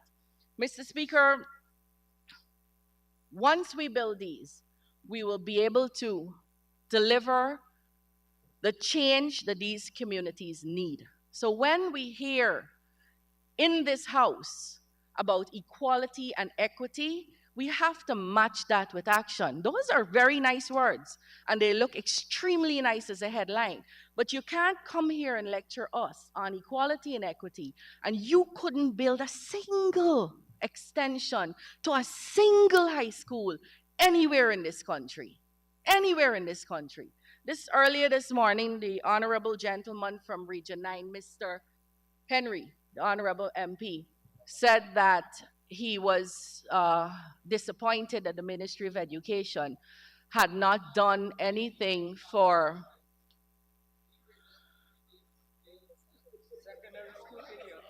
there are 3 levels. For the people watching, there are 3 levels of education in the secondary public schools, in the public school system: nursery, primary, and secondary.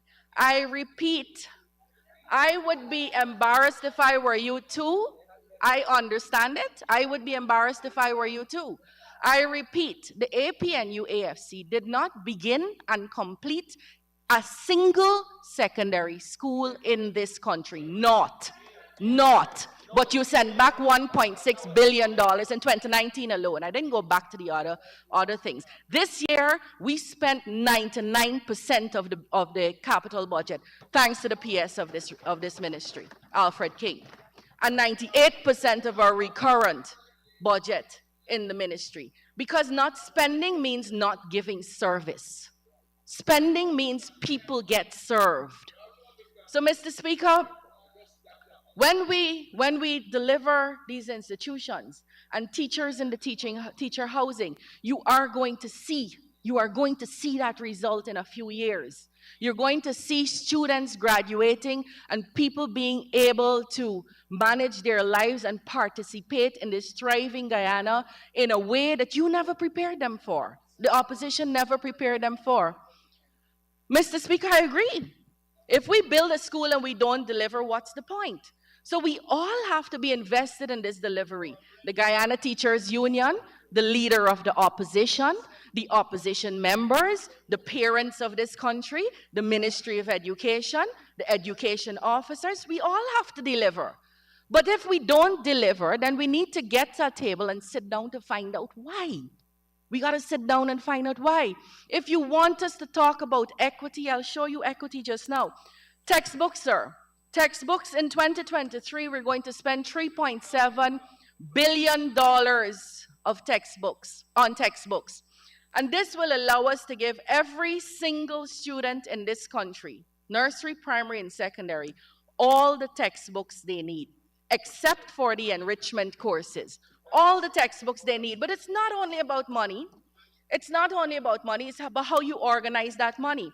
In 2021, we spent $500 million, a little bit above $500 million.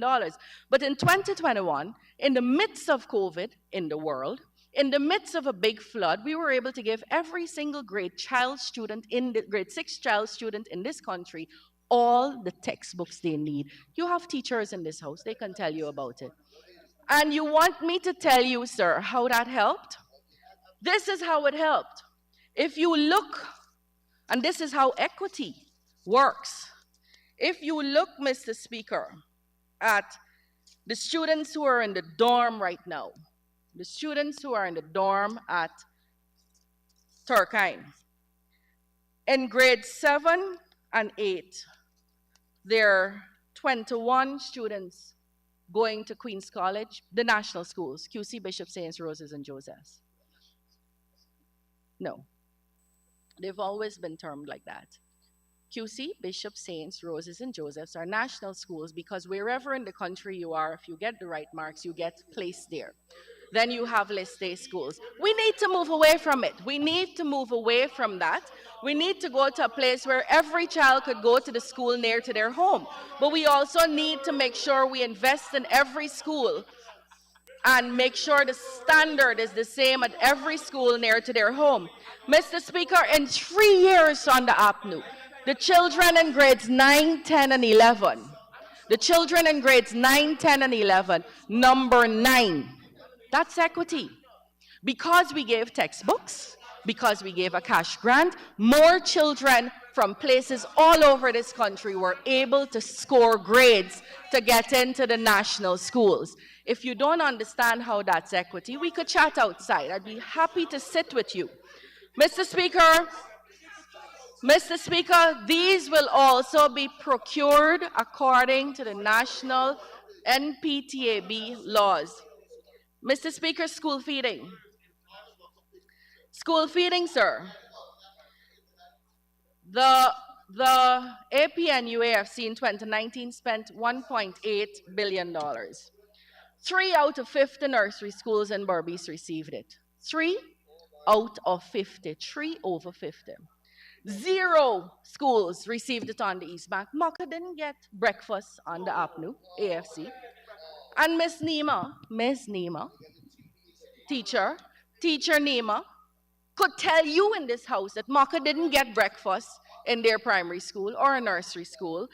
0 schools in Linden, in Region 10.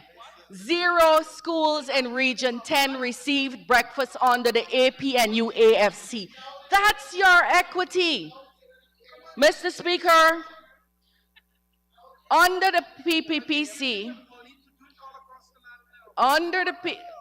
so Mr. Speaker, Mr. Ramjatan is saying, my honorable friend, is saying that we now get money to do it. You got $1.8 billion in 2019. I'm getting $300 million more. But in my government, the PPPC, all children in grade 6 will get it. All. That's equity. That is non-discrimination. That's equality. That is care for children. You don't even know that your neighbors in Berbice didn't get this. You couldn't care less. Through you, sir. You couldn't care less that your neighbors in Berbice didn't get this. You see, Mr. Speaker, this is how we know that the APNU AFC had no care for the sugar workers. You took away the parents' jobs and you started a breakfast program. The least you could have done was to make sure those children benefited from the breakfast program. Mr. Speaker, I don't know, look, I understand this emotion. If I were them, I'd be ashamed too, sir. I would draw ashamed if I were the APNU. I would be highly embarrassed of my record also. If you can own your record, then it might tell you that you were on the right foot. Mr. Speaker, every child in this country, 89,945 children will receive breakfast, and that will put more disposable income in their parents' pockets. So there is no line item called disposable income, but this $2.1 billion will go to parents for their children's breakfast meals. On that program, we're hiring 241 cooks and 9 monitors. Do you know how the APNU did it? And I'm willing to give you the names. Let's talk equality now. You give me your names, who were cooking for you, and let me give you my names. That is where you will see equality. 241 cooks, and we have said very clearly, whether you're a comrade PPP or a comrade PNC, if you don't cook for the children properly, nutritiously and quantitatively good, you will have to come off the program. This is how you prepared breakfast. One person in one community was cooking for the whole region, and when they need mayonnaise, somebody from Georgetown jumps in a bus and drives to Den Amstel to give them mayonnaise. That is why it was never on time. That is how it was done. That is how it was done. Mr. Speaker, we would remember too that the AP and UAFC said that they were abolishing the Because We Care cash grant. This is after they promised on the campaign trail not only to do it, but to double it and give it to private schools. They said we're abolishing it so that we could give buses and breakfast and bites and boots and growing shoes and something else. Mr. Speaker, in 2019, APNU had given to villages 21 boats. In 2022, the PPP has given breakfast, cash grant, and 47 boats, 2 years after we're in. 5 years, you gave 21 boats. 2 years, we've given 47 boats. 18 buses in 2020. 18 buses. So we heard yesterday from Honorable Amanza Desir that they left the buses to rot. We received, I think the day the honorable member was referring to would have been the PPP. We didn't. We've been giving buses even before the APNU came in. But we came in and met 18 buses. 18 buses. The other member who said, oh, you could take all the David G buses and drop the children. My colleague have many, many minutes to conclude. Thank you. Honorable Minister, you have 5 minutes. Thank you, sir. $8.6 billion, that's $8.6 billion in the pockets of our parents. That is disposable income. That is disposable income, and that does not take into consideration the administrative cost. This program has been audited live twice, and you will get the audit report in your hand. So don't come to us and tell us about things that we know are untrue, because the parents of this country are hearing you.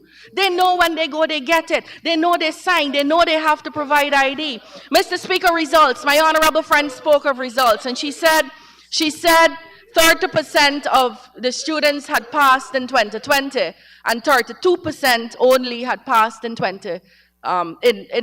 under the PPP. Mr. Speaker, 30% of a smaller number is numerically a smaller figure. To break it down, 30% of 10 is 3, 30% of 100 is 30. Under the PPP, 32% of 16,000 children is what the honorable member was speaking of. But what she did not do, honorable member, was to tell you what the real figures were. 13% is what passed when they introduced something and did not prepare the teachers or children of this country for that exam and had children crying in the exam room. And that honorable member knows better. I believe her hands are tied. She's handcuffed to a position. But the honorable member knows better, sir. And there's a better spread. As I said, sir, there's a better spread. We're seeing children from the hinterland communities that never before were able to pass. Like I said, 21 children in grades 1, in Form 1 and 2, people under us, got the textbooks, the teachers, the videos and all that, and 9 in 3 levels under the APNU. Mr. Speaker, we also heard, and I have to say this benefited the results of these children are directly correlated to the distance education program that we had. In 2020, we had started a learning channel when we left. And you know, the AP and UAFC said that they would use it for political purposes. I would be happy to lay over after this, the record of that. And when we came in 2020, 5 months after COVID had hit this country, there were 40 programs done. There are now 1,800 programs done in 2 years. 1,800 programs, all the grade 6 concepts and topics, all the grade 5 concepts and topics available now to 85% of the Amerindian villages who never had the learning channel before. We gave TV, satellite, and solar power. And in the next 3 months, it's going to be 100%. Mr. Speaker, we have the largest television channel dedicated to learning in the Caribbean. Boast about that when you come out of the country. And all of these programs are on YouTube. It was hidden when we came into office. I don't know why you would hide education content. Mr. Speaker, we started also Edu Radio. It is now the largest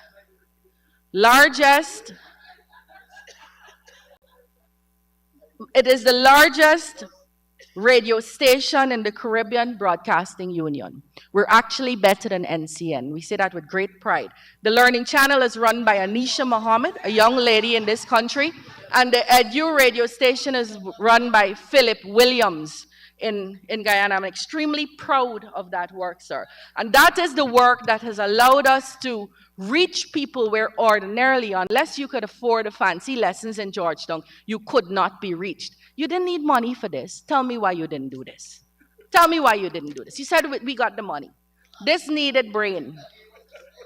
Mr. Speaker, the honorable member raised the issue of special education needs. So I want to address it very quickly. We have appointed an assistant chief education officer, Keon Chung, and a senior education officer, Nikoya. All 13 Sen schools are undergoing currently a condition survey, so we would know exactly what they need. And we plan to put a Sen classroom accessible in every region, so it's going to be more than 1 Sen classrooms in every region. We also started for the first time a specialization at CPC, where for the first time they have teachers specializing in special education needs. 303 teachers. You had CPC closed when I entered this office, and you did not start a SEN course. Say that to the nation. 303 teachers are registered on that program. We are going to also make the disability center that is at Turkine the Caribbean's Diagnostic and Treatment Center, which is how it was intended to be. Additionally, sir, CPC is going to, for the first time ever, they're going to be able to graduate more than 2,500 students because of initiatives taken there to go fully, although not solely, online, and have entered 1,893 students when before they could have only done 500. So we're going to have more teachers at a better quality. Mr. Speaker, I will close by saying this. Yesterday we heard about Charmaine. Charmaine is a single mother. She has 3 children. They're going to school. She has this part-time job. Charmaine is a single mother with 4 children, has the part-time job, wanted and was getting these hardships. Charmaine would have been a single mother with 4 children under the APNU, but she would not have gotten cash, $40,000 each, $120,000 for her children. She would not have gotten breakfast for her children. She would not have gotten textbooks for her children. She would not have gotten transportation for her children. So Charmaine's individual condition needs to be looked at. But Charmaine is better off under the PPPC any day of the week and twice on Sunday. Mr. Speaker, if the APNU continues to say that they cannot support this budget, they are essentially saying to the people of this country that they don't want them to get $40,000 per child. They do not want schools to be built in the hinterland. They do not want special education needs children to be served. They do not want buses and boats for the children of this country. They do not want trained teachers. They do not want more teachers. They do not want teachers' quarters in the hinterland. We in the PPP are thankful that our vision is not hitched to the APNU's wants and needs. We would like you to come along with us, and I'm inviting you here openly. Anytime you're ready to work with me, I'm ready to work with you. Open invitation, come anytime. There is much we can do together for the children of this nation. But I'm also saying this to you. If you're going to cut your nose off to spite your face, if you're going to try to harm the children to gain cheap political points, we will do this alone because our duty is to serve the children of this nation, and serve we shall. I thank you, sir.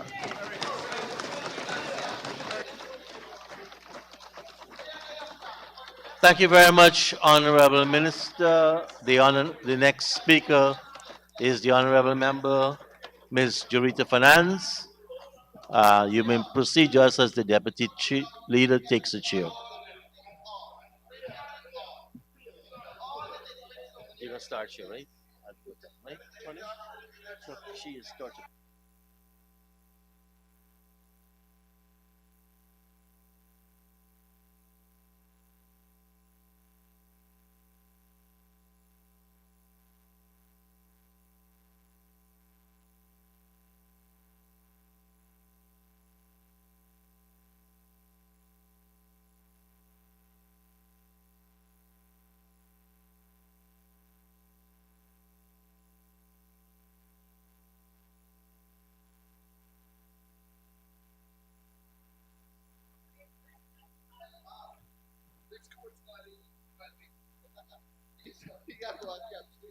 May I proceed, sir? Sir, I stand here a little bit shocked, if I can say that, by Miss Priya Manichan's presentation. Is this better? Great. I stand here a little bit shocked by Miss Priya Manichan's opening statement in her presentation. Sir, I am shocked because she took the time to explain that there's a young person that was looking at the debates and they could not believe, the chaos. They're horrified. Sir, I remember being one of those horrified persons looking on at the performance of Miss Manichan in the National Assembly. Sir, it was the very member that stood in the National Assembly screaming, rape, rape, rape. Sir, why did she not know of the sensitivity of that matter back then that she come to preach to us about here today? Honorable. That is absolutely untrue. The honorable member knows that is absolutely untrue. Honorable Minister, Honorable Minister. This is a serious Honorable issue, Minister. sir.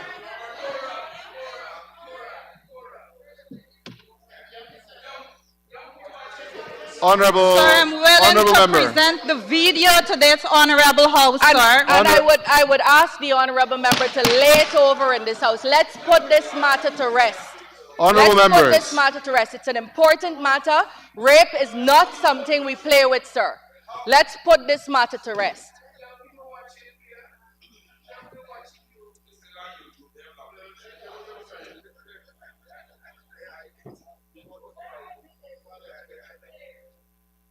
Honorable members,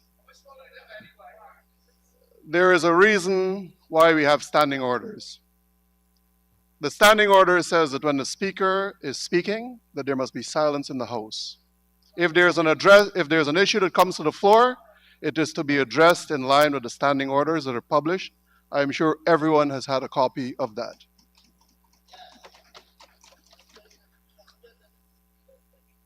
Honorable Fernandes, I will say that the standing orders also dictate that every member of parliament in this house is an honorable member.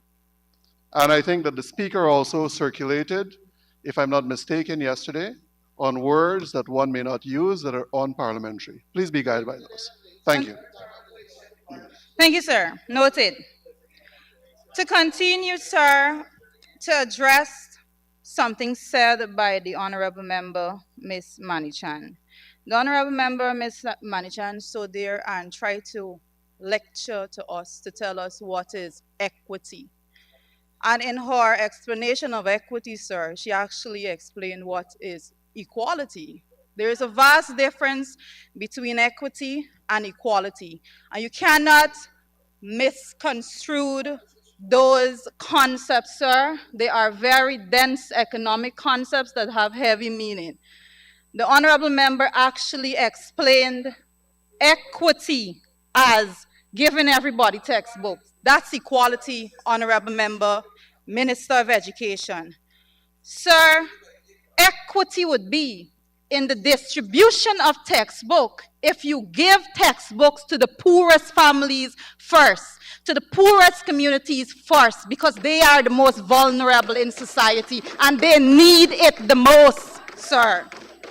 Sir, and just in case the honorable member need an avenue to test whether or not her policies are being effective, sir, equality and equity, sir, in order for you to actually measure if your policies, particularly the resources that you inject into the system, is being done in an equitable manner, you should be getting equal outcome. So unless every part of Guyana is actually given and having the equal outcome in the education sector, then the Honorable Minister of Education need not stand here and attempt to lecture us on concepts that she is yet to perfect. Sir, I will head into my presentation now. Guyana has entered a period of profound power, financial power, in the hands of central government. And because of this, rightfully so, Guyanese are demanding more today than they ever did before. Significant improvement in healthcare, higher standard of living, highest quality of education, a living wage, and dignified housing. Those things are no longer things our people hope for. These are things that they now demand, and rightfully so, Mr. Speaker. With Guyana's population of about 750,000 as of the last census, I don't know where the next one is, the government is now tabling a budget of $781.9 billion. So that amounts to 1.04 million per Guyanese and 3.72 million per Guyanese family. Mr. Speaker, the budget accounts for every Guyanese family $310,000. This is the reality that we are facing with here today in this house. It is therefore only natural for the people to expect that this budget will include provisions that would immediately end things like childhood hunger.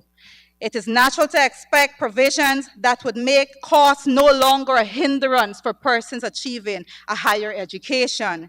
It is natural to expect that in this budget, there should be provisions that provide emergency housing for the thousands of Guyanese families who suffer the indignity of living in squalors of many squatting areas and has nowhere else to go, sir. By such, sir, it is natural. Sir, as natural as these expectations may be, you can search near and far in Budget 2023 as presented by Honorable Ashney Singh, and you will not find any policy measure that is addressing those needs in 2023 budget, sir. Instead, in oil-rich Guyana, Guyanese are struggling to feed their families, giving up on their hopes of attending university and praying that the PPP don't target their homes, some built in squatting areas for the next level of destruction, sir.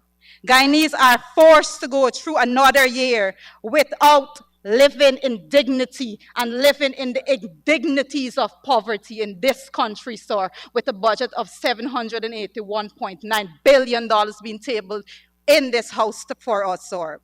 $310,000 per family, sir. Imagine what that would have done for the families who worry where their next meal is coming from.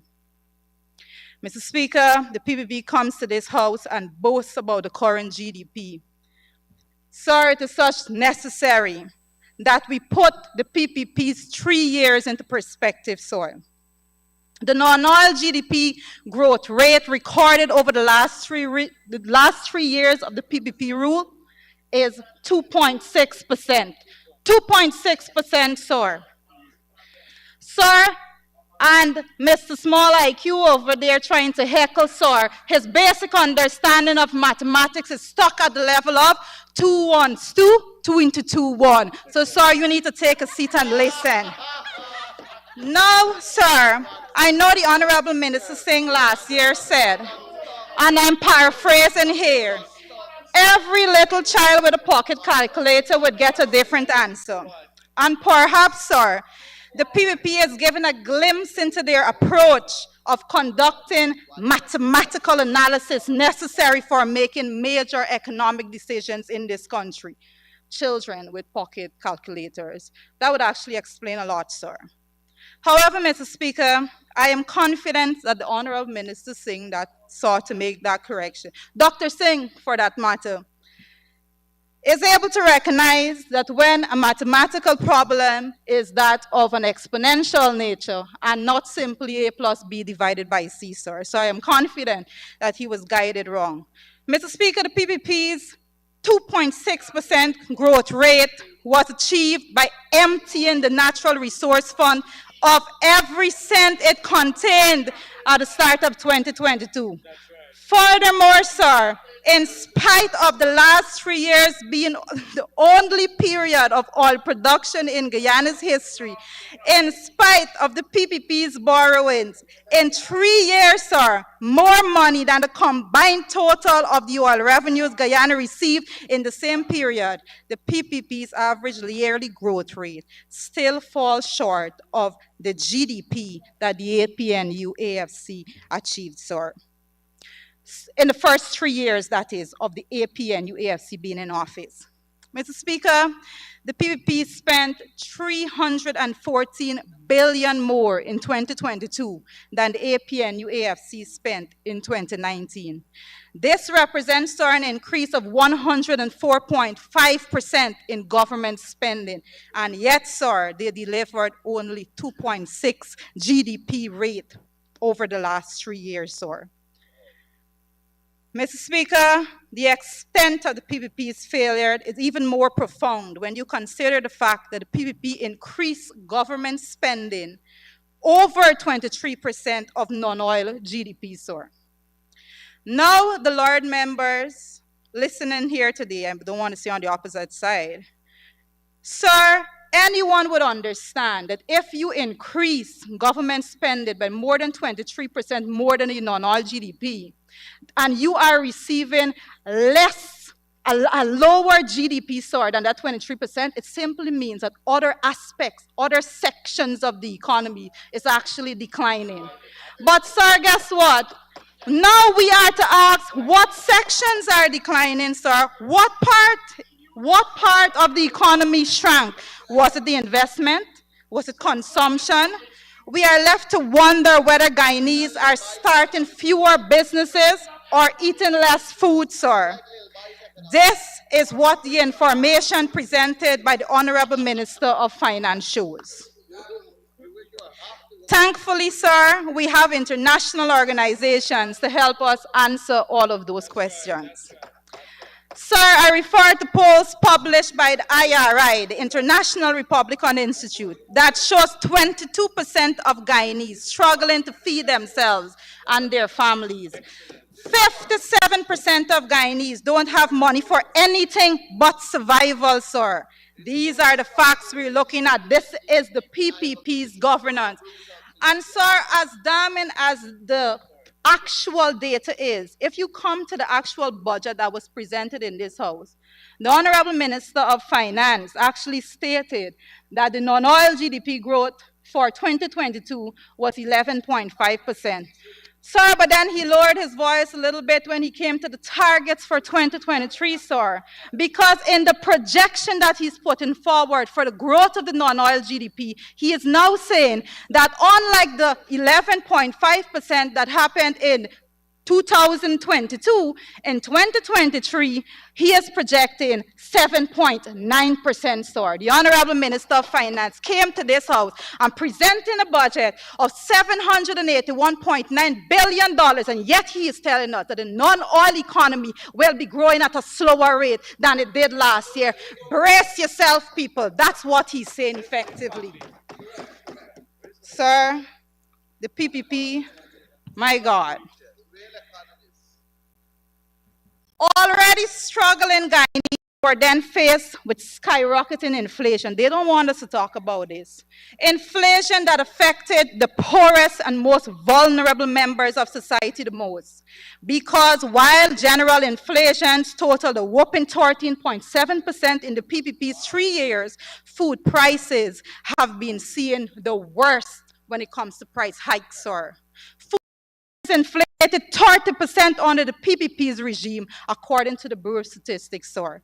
Sir, that means if you have a family that actually budget, if your family was large enough that you actually had to budget $100,000 for food per month, now you have to budget $130,000 more for food per month. Where does these poor families, the most vulnerable in society, get this additional $30,000 to feed themselves? We're talking about the food prices here, sir.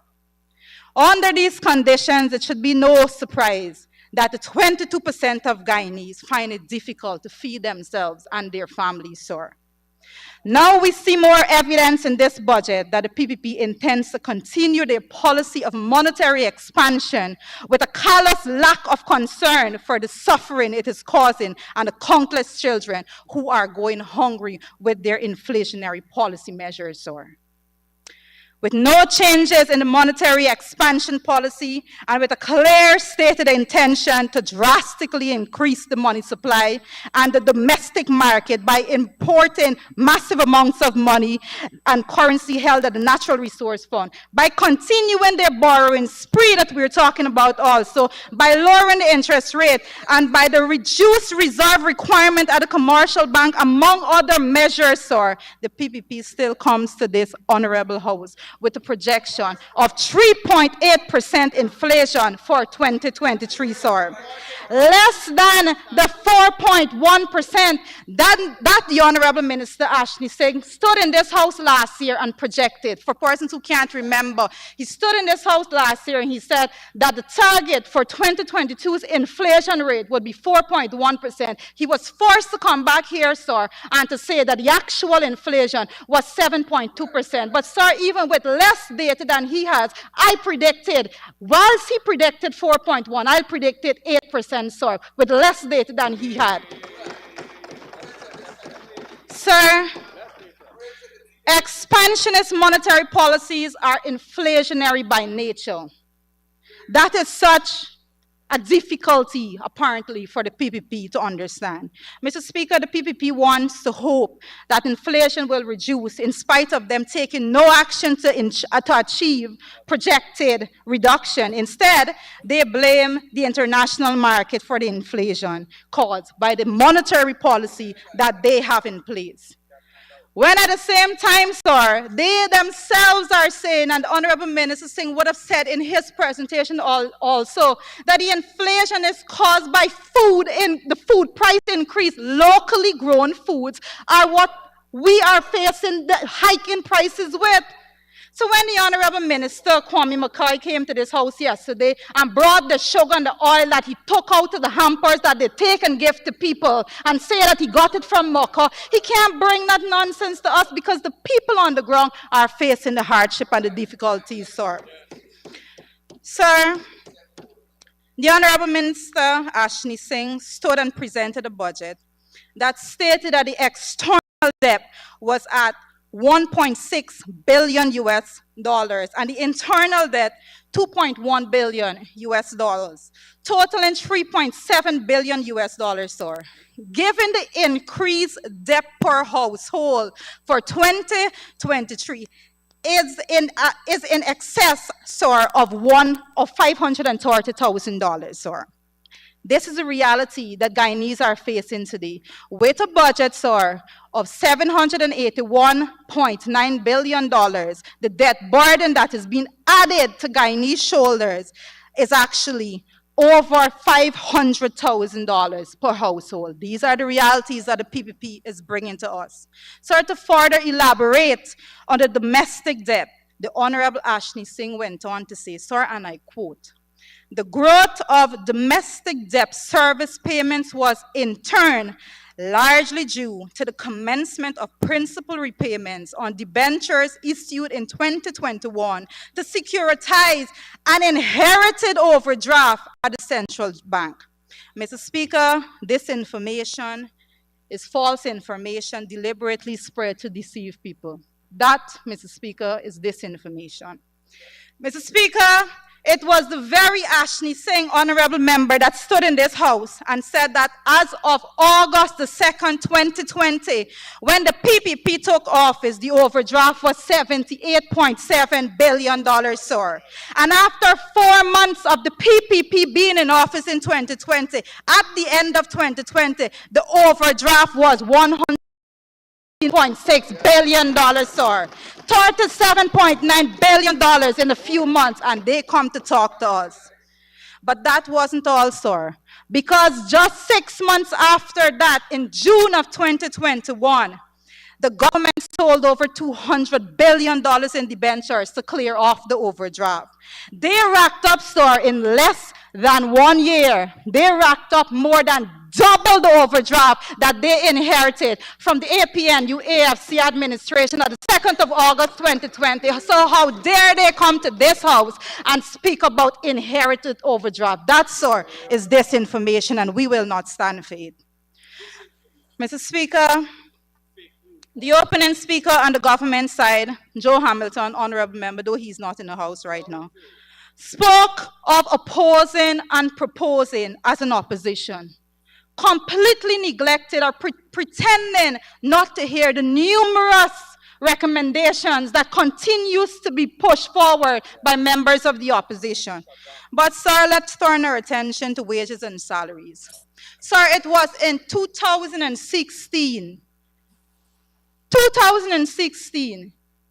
when the honorable members of the government side, senior members of the PPP administration, stood in the National Assembly and demanded that wages and salaries be increased by 50%. That was them in opposition, sir. That was them proposing as an opposition. That is how they understood it. Sir, back in 2016, the budget was $230 billion. They said public servants should get 50% salary increases. Today, with a budget of $781.9 billion, PPP have absolutely no plan on increasing wages and salaries, not even by 15%, sir. There's absolutely no allocation that is going to provide for that. They talk about line item 6141. There is no allocation that is going to significantly increase wages and salaries for public servants in this country. They suddenly get amnesia when it comes to what you should propose as an opposition, sir.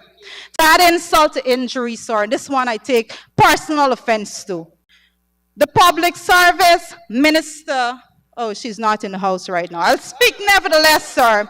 The public service minister stood in this house yesterday and boldly said that although Ashley Singh, honorable member, spoke in 2022 budget presentations about revising the public service salary scale, it was not until the end of the year that they actually began the process. This is the priority that they actually put on the public servants when it comes to wages and salaries, sir.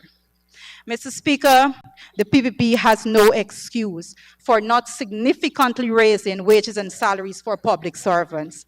And sir, I will call them out for having the audacity to tell public servants in this country, because they have been doing this, that the reason why they're not increasing their wages and salaries, sir, is because if you increase more wages and salaries, you're going to put more money out into the economy and it's going to cause inflation, sir. How dare them stand before the people of this country and say that they're going to inject $781.9 billion into the economy. Oh, but if you give poor people money, a little bit more, you can cause inflation. So giving rich people money don't cause inflation too, sir? That's what they want to tell the people of this country. What economic policy are they looking at, sir? In 2016, with a budget of $230 billion, the APN UAFC government gave 10% to the lowest earners in our country, sir.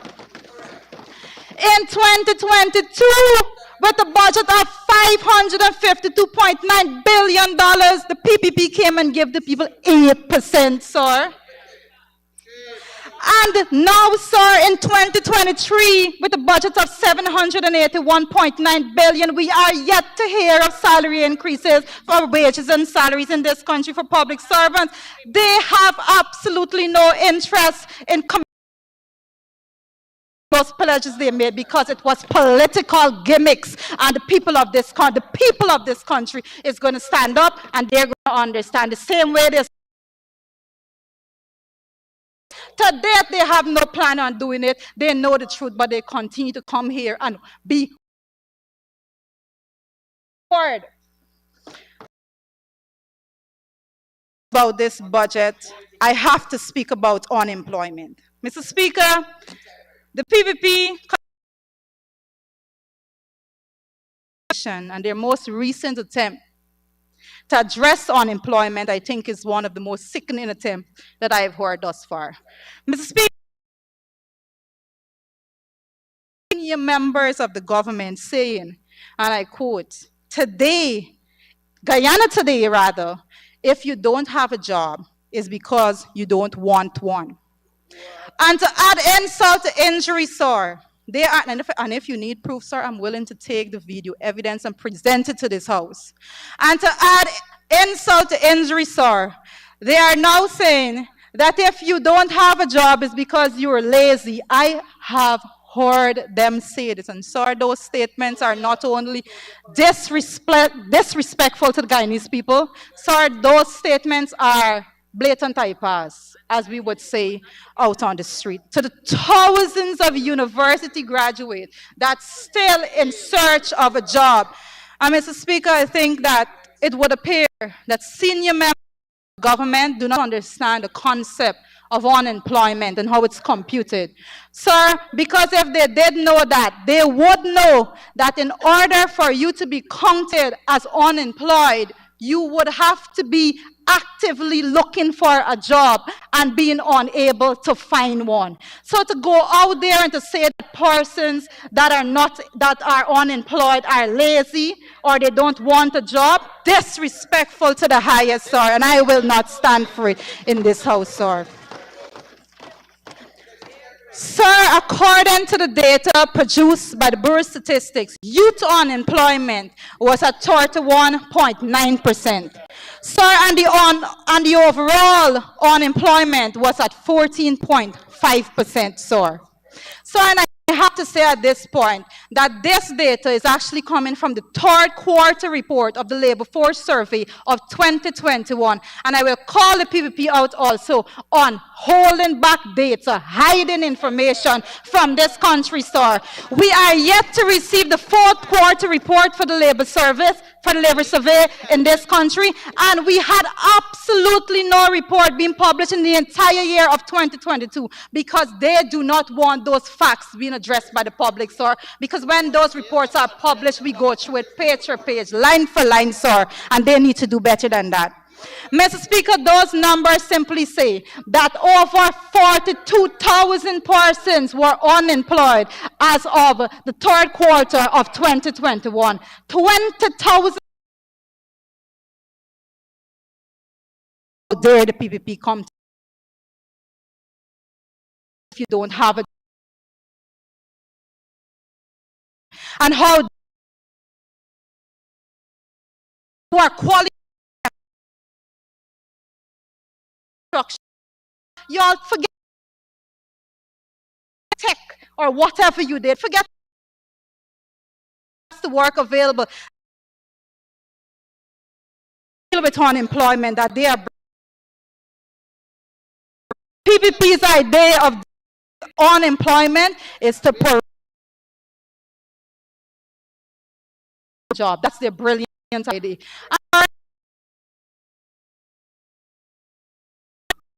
Full mismanagement in the already are employed and now unemployed persons are once again breadline. Unemployment in Guyana is real. University graduates are looking for jobs and find. Graduates from technical institutes are looking for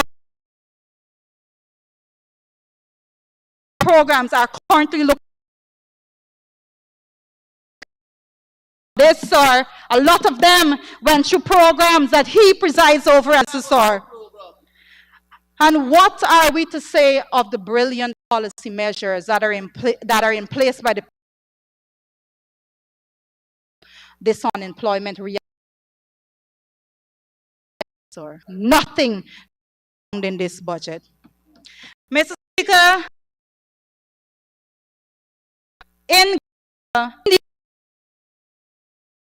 without addressing the matter of poverty, and so address a statement made. I remember that Indar yesterday. Sir, Mr. Indar stood in this house and of the APN criticized the APN spending too much capital. What current expense where salary, it includes things like public assistance. Every bit of people-centered policy comes under current capital, and we will not apologize for spending money on the people of this country. So, and so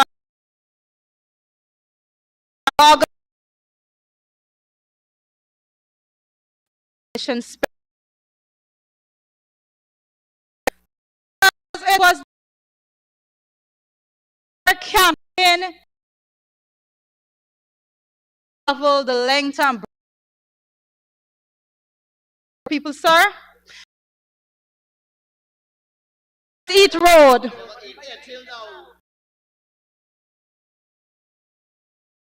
And that, oh, they on capital expenditure. Or they have to pick a struggle. Missing attention to this point. Today, we stand here with a budget of 7, and the more put forward for the vulnerable, rein in the natural house is a 5,000 increase. It's 3,000 increase under this administration. Honorable member, I would you would need a 5 minutes extension.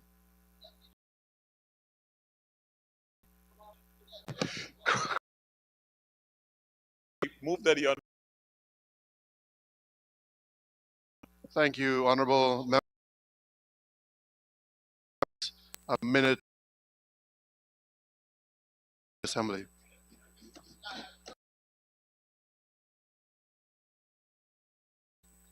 Thank you, sir.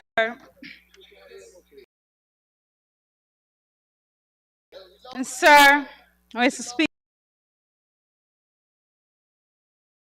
President with responsibility for finance stood in the House. Low-income mortgage to 20 million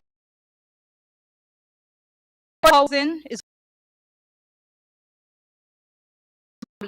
particularly or policies need to address in a strict and realistic may sound attractive to low-income earners. After all, that's what it is. Low-income earners, low-income mortgage. Sir, we need to deal with the reality of the proposal. It is only fair that we are honest to the people of this country. Mr. Speaker, a 20 million mortgage taken at a commercial bank for the period of 10 years with an interest rate of 5.95, we're using the Republic Bank rate here, sir, will require monthly payments of $142,000 per month. And sir, if you are to apply the 30% principle, sir, that $142,000 will need to cover 30% of someone's income. Someone would need to be making 30% mortgage, sir. This is the reality of what you're speaking about. Mr. Speaker, the low-income mortgage ceiling of $20 million is not for low-income earners. And the PPP knows this.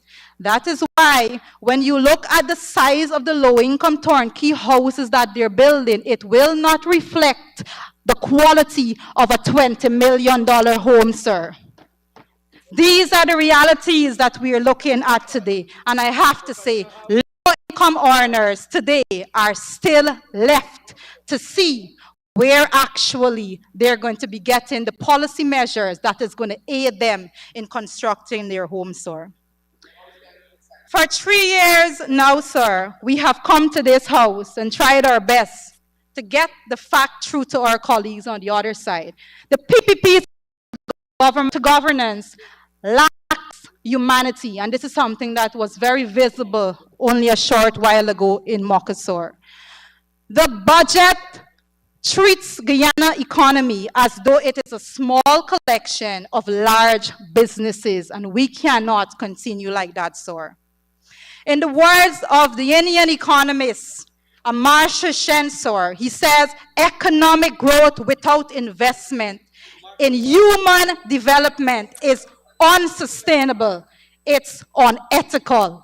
It is unsustainable, sir, and it is unethical. It's unsustainable because of the simple fact that an economy is made up of collective efforts and accomplishments of people, hardworking Guyanese, and not a few large businesses, sir. It is the wealth of the people in the economy, not the wealth of the economy that they are in, sir. That must be the primary concern of any reasonable and responsible government. What's their current level of education? What's their health care? What's their diet like? And are Guyanese afforded the opportunity to turn their dreams into reality, sir? These are the questions that would be on the front burner of any responsible governance, sir. In closing, sir, Guyana under the PPP is a place where 57% of our population doesn't have money for anything but survival. Guyana under the PPP is a place where 22% of Guyanese find it difficult to feed themselves and families. Guyana under the PPP is a place where higher education is still out of the reach of the poorest families. All this while the PPP continues to boast of having the fastest growing economy in the world. As predictable as the PPP's failure may have been, sir, it is still profoundly depressing that we will enter our fourth year as an oil-producing nation with no real improvement in the lives and the standard of living of the majority of Guyanese family, who will continue to suffer the indignities of poverty in this country, sir.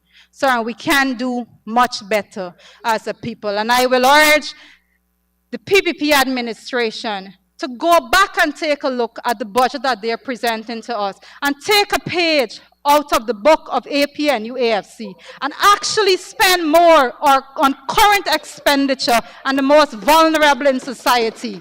Sir, this is the only way that we should be able to boast about being the fastest growing economy in the world. I thank you.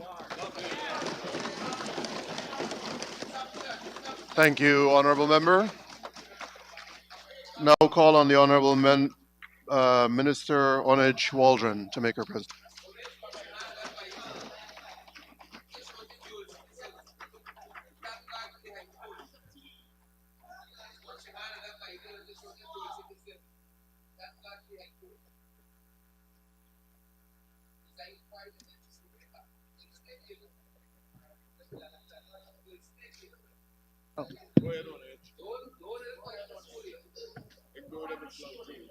I rise to support Budget 2023, tabled by my honorable friend, the Senior Minister in the Office of the President with responsibility for finance. Mr. Speaker, like our previous budgets, Budget 2023 continues to make provision for the development of our country in line with the fundamental philosophy of the People's Progressive Party Civic, which is to secure broad-based, inclusive development for all Guyanese. Mr. Speaker, successive PPPC governments have always focused on and paid attention to what we believe are some fundamental development imperatives. These include ensuring that our citizens have access to education and that they have access to health care and to safe drinking water, to name a few. We believe, Mr. Speaker, that our people ought to have affordable access to basic food items, such as would ensure a balanced and healthy nutrition. And we believe, Mr. Speaker, that every citizen has a right to shelter and to own a home. We have also focused on ensuring that our people are able to earn a living and secure their livelihoods through dignified work. And additionally, Mr. Speaker, we have paid special attention to the development of agriculture because we are committed to food security for Guyana and all Guyanese. Mr. Speaker, these are a few of the fundamental developmental objectives to which the PPP Civic has always been committed. And these are the reasons why I make mention of them now. The first reason that I mention these fundamental objectives of ours, Mr. Speaker, is that these objectives are as indispensable to the well-being of individual citizens as they are for our collective development. Mr. Speaker, we consider things like education, healthcare, food supply, and safe drinking water to be almost akin to fundamental rights. That is why, sir, we are committed to providing certain services free or almost free to those who would otherwise be unable to afford them. And it is why, Mr. Speaker, we have never wavered in our commitment to providing free education for nursery, primary, and secondary students. Mr. Speaker, it is why we continue to maintain a free public health care delivery system. And, Mr. Speaker, it's also why we provide a substantial subsidy to old age pensioners for access to potable water. Mr. Speaker, another reason that I'm drawing attention to these fundamental features of our philosophy is that as simple and basic as these things are, they cannot be taken for granted. We cannot take them for granted, Mr. Speaker, because it is evident that our colleagues on the opposition benches neither understand nor believe in the importance of these things for development. Mr. Speaker, when the opposition say, and I do say for the purposes of this presentation, Mr. Speaker, that when I say opposition, I do exclude the honorable member, Mr. Schuman, for the purposes of this argument. When the opposition says to the people that there is nothing for them in the budget that provides over $250 billion for investment in and delivery of health care, education, housing, and portable water for hundreds of thousands of Guyanese, this is simply a reflection of the fact that the opposition places no value on these things. But for those of us who do value these things, Mr. Speaker, it is incomprehensible that anyone can say that there is nothing in the budget for ordinary people. when we have almost $85 billion allocated for education. This includes the provision of free education at nursery, primary, and secondary levels to almost 200,000 school-aged children. But the opposition sees no value in this.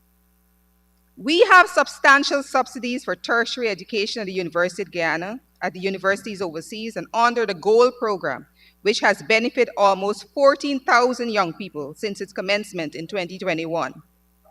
Yet they see no value in this. They say the budget has nothing for ordinary people. Mr. Speaker, in 2021, we extended the Because We Care cash grant to all students, which brought the number of beneficiaries to close to 215,000 school-aged children. But they see no value in any of this. Our critics continue to maintain that there is nothing in the budget for ordinary people. Mr. Speaker, how can anyone claim that there is nothing in the budget for poor people when we have allocated $95 billion for health, $95 billion for a system that provides health care services to tens of thousands of people each year, a system that provides free of cost services such as doctors' consultations, laboratory tests, prescription drugs, maternal health care, and direct subsidies for dialysis treatment, among other benefits. Many of our people could not afford comparable services in the private healthcare system, yet the opposition sees no value in this. Mr. Speaker, the political opposition sees no value in the provisions for 6 regional hospitals and the pediatric and maternal hospital. They don't conceive that these 7 hospitals will provide hundreds of jobs to Guyanese during their construction, thousands of high-quality healthcare jobs during their operation, and serve tens of thousands of our citizens far into the future. No, Mr. Speaker. All they see is a contractor obtaining a multi-million-dollar contract, and beyond that, they see no value in this measure. Mr. Speaker, we have an allocation of $72 billion for the housing and water sectors. This is reflective of our philosophy that every Guyanese should be able to afford a home and that all should have access to potable water, either at home or where this is not economically feasible, within a reasonable distance from it. Mr. Speaker, opposition sees no value in this. All told, Mr. Speaker, when we look at these sectors in which the state provides these social services to the majority of our population, the total allocation in our budget is over $250 billion. That is almost 1/3 of the budget dedicated to securing what we believe are fundamental elements of a civilized society: health, education, housing, and access to potable water. And I have not yet touched on our measures that deal with the other fundamental elements of our philosophy, which is food security. Despite all of this, Mr. Speaker, the opposition says to the people, there is nothing in this budget for you. Mr. Speaker, the opposition describes $250 billion in essential social spending as nothing. But we understand that this is because they truly don't see these things as important. Mr. Speaker, if the opposition believed in the importance of education, they would not have taken away the uniform grants and the school grants, and they would not have hiked the fees for the UG students by 35% when they were in government. Had the opposition believed in the importance of universal access to safe drinking water, they would not have taken away that subsidy that the PPPC government had instituted for pensioners. Mr. Speaker, if the opposition believed, as we do, that every person should be able to own their own home, they would not have disbanded the Ministry of Housing. They would have made all efforts to ensure that the housing programs begun by the PPP Civic were continued. And they would never encourage anyone who placed their trust and confidence in them to reject a guarantee of freehold property in favor of trying to demand unrealistic levels of compensation for land to which they have no remotely viable claim to legal title. Mr. Speaker, If the opposition believed, as we do, that people should be able to earn a living through dignified work, then they would not have callously dismissed over 7,000 sugar workers and over 2,000 community service officers, nor would they mock the part-time work. No party which truly cares for people would ever simply retrench almost 10,000 people and walk away without a backward glance. And to add insult to injury, Mr. Speaker, the retrenched sugar workers were forced to move to the courts to receive the severance that was legally due to them. There is a signal lesson here, Mr. Speaker. That lesson is that values matter. I am at idem with Honorable Member Walton Desir on this. The Honorable Member says that if you look at the budget, you will see what we value.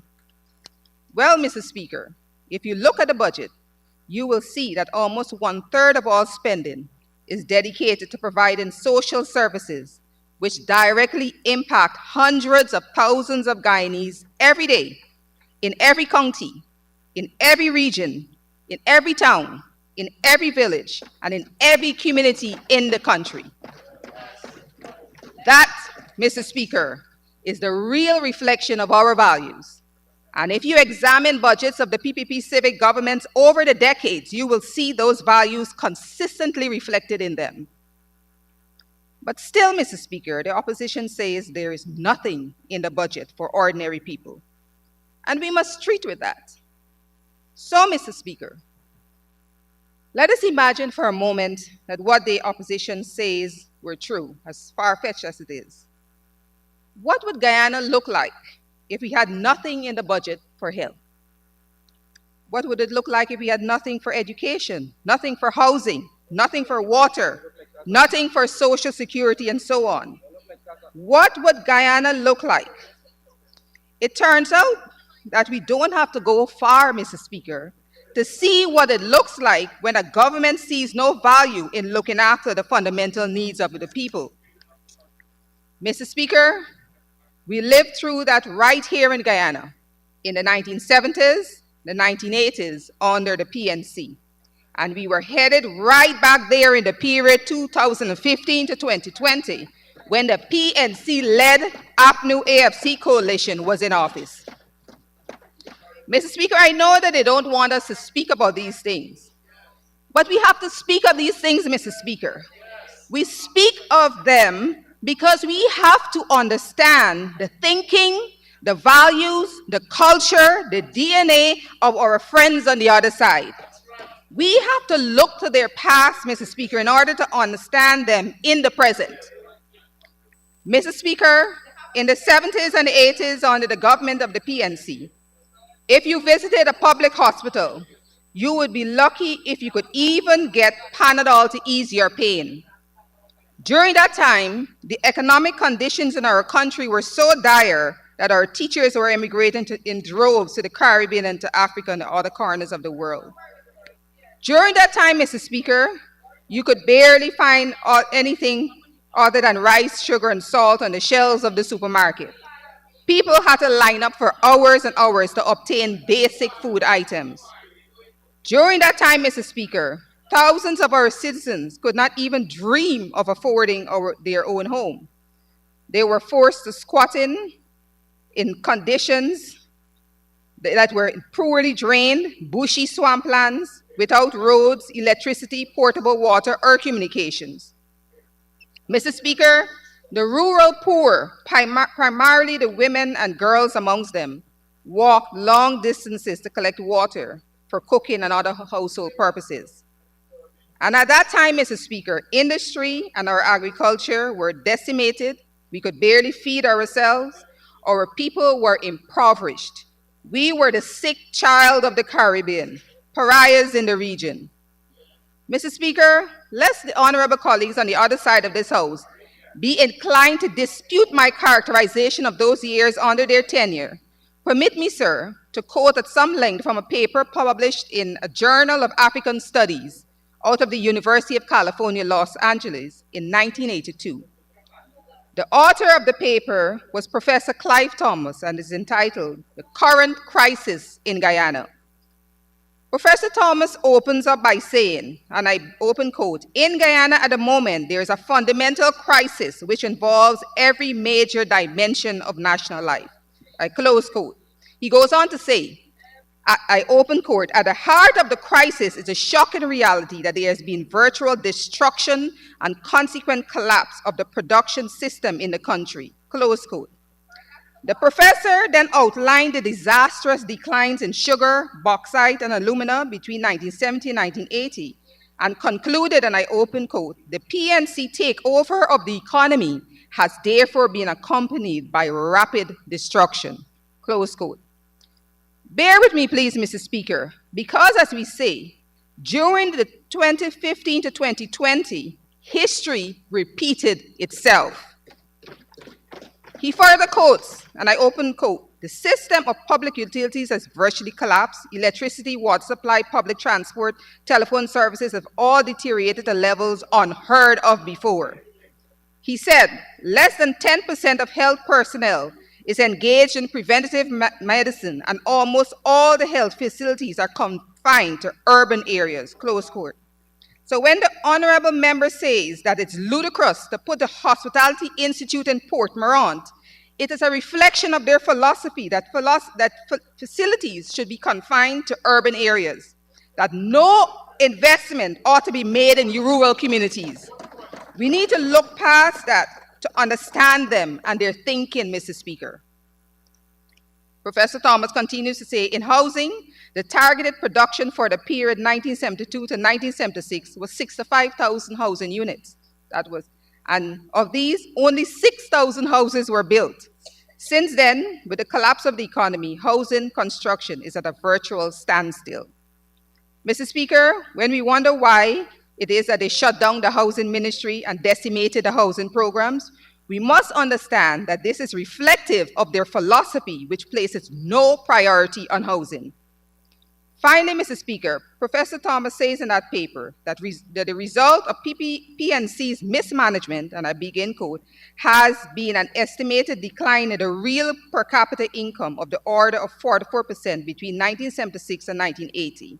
This declining economy has been accompanied by increasing unemployment, now estimated at over 40% of the labor force, widespread inflation, currently at double-digit rates, and shortages of everything from food to spare parts, close quote. There we have it, Mr. Speaker. Not in my words, but in the words of one who not so long ago was a part of the APNU AFC administration. Mr. Speaker, that is what Guyana looked like when the budget had in it nothing for the people. I know that some of our colleagues on the other side would want to be quick to quote Professor Thomas on some of his criticism that he has leveled against PPPC governments. All I would say to them, Mr. Speaker, is that this article, which I quote, comes from a peer-reviewed academic journal published by a world-renowned university. Without intending to disrespect Mr. Thomas, Mr. Speaker, I rather suspect that the publications the oppositions may rely on would lack this requirement for rigorous academic scrutiny. Mr. Speaker, our colleagues on the other side don't want to hear us speak of these things. I know they will want to say that all this is ancient history. But Mr. Speaker, as we saw in the period 2015 to 2020, history repeated itself with the same economic mismanagement and electoral malpractice that we have seen in the 1980s. Thankfully, Mr. Speaker, today, the situation could not be more starkly different. Today, sir, tens of thousands of our citizens own their own homes, haven't benefited from the housing programs of various PPPC administrations. Today, in hundreds of communities across the length and breadth of Guyana, our people have access to safe drinking water. Mr. Speaker, today, our people have ready and affordable access to prescription drugs, including those to treat chronic illnesses like diabetes and hypertension, and we have instituted an unconditional grant for dialysis treatment for anyone who requires it. Today, we are investing in significant sums in upgrading healthcare facilities across the length and breadth of the country, and not just in the urban areas. Mr. Speaker, our primary and secondary school performances have been steadily improving as we continue to invest in construction and upgrading of school infrastructure, as we've heard from my honorable colleague, Minister Manichan, and as we work on upskilling teachers, as well as improving their salaries and working conditions. Today, Mr. Speaker, we are no longer the sick child of the region. Our leadership in CARICOM is acknowledged.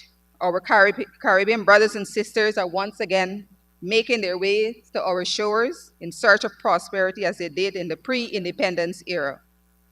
And today, Mr. Speaker, Guyanese can travel to the United Kingdom without a visa because our people are no longer presumed to be economic migrants, since we have rebuilt our economy and restored Guyana in the eyes of the international community. We have made all of these gains, Mr. Speaker, because of that fundamental people-centered development philosophy of which I spoke. And Budget 2023 is based on that same philosophy that delivered those gains between 1992 to 2015 and from 2020 to present day. But the opposition must oppose, Mr. Speaker, and we take no real issue with that. Ideally, we would wish for a rational and constructive criticism, but we have what we have.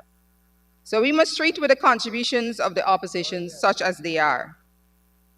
Mr. Speaker, part of the reason for this recurring claim that there is nothing in the budget for ordinary people is that the opposition looks at each budget in isolation, as though every year the country resets and starts from scratch again. But each budget is merely the current year's provision within a multi-year program. That is why you will see the budget framed in the context of a medium-term expenditure framework. Bearing this medium-term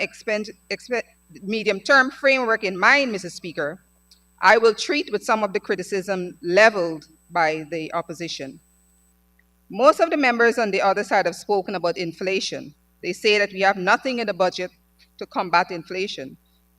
Mr. Speaker, I am no economist, but even the little economics that I know tells me that if one is looking to fiscal policy to combat inflation, your options are essentially to increase taxes or reduce spending, or both. When it comes to inflation, Mr. Speaker, we are not trying to raise taxes like the coalition did or reduce social spending as they did. We are committing to spending that improves lives today and builds prosperity for tomorrow. So our challenge is to manage that spending in a way that ensures that inflation is restricted to a manageable level. To put it simply, Mr. Speaker, we have to grow at a pace which we can sustain. Mr. Speaker, the largest contributor to inflation is the price of fuel and petroleum products, among the latter fertilizers, critical, of course, to our agricultural industries. Mr. Speaker, we have removed excise tax on fuel completely in 2022, and this measure has been preserved in 2023. Preserving this measure is a deliberate policy choice. So how can the opposition rationally contend that we have made no provision that provides relief for increases in costs of living? Mr. Speaker, in 2022, we also provided a massive fertilizer subsidy, $1 billion to farmers. Taken together, these two measures, excise tax remission and fertilizer subsidies, would have contained price increases in production, transportation, and distribution for fresh fruits, vegetables, and livestock. These measures also allowed for cash crop farming to rebound after the disastrous floods of last year, and we contend, Mr. Speaker, that were it not for these policies, food prices would have been far higher than they are now. So how can anyone rationally contend that we have done nothing to deal with cost of living? In 2020, Mr. Speaker, we removed VAT on data and electricity. In subsequent years, we reduced excise tax on concrete and other construction materials. We removed 200 or so taxes that were instituted by the coalition government.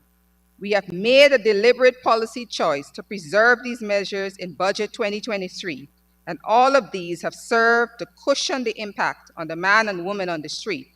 So how really can it be said that there's nothing to deal with cost of living increases? Mr. Speaker, the Inter-American Development Bank, in its Caribbean Economic Quarterly Report for December 2022, recognized all of these measures as policy responses aimed at easing the impact of increases on the population. The IDB recognizes them, Mr. Speaker, but the opposition tells the people that they don't exist. For good measure, Mr. Speaker, I also draw your attention to that IDB report that also acknowledges that inflation we face is primarily induced by global events, including the Russia-Ukraine conflict. Mr. Speaker, recall in 2021 that even though inflation was measured at 5.7%, we instituted a public sector salary increase of 7% across the board. Public servants were therefore not only therefore preserve their real wages, but increase them as a result. In 2022, in the face of an inflation rate of 7.2%, the minimum increase for public servants was 8% across the board, with further increases for our hard-working nurses, policemen, soldiers, and other members of the disciplined services. So these claims that we have no provisions to cushion the effect of rising prices cannot stand up to serious scrutiny. It's not a serious conversation, Mr. Speaker. Mr. Speaker, I had the opportunity to listen to some of our colleagues, senior members of the Alliance for Change, speaking on a television program on January 14th, the Alliance on the Move. In that program, the honorable members called for 100% subsidy for the Berbice Bridge, the Demerara Harbor Bridge, and for all the ferries and bridge crossing. They called for 100% subsidy of university fees, cancellation of all student debt, almost doubling of the minimum wage at one stroke, and to top it all off, they called for a reduction in VAT. To sum it up, Mr. Speaker, they basically call for insubstantial increases in expenditure together with reductions in tax revenues. To pay for all these additional subsidies, for all this additional spending, their attitude was basically, we have all money, so let's spend it. Mr. Speaker, it is this same kind of attitude that led this country to rack and ruin in the 1970s and 1980s. I am not saying this to insult the honorable members, Mr. Speaker. I'm saying this to put the Guyanese people on notice that this is what awaits us if we let the AP and UAFC get their hands on the levers of government again with this type of thinking. What would they have us do, Mr. Speaker, when as surely as night follows day, oil prices drop from the current geopolitically induced high? Just this morning, sir, in speaking to a group of potential foreign investors, my honorable colleague, Dr. Sin, made the point that in the recent past, we have seen oil prices as high as $140 per barrel, and we've seen them as low as $20 and even lower per barrel. When we no longer have oil revenues, apply subsidies, will they have us remove all those subsidies and expose the Guyanese people to massive sticker shock like they did in the 1970s? Or having increased the wage bill to unsustainable levels, would they have us implement the massive retrenchment we saw in the 1980s when public servants were severed in the thousands? Or like in the 2020 period when they retrenched the sugar workers and the CSOs? Mr. Speaker, after they rack up the expenditure to unsustainable levels, we can look to history again to see what they will do when the oil prices drop. Mr. Speaker, permit me to quote Professor Thomas again from the same paper. Faced with a self-induced economic crisis, the professor said, the main focus of the government policy has been to seek to reduce workers' living standards in order to reduce consumption. I continue to quote, to achieve this, the government's assault on the workers' standard of living began in 1976. And the main mechanisms they used were the removal of all government subsidies, increased taxation, retrenchment of workers, a freeze in all wages, cuts in social spending. Does this sound familiar, Mr. Speaker? Mr. Speaker, many of us know what usually happens when a country has to look to the IMF for assistance. They usually come, the IMF, with a standard laundry list of onerous measures that impose severe hardships on population. But Professor Thomas wrote that the PNC programs were so severe and so brutal that the IMF did not have to impose any additional austerity measures other than restricted government borrowing. He asserted that, and I and I begin quote, the anti-working class character of the government's policy was already formed before its approach to the IMF, close quote. So, Mr. Speaker, from the interventions that we are seeing from the opposite side of this honorable House, we can see that if the opposition had their way, what they would do would be for us to return to the reckless policies of the 70s and the 80s. They would lick out the oil money in the good years, like they squandered the sugar levy, and when the prices drop, true to their anti-working class credentials, it is the poor amongst us who would have to shoulder the brunt of the burden to take us to economic recovery. I know that they don't want to hear these things, Mr. Speaker. They don't want us to expose their history. But, Mr. Speaker, as I said, history repeated itself. Look what happened in 2020, Mr. Speaker. In 2020, almost 30 years after we thought we had closed Honorable Minister, in order to continue, you need a 5-minute extension. Mr. Speaker, I'd like to ask that my colleague is given a minimum of 5 minutes to conclude. I would like it to have much more time, of course. Yeah. Honorable Minister. Yeah. Look what happened in 2020. Thank you, Mr. Speaker. In 2020, almost 30 years after we thought we had closed the door on a particular sordid chapter of our history, almost 30 years after we thought we had left the nightmare of electoral malpractice behind, came the worst attempt at election rigging. That disgrace, Mr. Speaker, led the OAS observer mission here to declare that he had, and I begin quote, never seen a more transparent attempt to alter the results of the election, end quote. They don't want to hear it, Mr. Speaker, but I'm raising these things because I want to say to all Guyanese who believe that the economic bungling and the electoral malpractice of the 1970s and 80s are firmly in our past, that they would be sadly mistaken. The period 2015 to 2020 shows clearly that the leopard has not changed its stripes. Mr. Speaker, if we dare to think that even for a minute that the danger is behind us, we have powerful proof to the contrary given to us literally today. That proof, Mr. Speaker, lies in the fiction that they continue to promote about the 2020 election. Mr. Speaker, every time that they refer to us as the installed government, as several of the speakers did yesterday and again today, what they are saying about the election is that we lost, they won, and that the real result of the election is in the numbers on the bed sheet, on the spreadsheet, which they can prove from the statements of the poll, which a former president has never seen, but which a current leader of the opposition has safely in the position waited to produce when the time is right to do so. And we can safely say that these things are, we can't safely say that these things are in our past because they have passed on the doctrine to the generations of their party. Some of the most ardent defenders of that big fiction, Mr. Speaker, were the young ones, the future of the opposition. They were the ones who were here at the recount, doubling down on the big fiction every day. The Honorable Member Hughes, the Honorable Member Patterson, the Honorable Members Jones and Duncan, the Honorable Member Manny Paul, who I understand is the youngest member of this Honorable House. Mr. Speaker, the culture and the values have been handed down to the next generation on that side of the House. So we know what we can expect when the APNU AFC is to be returned to office, even with that generation in leadership. Mr. Speaker, when we speak of development, we usually implicitly mean social and economic development.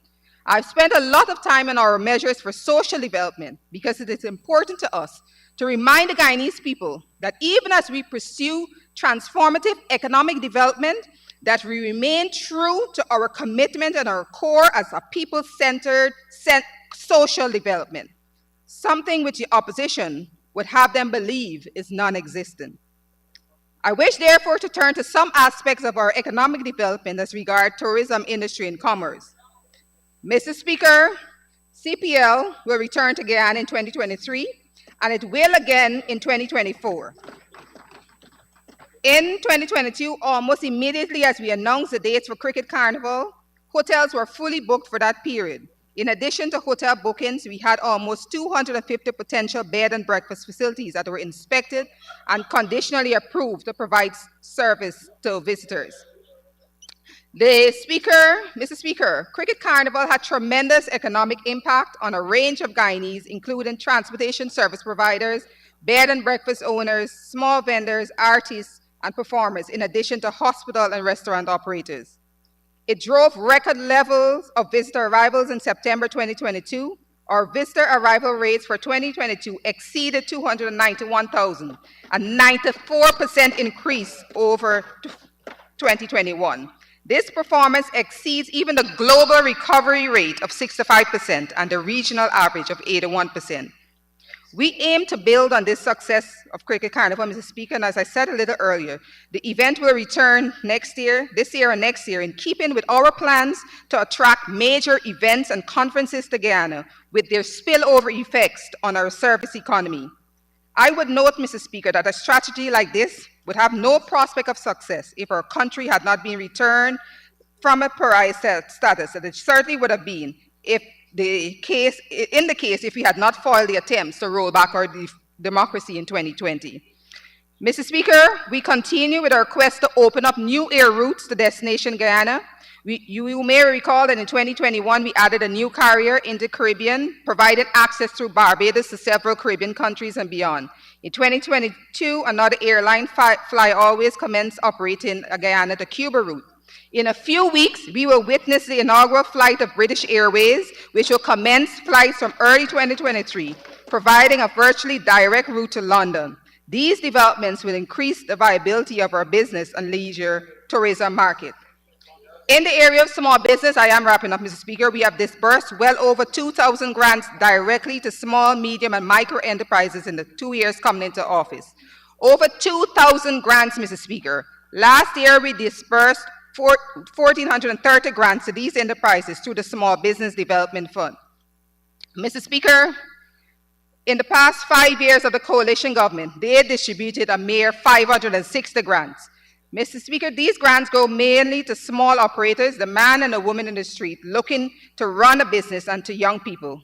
By this, I mean to say those very people that the opposition claims to care for and say that we do nothing for. We have distributed over 2,000 grants in under 3 years, Mr. Speaker, while they distributed 560 grants in just over 5 years. In my inaugural presentation to this House, I pledged the administration's commitment to operationalize the Belvedere Business Incubator within our first term in office. Mr. Speaker, you may recall that I drew attention to the fact that the coalition held a purported launch of this facility just prior to the 2020 election gimmick clearly. Mr. Speaker, might I remind the House that the facility that they launched was in fact an empty building, no equipment, no furniture, no staff, not even any electricity. Today, Mr. Speaker, I wish to place on record that October 11, the Belvedere Business Incubator had its relaunch.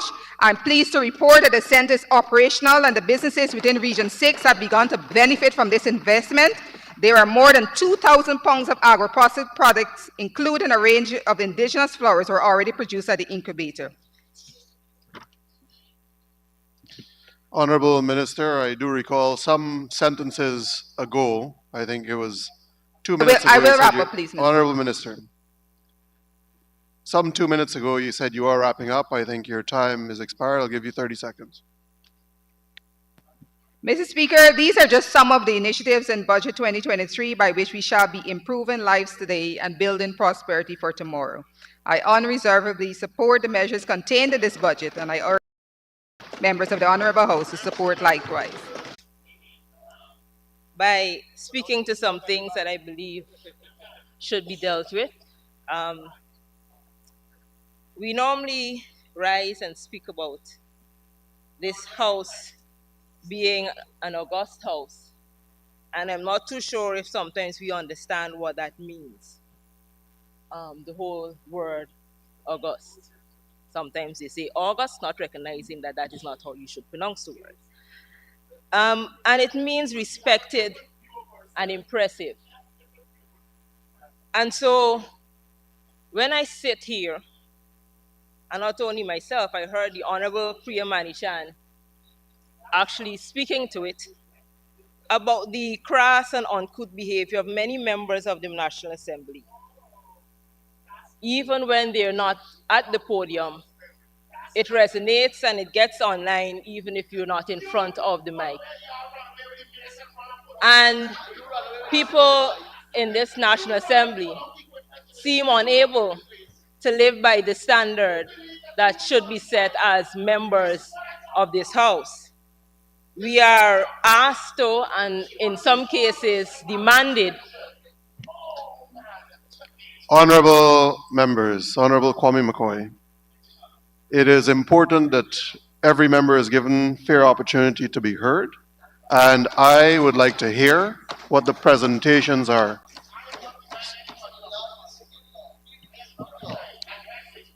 We are asked to and oftentimes demanded that we call each other honorable. And that title, I think, requires also a certain level of responsibility by those who are hold that title. And so, Mr. Speaker, sorry about that. And so, Mr. Speaker, I would like to first state that as members of Parliament, we should have or hold higher standards, recognize that when we're in this National Assembly, it's not about a laugh and a joke. It's about representing the people. It's about representing the people and the interests of the people. And so everything that we say and do should be in the interest of the people. Now, Mr. Speaker, on that note, I should also add that it also bothers me when members of Parliament, in particular ministers, come to this National Assembly and behave in this manner, how it is that they actually treat their staff in their ministries. That, for me, is bothering. And it begs the question whether the public servants in the various ministries are working under conditions that are not the best. Now, you see, Mr. Speaker, yesterday I have the honor, or I'm not sure, the fortune or misfortune of shadowing the Ministry of Public Service. And yesterday, though I wasn't here, I was able to listen to the, if we call it a presentation, from the Minister of Public Service. And at the end of that presentation, Mr. Speaker, the only two things that came to mind was whether or not the minister was actually in charge of the Ministry of the Opposition or the Ministry of Gold. I couldn't figure out whether it was the Ministry of Public Service.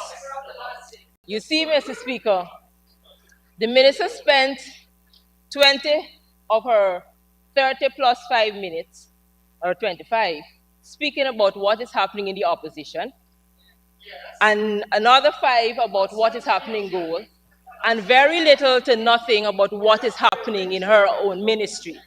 You see, Mr. Speaker, besides that, every minister that came up outside, I must give congrats to the Minister of Education, who this morning, I may not have agreed with everything that she said, but she spent most of her minutes giving us a sense of what she plans to do for her ministry, and I must commend her for that. For the Dr. Frank Anthony as well did that today, so I must commend the two of them for that. But the rest of the ministers came here and gave the Guyanese people no sense of what exactly they plan to do with this money that they have placed in this budget. And so I think that is sad. I think that we should expect more from the ministers. Yes, they know what they're doing, but they're here to let the Guyanese people, well, I hope they know what they're doing. I should hope that they know what they're doing. And if they do, then here is where you let the Guyanese people know that we're coming to this assembly, we're asking for $788 billion, and this is what we plan to do with the money that we're asking for. We heard from the Minister of Labor. Did we hear anything about what's happening in labor? We heard from the Minister of Public Service, Mr. Speaker. The Minister of Public Service. I don't know if that is the worst speech that I've heard in the decades I've followed Parliament, but I was more disappointed in the minister because I expected more of the minister. And I don't know her personally, and I'm sure her family and friends think she's a wonderful person, but what was portrayed yesterday, I think as members of parliament, we could and we should do better. There's always a place for politics. There's always a place for showing that you know somebody's personal information. There's always a place for that. But when we stand here in the National Assembly, it is my honest opinion that we should get to the business of the Assembly and mind our behavior and attitude when it is that we are presenting here. So, wondering about now the public servants, Mr. Speaker, since the minister spoke very little about the public service, there are a lot of questions that I do have, and I'm not sure when we will be at a place for her to be able to respond to them. But I wonder about when you look at the budget and you look at the indicators, for example, the indicators that have done well over the last year were those that dealt with training. So there was a lot of work done where training is concerned. There was a lot of work done where goal is concerned. But all of the indicators that look at the actual policies to help the public service move from where it's at to where it should be have all reduced from where it was last year. Their target and where they actually got was actually reduced from last 2021 to 2022. And I think that is something that we need to look at, because if it is that you're going to come to the National Assembly and you're going to be asking for monies, then you need to be saying what policies are you going to be implementing to ensure that the monies are spent effectively.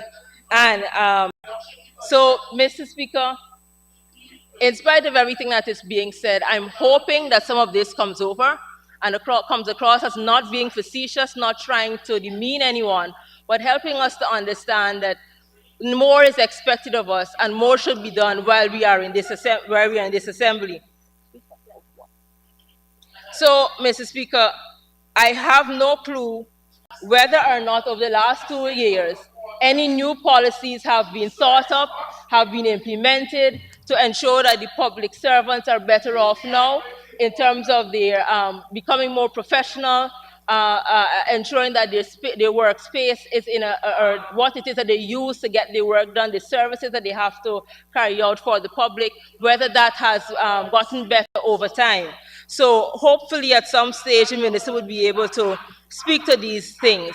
I also noticed that in this 2023 budget that there is some talk about new policies being implemented. I heard the Minister of Labor at some point speaking to the fact that some outside person did an assessment of the labor force. And that is actually a good thing, but I'm hoping that we could get some more information on that and that maybe that assessment could be laid in the House so that the country will get a sense of where we are, where labor is concerned, and what is required for us to move that forward. Because there's apparently a lot of conversation right now about,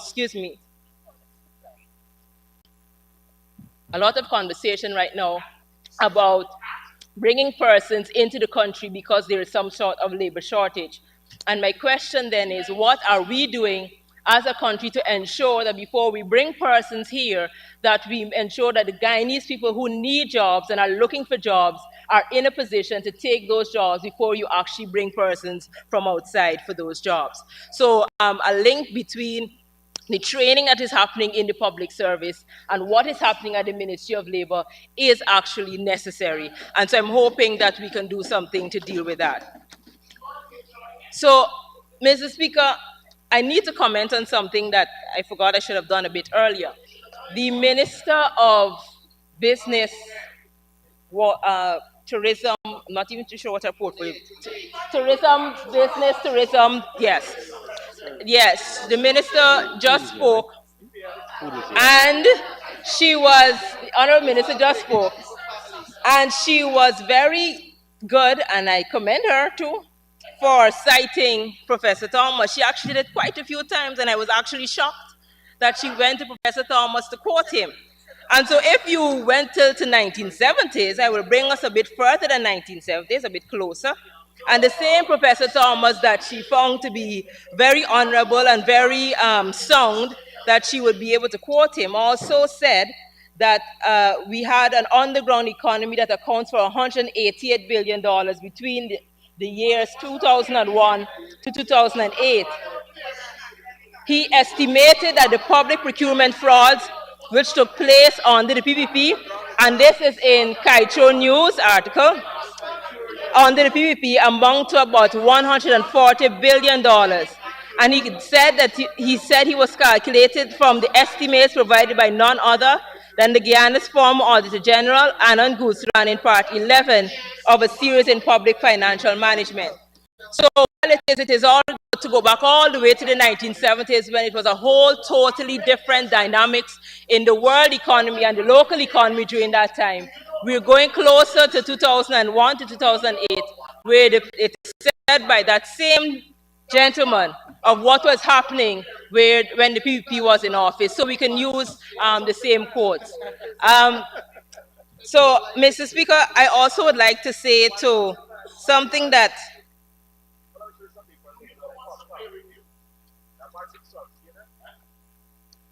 the minister also mentioned and spoke to what it is or how it is that the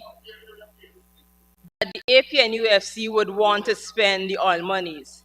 And she gave a hypothetical situation, and if for some reason the oil monies, the cost of oil reduces, what would then happen? All the subsidies that we give to persons would then have to dry up and all of those things. But let's look at it this way. The minister has not recognized that what they have just done with this particular budget is drain all of the current monies that we have and put it into capital projects. So let's do that what if scenario. What if, right?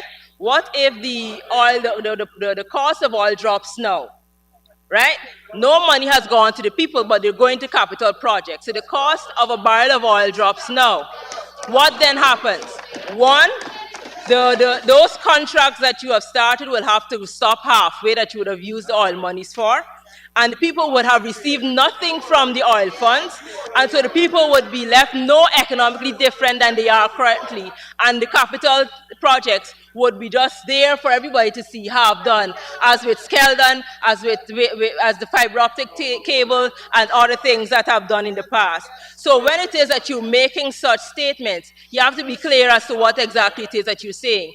And what I think my colleague was saying earlier, Director Finance, is that focusing on the current part of the budget is just as important, and it cannot be left to whims and fancies of anyone without recognizing that it is important to increase the salaries and wages of public servants, and also the ensuring that people have access and opportunities to access good funding so that they can remove themselves out of poverty. Now, Mr. Speaker, you know what is sad and what I recognize is that there are obviously two different philosophies. There is a philosophy that you focus on infrastructure, and then there's a philosophy where you focus on people. And in terms of development, because there are different phases of development, there are different types of development. Development is infrastructural development, but there's also human development. And if it is that we decide that we're going to utilize the majority of our budget and majority of the money from our natural resource fund to focus on capital and infrastructure and not as much on human development, then I think we're going in the wrong direction. Now, on one side of the thing, we have human development, yes, and maybe anybody would say just focusing on human development may not be the best option. I don't disagree with that. But I think we need to find a balance between capital investment and current investment. And sadly, this particular budget does not find that balance. And I think we need to do more where that is concerned. So, Mr. Speaker, there's a lot that can be said about this budget. There's a lot that can be said where this budget is concerned. A lot of my colleagues have gone into specifically where they disagree with the budget. I wouldn't say that I disagree with everything. There are some projects that I think are good. There are some projects that I think are good for the country. But what I think needs to be understood is that when the people are the man in the street here that we have a 40% increase in a budget, and there's money from all that they didn't think would ever happen, that for ages, and my parents have been saying that we have all, we just haven't found it yet. Now that the money is being rolled in, they're expecting to get a little bit more from that than they currently are getting. So it's not a case that, no, don't do any capital projects, no, don't do any infrastructure, but it's about more, how do we put a little bit more monies into the pockets of those who need it, and those who after this year will see the roads, they will see the bridges, they will see the capital projects, but still can't feed their families. Is there any policy in the budget that deals with that? I'm seeing that I am saying that, for example, the Ministry of Social Protection, there is $3,000, there is $5,000 for the different sections of our society that particularly need it. But I believe that more is required. And that is what I'm saying, Mr. Speaker. And so, Mr. Speaker, on that note, what I will say at the end is more is required of us. More has been demanded of us. With this the oil resources, I think we should do more for the people. And as if it is that we can possibly work together to get that done, I think we would be a better place in this country. There is such a divisiveness. There is such a divisiveness that is happening in our National Assembly and has seeped through the entire society that I think we need to recognize. I think sometimes we live off of it. We think politically that it is the best thing to do, to have our country divided, because that is how you can determine where your votes will come from. But at some point, if it is that as a society we are going to move forward, we need to do better than what we have been seeing over the last 5-10 years in this country, probably since independence. And so I will ask of the government side that, yes, you're in government. Some may say installed, you may disagree. Yes, you are there at the helm of power, but that does not mean that you have to wield all the power. And that's where what that means is that disallowing and discriminating and marginalizing against persons who you believe may not be on your side. That is not how a government should function. And so better should be expected of you and demanded of you, and you should do better. Thank you.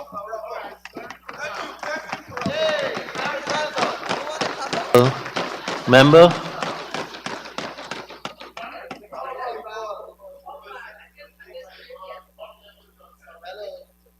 And now for the Honorable Minister of Culture, Youth and Sport, the Honorable Charles Ramson Jr.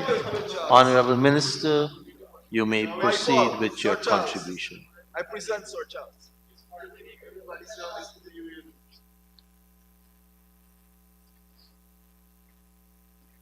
We're going to hold up. Thank you very much, Mr. Speaker. First of all, I'm very pleased to stand before this House to support the largest budget in our country's history. Also, the fact that there are no new taxes added. It's 41% larger than the previous year's budget. And with the previous speaker, one would expect that coming from the Builders Party, she would be one of the people to support a heavy infrastructure budget to build the country. And after listening to so many of the presentations from the APNU, AFC, the opposition side over the last day, I'm reminded of the quote by Mark Twain, where he said, "Let's be thankful for fools, because without them, the rest of us wouldn't be able to succeed." Mr. Speaker, when I came to the Ministry of Culture, Youth and Sport, our ministry had $2.4 billion. This year, our ministry is getting $7.1 billion. And I would like to take at this point the opportunity, Mr. Speaker, just to express my gratitude to His Excellency President Ali for all of the support and the guidance, the direction that he's been given to me and to our ministry in the last year. I would like to also take the opportunity to express my gratitude towards the Vice President, Minister Ashni Singh, his team at the Ministry of Finance, for all of the support that they've given to me over the last few months or so in relation to the crafting of the budget. And I would also like to thank all of the people of the communities where we have been working aggressively, where they have welcomed me, welcomed our team, welcomed our ministry, and for all of the work that we've been doing in those communities that have been bringing meaningful and tangible success and development to them. Mr. Speaker, it has been a tremendous year of achievements for the government. A phenomenal year of growth, development. In 2022, over 10,000 house lots were allocated. More than 20,000 since coming into office. And I've said it before and I want to say it again, Mr. Speaker, this will be the greatest transfer of wealth to the average Guyanese person in any 5-year period to date. We've given out more than 7,000 or almost 7,500 scholarships in 2022 and over 13,000 since we came into office. We secured the biggest carbon credit deal in the world, where Guyana will receive a minimum of $750 million for 30% of our standing forests. We also included in that deal, Minister Vikram, the legacy credits of $187 million to cater for the AP and UAFC's failed period. We increased the children's cash grant that the AP and UAFC removed to $30,000, and in this year, we are increasing it to $40,000. We built new highways, thousands of roads and streets, new schools, new hospitals and healthcare clinics, new police stations. The road to Lethem has started.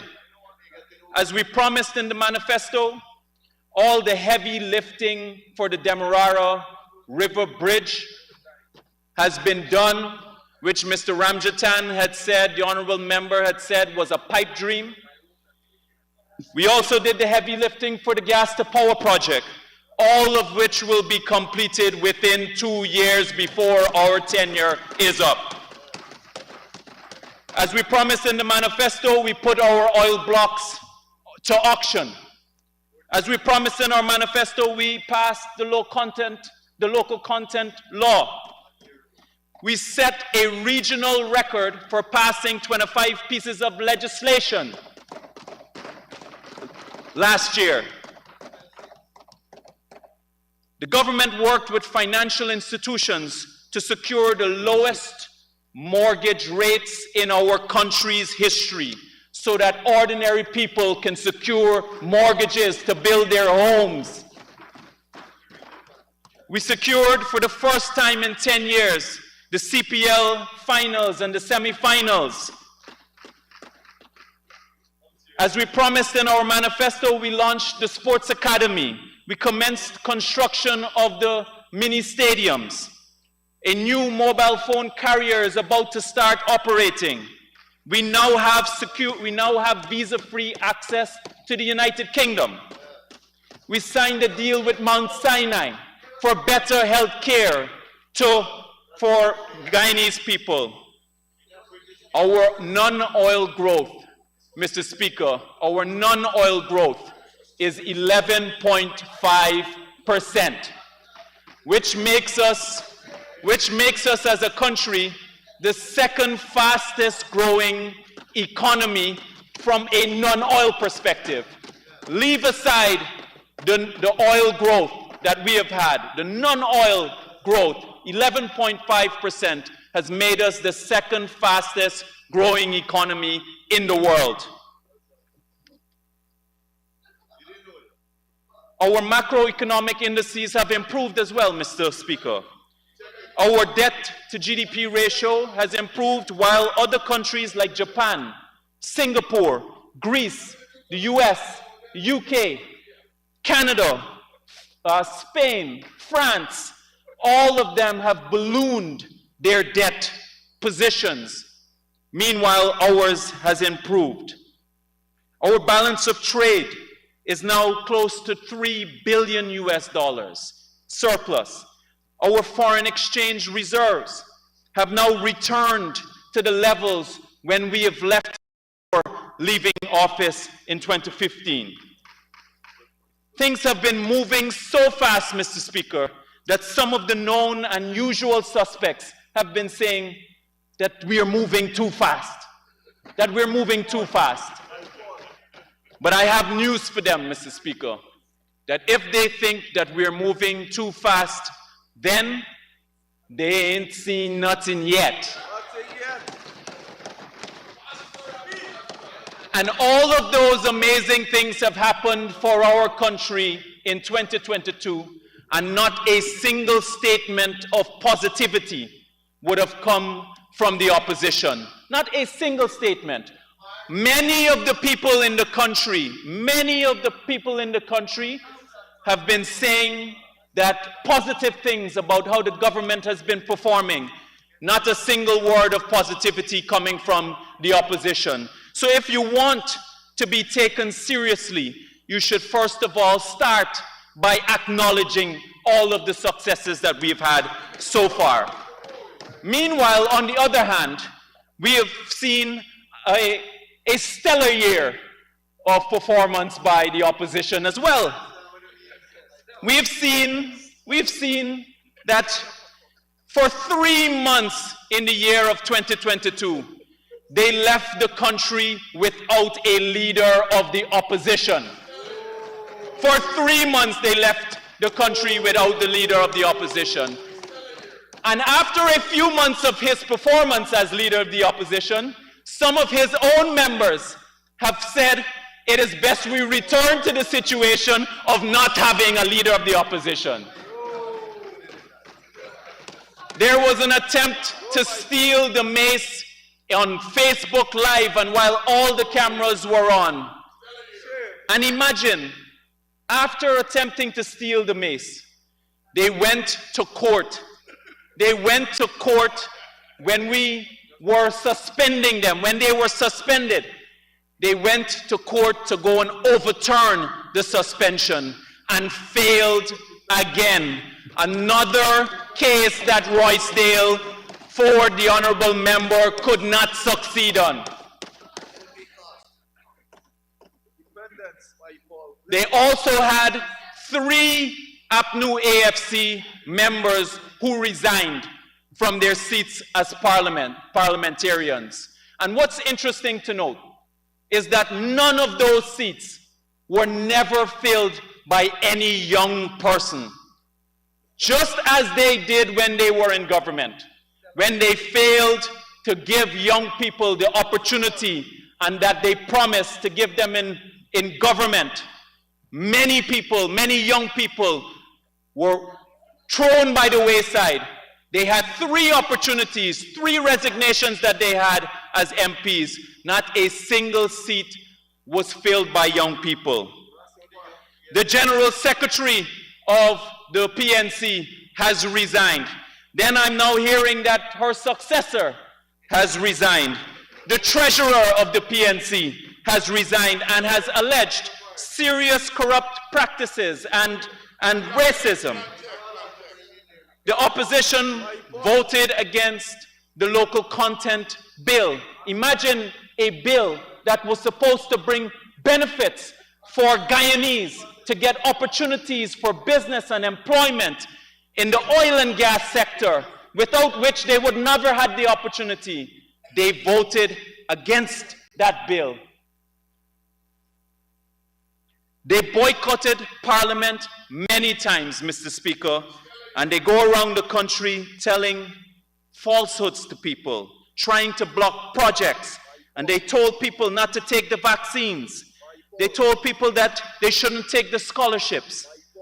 They also told their NDCs that they control not to support the cleanup efforts that the government was leading. The fact is, that was their stellar year, 2022, and it is now commonly understood by everyone in the country that the opposition is lazy, it's not credible, and it's useless. Honorable member, you have to withdraw lazy for me. I withdraw the word lazy, Mr. President. They lack energy. They're lethargic, I'm being advised. And that's the reason why, Mr. Speaker, they are unable to get a crowd anywhere. Mr. Speaker, I even saw that they had on Boxing Day a big green lime at Congress Place. And even for the green lime, they were unable to get a crowd. So over the course of this debate, Mr. Speaker, it would be senseless for the opposition to come to the people of the country, having had already 5 years in government, spent $1.4 trillion in this country. Don't come and tell them and lost the election, and don't come and tell us that you can do a better job. And I've heard the argument, Mr. Speaker, that the country needs a strong opposition. What the country needs, Mr. Speaker, is a responsible opposition, not just a strong opposition, a responsible opposition. And how is this budget crafted, Mr. Speaker? I want you to know that when it comes to analyzing countries and the quality of the country that we're living in, and we make comparisons all the time. Why is Guyana in this situation? And it is always the quality of our infrastructure. And if you want people to have a better life in this country, you have to give them quality infrastructure. And anyone who doubts the importance of quality infrastructure, just remove the seawalls. Just remove the seawalls for 1 minute, or for 1 day, or for 1 week, and Georgetown becomes unlivable. And this year, again, we're spending heavy on infrastructure, and I call infrastructure, Mr. Speaker, the great equalizer. The great equalizer, because whether you're rich or you're poor, you have to drive on the same bridge. You have to drive on the same road. You have the same source of electricity. You benefit from the same canals. You benefit from the same sea defenses. And many times when people say, you can't eat road, I heard them say that, you can't eat road. Well, actually, you can. Because when the government spends on infrastructure, on let's say building a road, it goes to a contractor. The contractor has to pay workers. The contractor has to buy materials like asphalt and sand and loom, and that goes to a business. Those businesses have employees. And then when those employees also have to pay taxes, the contractor has to pay taxes. They have to pay NIS. It keeps expanding for everyone. They have to rent machinery, move trucks, the truck drivers, everyone gets an opportunity to eat as a result of spending on infrastructure.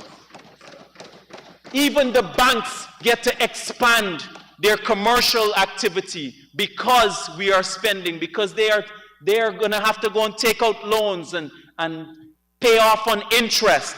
So all of that, even the accountants who have to file their taxes, they get an opportunity to work. The legal clerks are get an opportunity to work. The clerical staff, all of that expands economic activity, expands our tax base, so everyone gets a chance to eat. It also creates the connectivity of trade. And when you want to talk about sustainability of growth, it is about creating the connectivity of trade. And one thing that this type of spending, which is infrastructure-based, that many people don't understand is that it is cumulative. Cumulative. Every minute saved, every dollar saved, it multiplies across every citizen, and it adds up to greater and greater output, greater disposable income, greater consumption, greater time savings. And if you are really concerned, the opposition, about inflation, the last thing from an economic perspective that you want to be doing is to be pushing rapid spending on salaries and government transfers. That's the last thing that you want to be doing, because that is the classic recipe for inflation. Too much money chasing too few goods. That is the simple description of inflation. Too much money chasing too few goods. So these are points that you may lose on the opposition, but it's not lost here on us in terms of an economic philosophy. So, Mr. Speaker, I want to speak on my area. We've spent some time on the bigger picture and what we're doing. Mr. Speaker, for sport, it has been another phenomenal year for us. We commenced the construction of the mini stadiums at Anna Regina and Mackenzie. We commenced the transformation of the Cliff Anderson Sports Hall. We commenced construction of modern stands at the athletic tracks in New Amsterdam and Linden. We completed construction of a new stand in Lenora and at the Lenora Track and Field Stadium. We completed the procurement of international lights and quality international lights at the synthetic track in New Amsterdam. We completed major renovation works at the National Stadium. We completed procurement of international lights at the iFlood ground. We commenced construction of a new doubles court, commenced construction of a new racket hall at the racket center. We commenced construction of an all-weather cricket training facility at the National Stadium. We completed the asphalt work at the Linden track, and we're about to lay the synthetic material with the supervision of BSW from Germany. We completed payment for the repair of the track. And as for community grounds, Mr. Speaker, something that's very close to my heart, we have completed and supported work for being done at 55, just in last year, 55 community grounds in 2022. I saw in the news media reports that they said it was 55 since coming into office, and I saw inadvertently the minister responsible for finance had said that it was 55 since coming into office. It's just 55 in last year alone. It's 92 since coming into office, and we've lit 21 of those grounds since coming into office.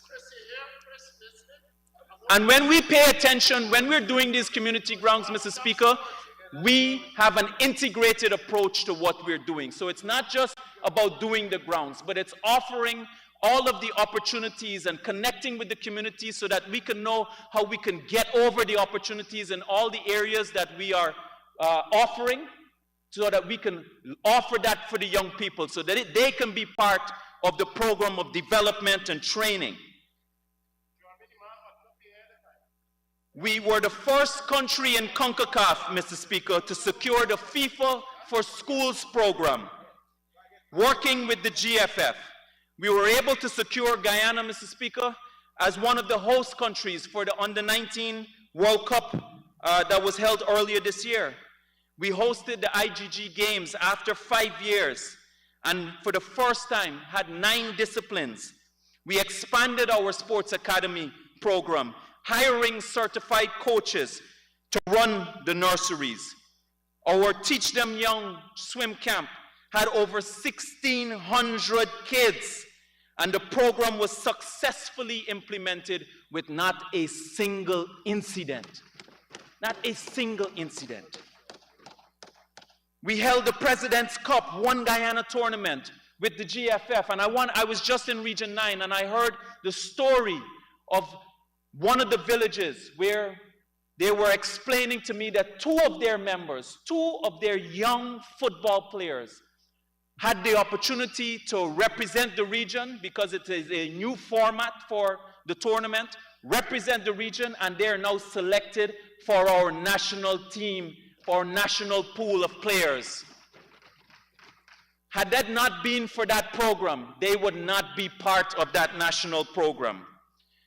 We also held the Junior Caribbean Area Squash Association tournament right here in Guyana. And this year, we're once again heavy on building the infrastructure for facilities.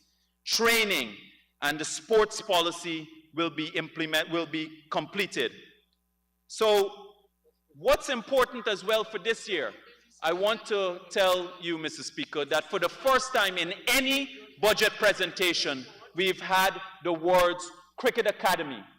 Cricket Academy included in a budget presentation. For all these years that we have been a leader in the world for cricket talent, producing some of the best in the world, and cricket has been on a decline in the region. It is the first time that we're taking hold of this as part of the government program to improve the talent and the performance of all of our cricketers by building a cricket academy.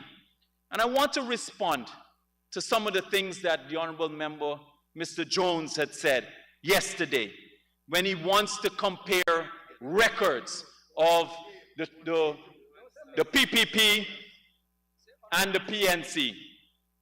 And when you compare the 28 years of the PNC plus the APNU AFC's 5 years, which is 33 years, and the PPP 23 years plus 2 years, which is 25, and just for the sake of clarity for those folks on the other side, that 33 is more than 25. 33 is more than 25. It was under the PPP that the National Stadium was built. It was under the PPP that the Aquatic Center was built. It was under the PPP that the public National Squash Court at the Racket Center was built. It was under the PPP that the gymnasium was built. It was under the PPP that the Lenora Track and Field Stadium was built. And all of that was done without oil money. Without oil money. The only sports facilities that the PNC or the APNU AFC have ever built was in their 33 years in office were, one, the Cliff Anderson Sports Hall, and two, the Durban Park project, of which $1.4 billion was spent and $600 million cannot be accounted for. Cannot be accounted for. Even the Mackenzie Sports Club was not built by the PNC. It was built by Demba. So when the Honorable Member, Mr. Barbershop, boasts about the APNU buying a replaced screen for the national... So, Honorable Minister, I don't know we have Honorable Barbershop. Forgive me, Mr. Speaker. The Honorable Member, Mr. Jones, who may be seeking proprietorship of a barbershop. When he said and boasts that the APNU AFC bought a replaced screen at the National Stadium, it was the PPP that built the entire stadium. It was the PPP that built the entire stadium, and that point would be lost on them. That's how parochial them on the other side are.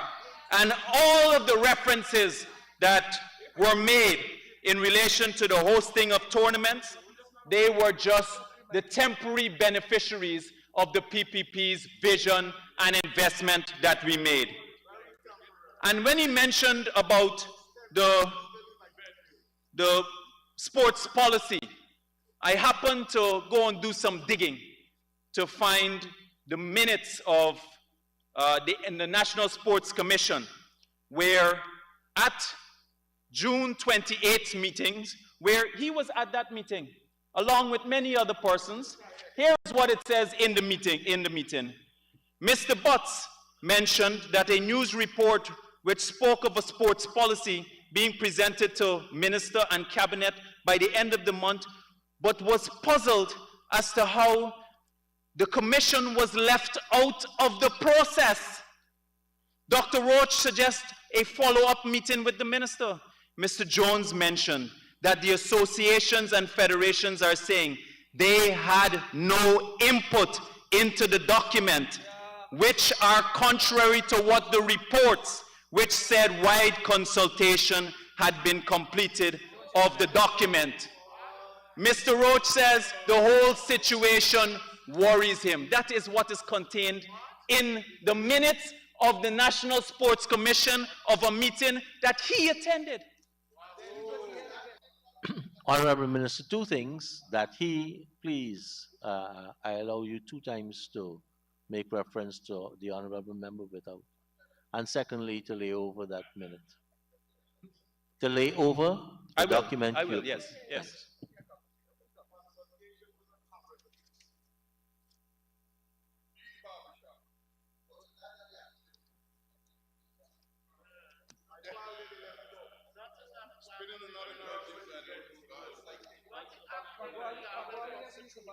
Yes, and it's important, Mr. Speaker, that what they want me to complete in 2 years,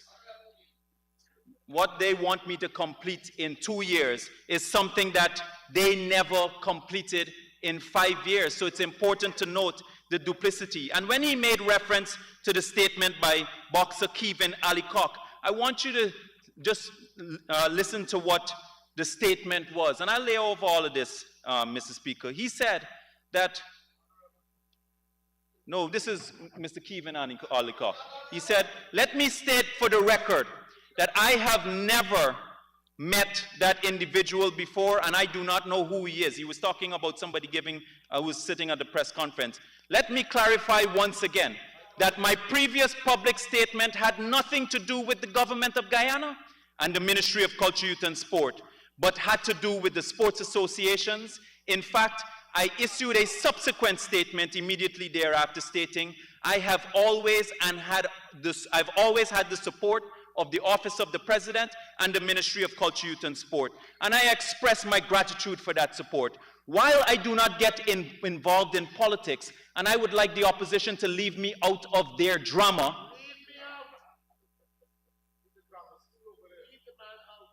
as we have to say in Guyana, we have to give Jack his jacket.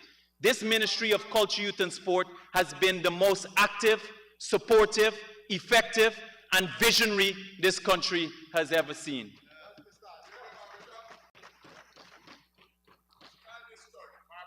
And I can't help but note when we speak about the Allianz Pompey tournament, where even the simple things they couldn't get done. We had to spend $77 million last year to get so that the track can be repaired. Even though the damage to that track happened within their 5-year period, during the warranty, which we could have gotten replaced and fixed for free, because they didn't do what they were supposed to do, we had to spend $77 million for doing that. So, Mr. Speaker, I know time is moving, so I want to move to the... So this is a good time to ask for an extension for you. Go ahead.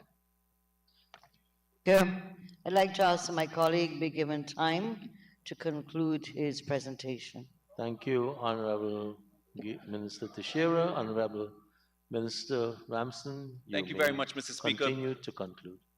The highlight of our cultural calendar was the successful hosting of the Guyana's new tourism product, which was the Cricket Carnival. The ministry partnered with the Ministry of Tourism, Industry and Commerce and successfully held 15 events and a road parade over the 2 weeks period, and it was hugely successful. One of the events was the One Guyana Mega Concert, which saw the fulfillment of a commitment by His Excellency of a stage only for Guyanese artists. This was the largest crowd for any Guyanese-only stage in our country's history. And all of the revenue from the gate went to the performers. And the sum, Mr. Speaker, was doubled by President Ali.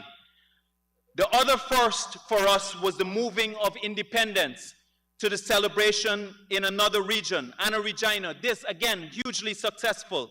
And we intend to rotate to another region every year.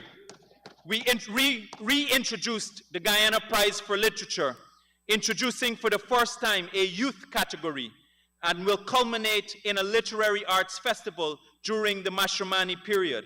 And Mr. Speaker, I just wanted to show you what happened during APNU's period. They killed the Guyana Prize for Literature. And this is the article that was published in the process of killing the Guyana Prize for Literature. This is October 8th, 2018. Caption, Guyana Prize impasse for cabinet this week. Subcaption, Norton unsure if money available for literary award. Imagine he's the minister and he doesn't show, just George Norton. Imagine he's the minister and doesn't even know if the money is available in the budget for the award. He then goes on to say, I have sent a memo to cabinet. I'm going to cabinet with an agenda. I hope we can discuss it on Tuesday. And what is the result of his Tuesday discussion, his agenda? The prize was killed. It was never held again. Mr. Speaker, working with the ministry, with my colleague ministry, we also were able to secure representation of our culture at the FIFA World Cup in Qatar, which was fully funded by Qatar. Working with my brother here, we were able to secure that. We also had the Cultural Creative Industries Grant. The ministry also introduced for the first time the youth culture camps to expose young minds to visual and performing arts, to enhance their awareness of Guyanese culture and heritage. 240 youths participated in the sessions where they focused on traditional drumming and drum making, traditional dance and modern dance, drawing, painting, heritage awareness. During the heritage aspects, they were able to visit historical sites. We held consultations on the cultural policy, which will be concluding this year. We had over 2,000 persons, young people, we were able to engage with in the sector. Some of the projects that we did were significant. We completed the installation of seats at the balcony at the National Culture Center. We also completed the replacement of the Yumana Yana roof. We completed the accessway in Banab at the Hog Island in Windmill. We completed accessibility to projects at Fort Nassau and completed enhancement work to the 1763 monument and Enmore's martyr. This year, one of the big things that we have on our program is to focus on getting our Creative Industries Academy, or Institute for Creative Arts, credited. This year also on youth, Mr. Speaker, we're spending $94 billion on education, $2.7 billion injected into the University of Guyana, $2.5 billion into the technical institutes, $1.8 billion into gold scholarships, $488 million for the BIT, $200 million into youth entrepreneur projects in agriculture, $960 million for us on training, etc. And this is one of the things that we're most proud of. We have engaged more than 5,000 young people in our youth program, in the science fair or the President's Youth Award. We also had for our robotics training, but one of the things that we are most proud of, which we launched yesterday, we were able to retrofit the buildings and purchase all the tools and do the upskilling for all of the trainers so that we can launch a transformational training program for TechVoc, where young people can enter our institution and get their technical vocational training in 4 months, 4 months in 4 of the main areas, and it will be 5 this year. There is no other technical vocational training program in Guyana or in the West Indies where they can get CTVET certified in just 4 months. And we will be expanding that this year. Mr. Speaker, I have the great privilege and honor of being the Minister of Culture, Youth and Sport to come and add my voice to all of the work that we've been doing at the ministry and to support the work that the Ministry of Finance has been doing. And I would like to leave this lasting word and this closing word with a special thank you from my own ministry, all of the hardworking staff and all of my colleagues at the cabinet and my ministry for all of the support that they've given to me, to us, and to all of the, by extension, all of the young people, the tens of thousands of young people that our ministry has been able to engage and improve and give leadership and mentorship across the country. Thank you very much, Mr. Speaker.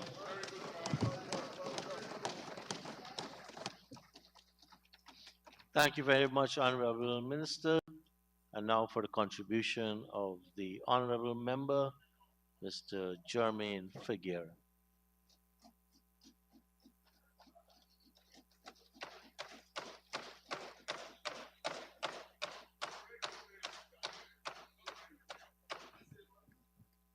Thank you. Thank you, Mr. Speaker. Mr. Speaker, having listened to the minister who just concluded his presentation, and in his embryonic remarks, Mr. Speaker, his quote that he quoted was intended to insult the honorable member before him. I too, sir, am reminded of a quote from the famous Greek playwright Aristophanes, who said, and I quote, "Ignorance can be cured, but stupidity is forever." Mr. Speaker, as I stand to join this debate and lend my voice to Budget 2023, permit me to express my gratitude to the hard-working public servants at the Ministry of Finance and the Honorable Member, Dr. Singh, for the budget he has presented. A budget, Mr. Speaker, that promises to play a pivotal role in where our country will go and how our people will benefit from the utilization of the nation's resources, which is yet to be proven. Dr. Singh, the Honorable Member, your hard-working staff at the ministry have given services above and beyond, and they are yet to be rewarded with an increase from this very said budget. Where is the gratitude? Mr. Speaker, Budget 2023, which has guaranteed and garnered from this side of the House the most appropriate adjectives to describe it in its truest sense, in its realness, the honest views of the majority of the people in this country. Mr. Speaker, taking the opportunity as I so have, I too, Mr. Speaker, would accurately like to give my description, of which this budget, I believe, is an unadulterated extortion of the people's money. This budget does not reflect the will and the desires of the small man, the majority of the people who eagerly, hopefully, and optimistic about getting more from this budget, which has epitomized the term, the paradox of plenty. The paradox of plenty, Mr. Speaker. Sir, whenever one reads a budget or listens to the presentation, no matter how long it is, the small man is only concerned with what is in it for him. The pensioners want to know what you have given them. And I say, Mr. Speaker, without successful contradiction, that the paltry sum of $5,000 was not pleasing to this demographic of the population, especially those, Mr. Speaker, who are taking care of their grandchildren. They are immensely disappointed, Mr. Speaker. Parents who will benefit from the Because We Care cash grant of $10,000 more. We are thankful, Mr. Speaker. Thankful for this increase, and we welcome it. But equally so, Mr. Speaker, we believe that this increase, Madam Minister of Education, should be complemented with the reintroduction of the 5Bs initiative. Mr. McCoy, the honorable member, tried to trivialize the importance of this program, which played, Mr. Speaker, an important role in providing free transportation and hot meals to countless of parents and students who benefited from this initiative, Mr. Speaker. I seriously hope that the Honorable Minister of Education will give some serious consideration to this sensible proposition and add it to her ministry's program. Mr. Speaker, what is one of the most disappointing group of people is our hard-working public servants who expected from this budget to see what they will be getting, to help cushion them from the challenges posed by high cost of living.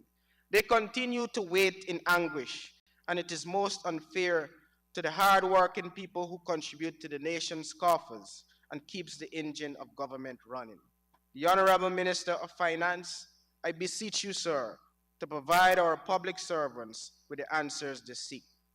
Mr. Speaker, the theme of any budget is of utmost importance, for it gives insights of what is to come, and it lays the foundation on which that vision will be realized. But sir, this budget's theme, improving lives today, building prosperity tomorrow, is an oxymoron in many respects to its contents presented, and in some instances very misleading, Mr. Speaker, with its inaccuracies and misrepresentation of the facts, of which I will highlight in a moment's time. Mr. Speaker, it would be remiss of me not to highlight what I believe was the most impressive about Budget 2023, which was the minister's stamina to stand and present for over 6 hours. 6 hours, Mr. Speaker, without a bathroom break. Sir, I must confess. Just let me correct you, 5 hours and 20 minutes officially.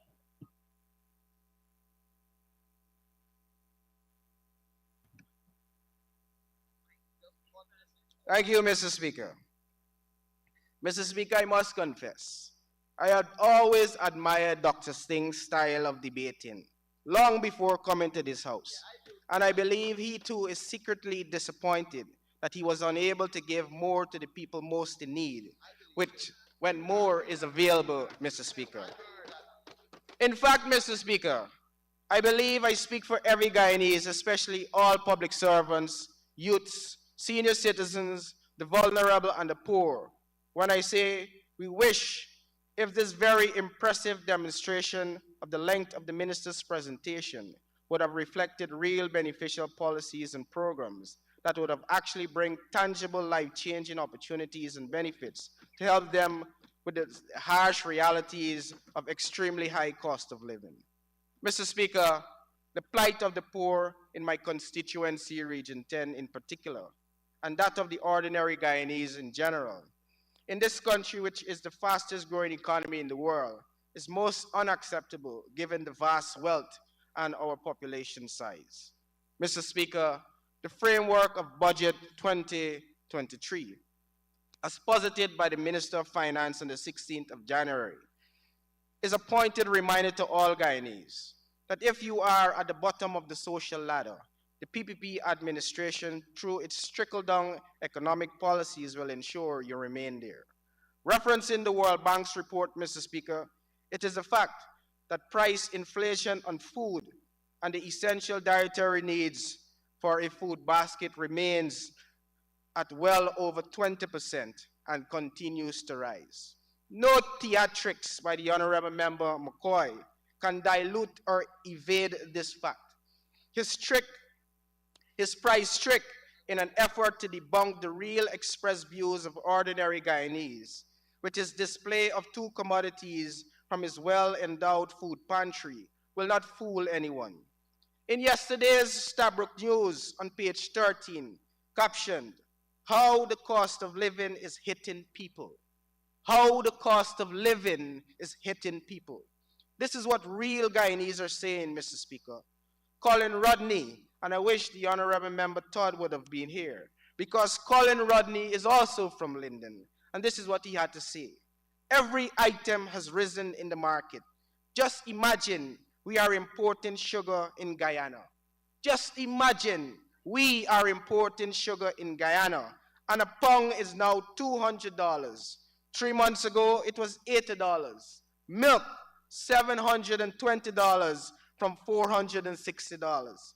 Elisa Smith, the rising cost of living is affecting me in groceries. I could not afford to pay $340 to $350 for 1 pound of okra to feed my family of 6.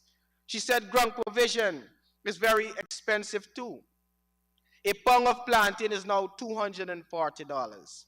Citizen Ozan Gordon said the rise in inflation is too high. 2 to 3 months ago, sweet potato used to be $100 a pound. Now it's $350. Jennifer Ribeiro tomatoes is now $600 a pound. These are the real views of Guyanese people, Mr. Speaker, not the invisible man the minister claimed to have bought his imported sugar from when he voted successfully for the failing Gaisuko that gets billions more every budget, Mr. Speaker. Mr. Speaker, when I read the comments of the Guyana Agriculture Workers Union saying that this is a pro-budget, I long to ask them to please point us to the measures in this budget that address same. Mr. Speaker, I know you would secretly agree with me that it is utter wickedness when the government would forcefully give public servants 8% increase and tax it in 2022, knowing full well that food prices alone would have absorbed such a meager increase.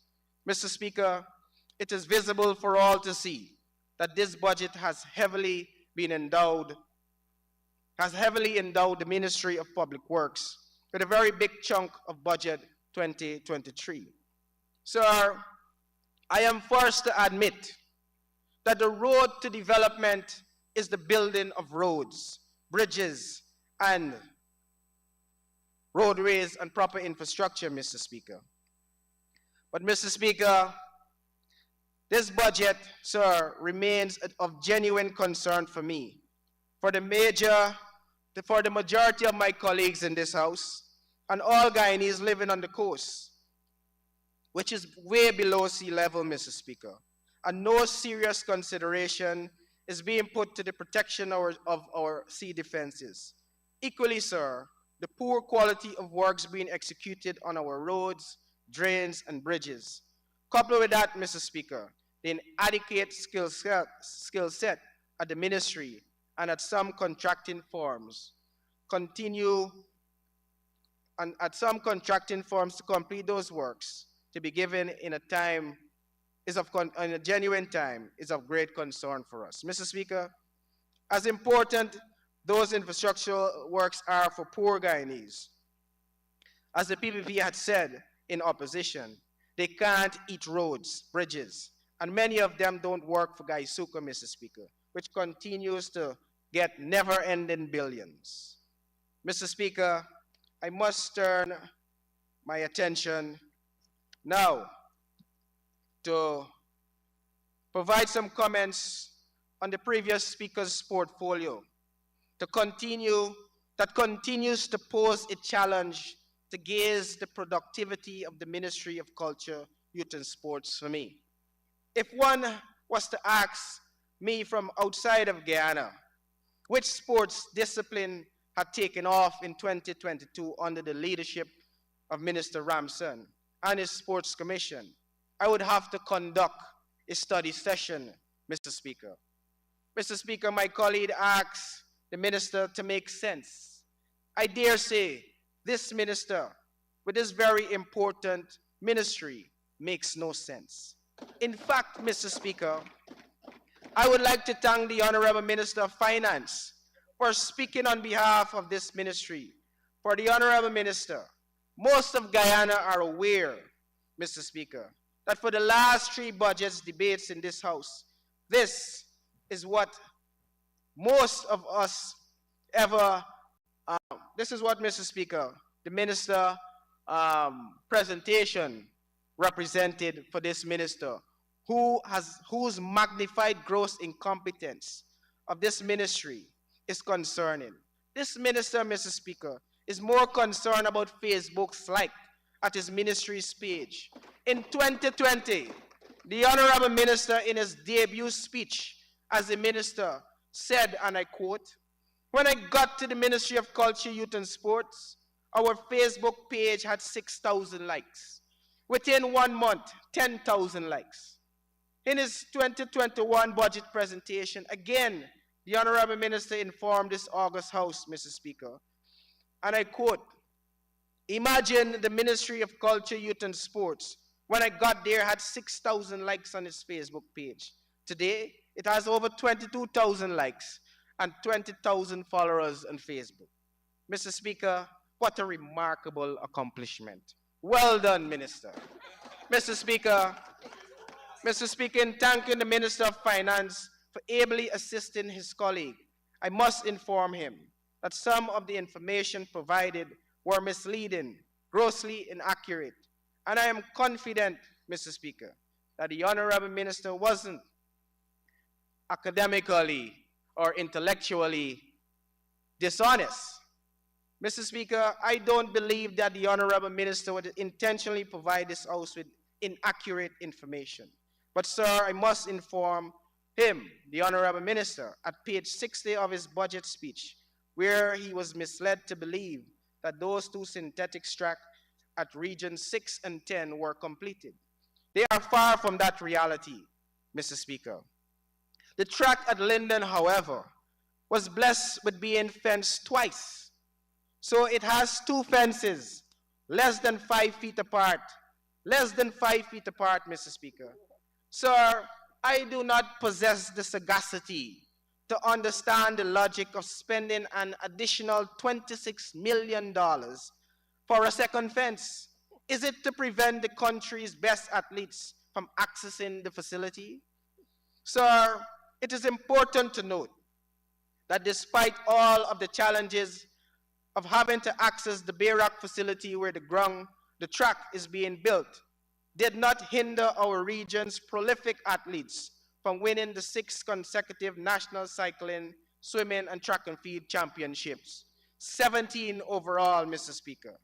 Sir, what was most disappointing about this victory is that the minister with responsibility for our young people and sports did not recognize the importance to present himself, not only to present the winning trophy for our future sports ambassadors and offer them some encouraging words, which speaks volume of the minister's ineptitude.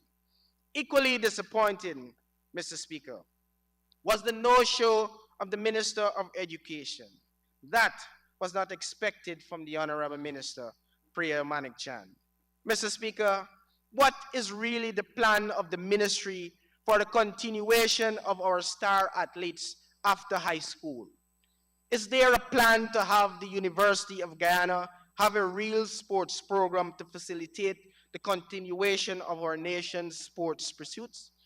Sir, I believe we have the best of opportunities here and now to utilize one of the most dynamic and phenomenal Vice Chancellor the University of Guyana now has. Dr. Paloma Mohammed is a woman who thinks outside the box. I believe she is a revolutionary. And more importantly, Mr. Speaker, I believe the Ministers of Education and Culture, Youth and Sport should engage the Vice Chancellor to bring this much needed component into reality at the University of Guyana to offer scholarship opportunities to our athletes to continue their education and craft. Additionally, Mr. Speaker, I believe the time is right for Linden to be given an arm of the University of Guyana similar to that attained in Region 6. Sir, as I would have indicated to the President on his visit to Linden, our athletes need more than a completed track and an upgraded grounds. Our athletes need those facilities, Mr. Speaker, to be furnished with gyms and athletic training equipment, different sports gears for the respective disciplines, trained coaches, exchange programs, and scholarships for our gifted athletes, which he accepted is most needed, and I presume he was in full agreement. Mr. Speaker, I am happy with the increased allocation for sports, but I must confess, I do have some legitimate concerns of seeing the benefits of all those monies. Mr. Speaker, the reality is none of the sports discipline in this country have improved despite having all of those resources. None of the sports discipline is in January 2023 are at the levels of 2019 rather, Mr. Speaker. Mr. Speaker, the distinct failure of the minister with responsibility for this sector has compelled none other than the head of state himself on the 27th of October 2022 to publicly apologize to the nation's athletes for the lack of support they receive. This is the president, Mr. Speaker, saying that he apologized to the nation's athletes for the lack of support they received. Mr. Speaker, he assured athletes that under his watch, Mr. Speaker, their sacrifices and challenges of the past will not be their future. Sir, this statement by the head of state is testament to the confirmed failure of the minister to execute his mandate on behalf of the president as his. Honorable member, I have no problem with you quoting what the president says, but now attributing that to failure of the minister's imputation. You need to withdraw that. Thank you, Mr. Speaker. Mr. Speaker, by the president, by virtue of his own words, has expressed his no confidence in his minister, who is clueless. Absolutely not. You're trying hard to say the same thing. Please withdraw that one. You've been going great so far. You've covered so much ground in such a short time. You're going great. Don't spoil it.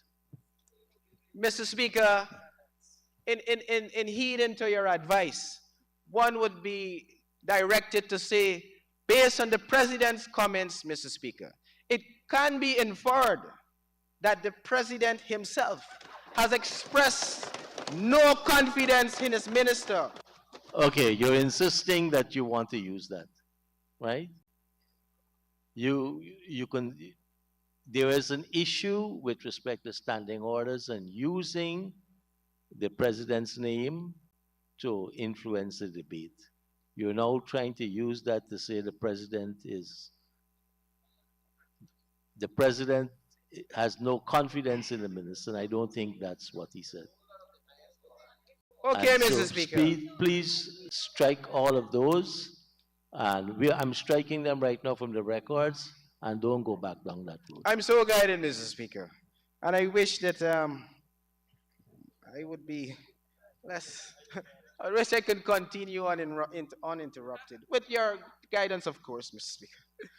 Mr. Speaker, Mr. Speaker, the development of culture, youth, and sport, despite being given sufficient resources, Mr. Speaker, has not garnered any significant difference under the leadership of this minister.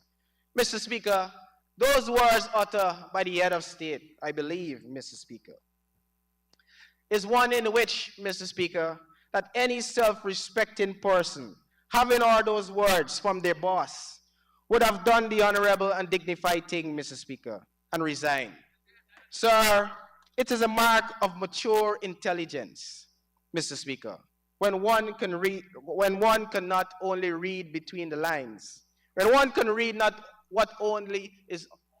Mr. Speaker, it is a mark of mature intelligence when one can read not only what is on the lines, but between the lines. The president, in an effort, Mr. Speaker, to save and salvage the undeniable failure of the Okay, ministry. you have to now totally withdraw that because now you're using, I'm think intentionally to deal with influencing the procedure in the parliament. And the standing order is quite clear. Quoting what the Mr. president Speaker, said is, withdrawn, Mr. Speaker. and I'm not taking away your time. I've stopped the clock. Thank you, Mr. Speaker. Go ahead, honorable member. Mr. Speaker, in efforts to save and salvage the undeniable failure of the ministry, many efforts, Mr. Speaker, were taken charge by the superior head of this minister to take charge himself with regards to leading the country's two most prolific sports, cricket and football, in 2022, with the concepts Cricket Carnival and the President's Cup. But is that enough, Mr. Speaker? Is that what is needed to develop sports in Guyana? Certainly not, Mr. Speaker. Mr. Speaker, the 4.3 billion allocation, which is a significant increase of $1.1 billion, will essentially focus, I am told, on construction of multi-purpose sporting facilities and ensuring there is much needed infrastructure. But Mr. Speaker, the development of sports requires much more than infrastructural development. That is most welcome. The ministry had $3 billion last year for sports, a reflection of $7.5 billion in 2 years, and $9 billion will happen this year, Mr. Speaker. The needed question to be answered, Mr. Speaker, where is the evidence of all those resources? What significant impact was made from the utilization of those resources? Who really benefited, Mr. Speaker? Mr. Speaker, did the Everest Cricket Ground had any benefit from the monies that were exploited? I don't expect you to answer, Mr. Speaker. But, Mr. Speaker, I was told that the minister loves cricket. He's an ardent fan of the sport. Mr. Speaker, with all this love for this sport, how many regions was furnished with cricket pitches to promote this sport by the minister who claimed to love cricket? Mr. Speaker, the development of an all-purpose cricket club at the National Stadium, Mr. Speaker, is unacceptable. Mr. Speaker, the region with the most prolific athletes, Region 10, has no cricket pitch. How many regions benefited from cricket gears, and how many cricket matches were supported by the minister? How many football courts were constructed across this country, and in which region benefited from gears? How many coaches from the respective disciplines benefited from accredited coaching programs from the parent bodies of those different associations and federations? How many associations, federations, and clubs were furnished with the necessary equipment and athletes with the proper gear for their respective sport of choice? Mr. Speaker, what did the increased allocation over the past 2 years did for impacting any identifiable sport? I dare say none. Mr. Speaker, we had oil money in 2022 budget.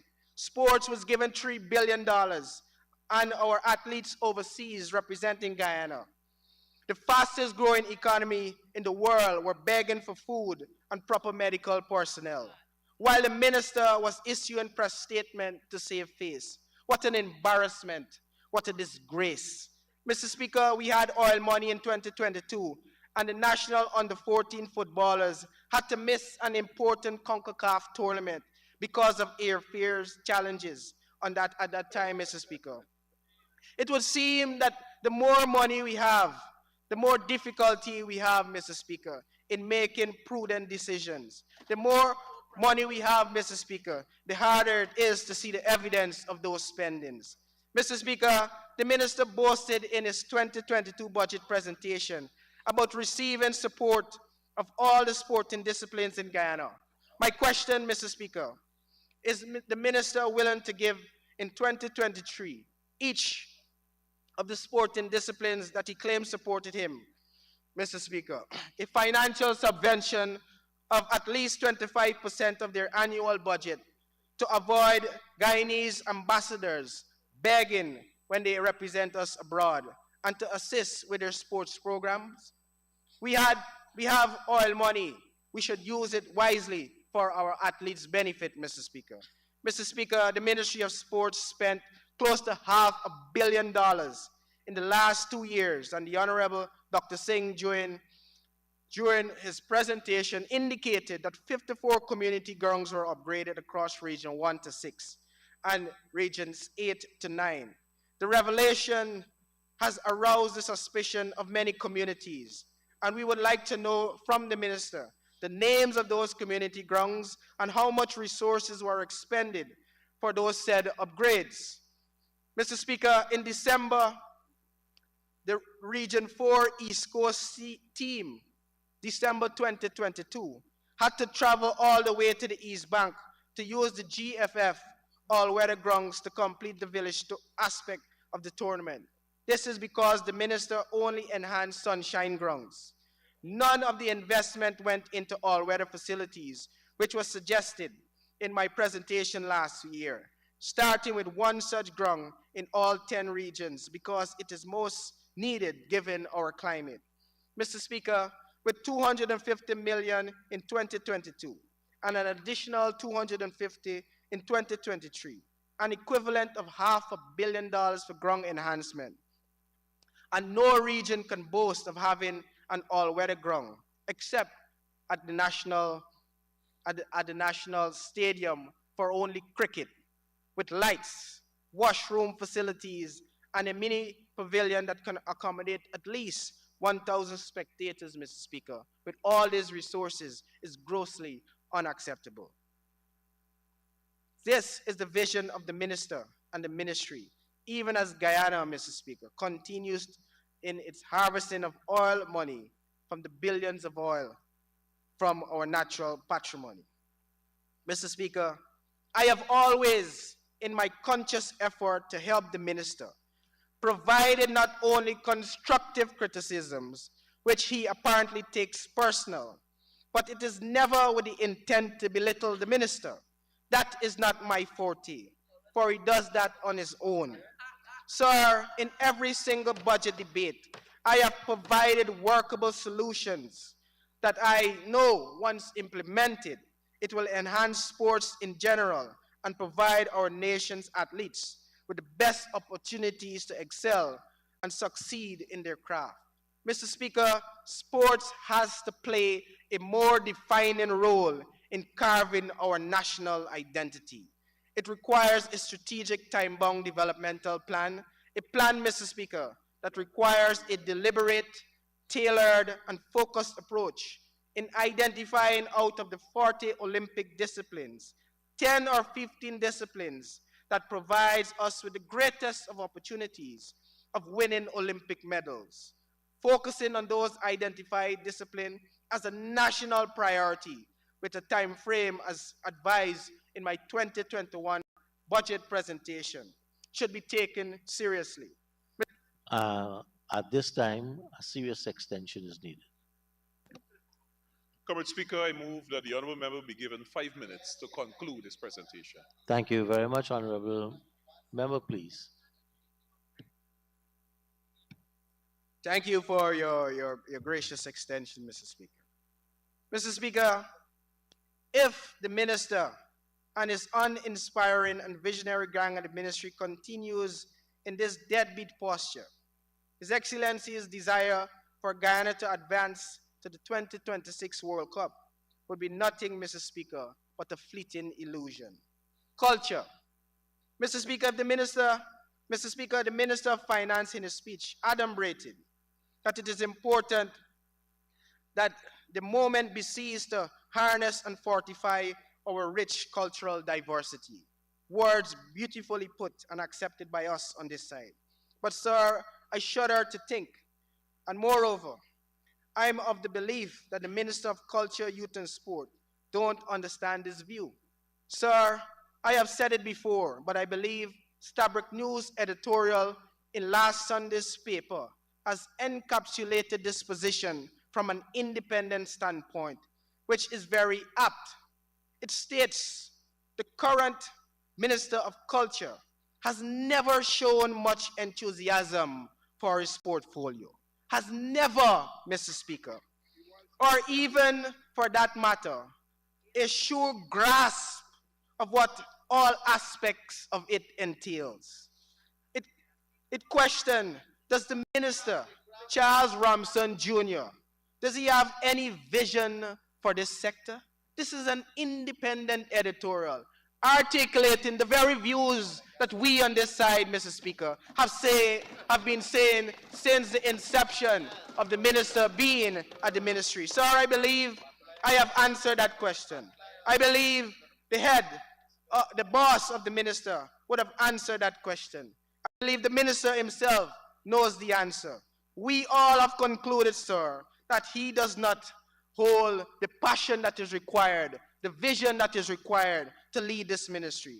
So I believe our uniqueness as a people of 6 different ethnicities, multi-religion, multicultural experiences, our customs, norms, food, music, dance, and all that makes us Guyanese presents the best opportunities for us, Mr. Speaker, as was articulated in my 2020 budget speech, for the promotion of brand Guyana.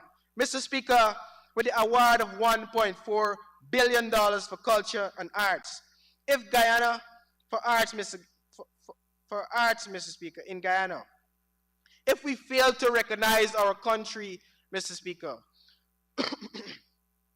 Mr. Speaker, if we fail to continue not to recognize our country's most celebrated activity, which is matrimony, which I believe, Mr. Speaker, and I believe those on the other side share the view, embodies our Guyanese-ness in the truest sense.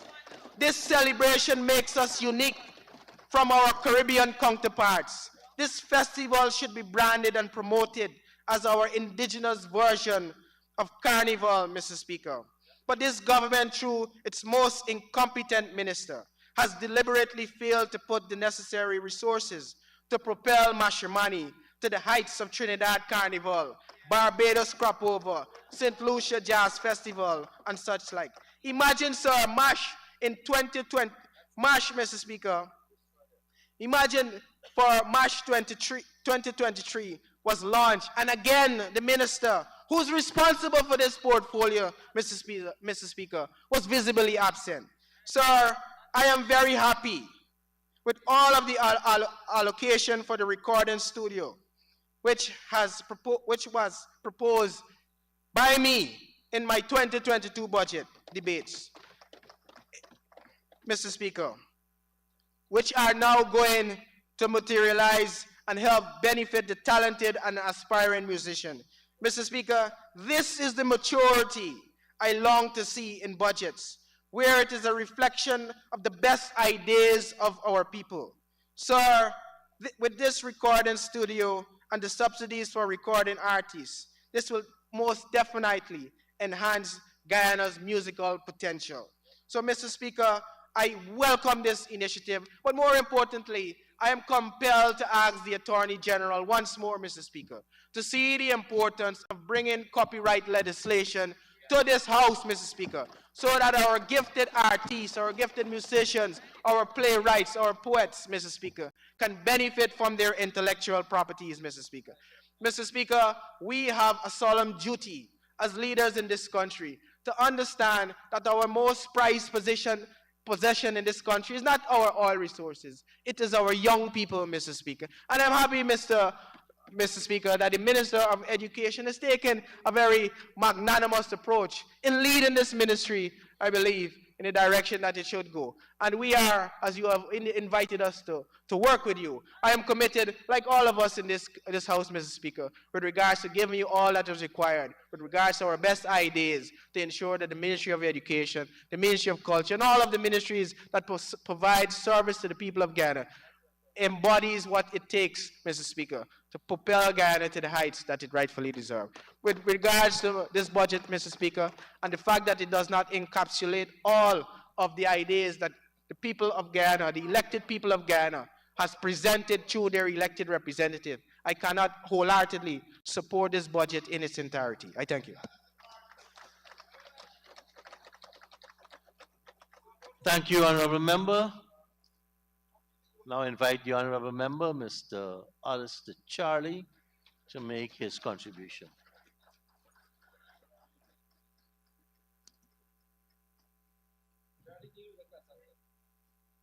Thank you, Mr. Speaker. I just want to rebut to the last speaker, the Honorable German Figueroa. The Honorable Member in opposition now seems to have the answers, telling the government what to do. And this clearly shows, Mr. Speaker, the incompetence of the APNU AFC when they were in government. Mr. Speaker, allow me first to congratulate the senior minister in the office of the president with responsibility for finance, the Honorable Dr. Ashni Kumar Singh, and the staff of the Ministry of Finance to produce a budget that sets the framework for Guyana's growth and development, the forward movement of our people and their advancement. Mr. Speaker, Budget 2023 is the embodiment of hope, the spirit of optimism, and the definition of one Guyana. It is not my intention, Mr. Speaker, to drag you and the Guyanese along an aimless road of negativity.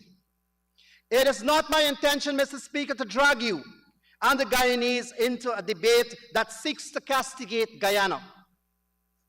Mr. Speaker, it is my intention to school the honorable opposition members. I will serve as a guide for them to come to the irrefutable position that Budget 2023 is good for the poor, working class people of this country, and has indeed. The measures are all laudable and will have an impact on the lives of the ordinary folks when its fiscal bite becomes a reality. Mr. Speaker, since assuming office in August 2020, the PPPC government has transformed the economic landscape of our country through its budgetary allocations.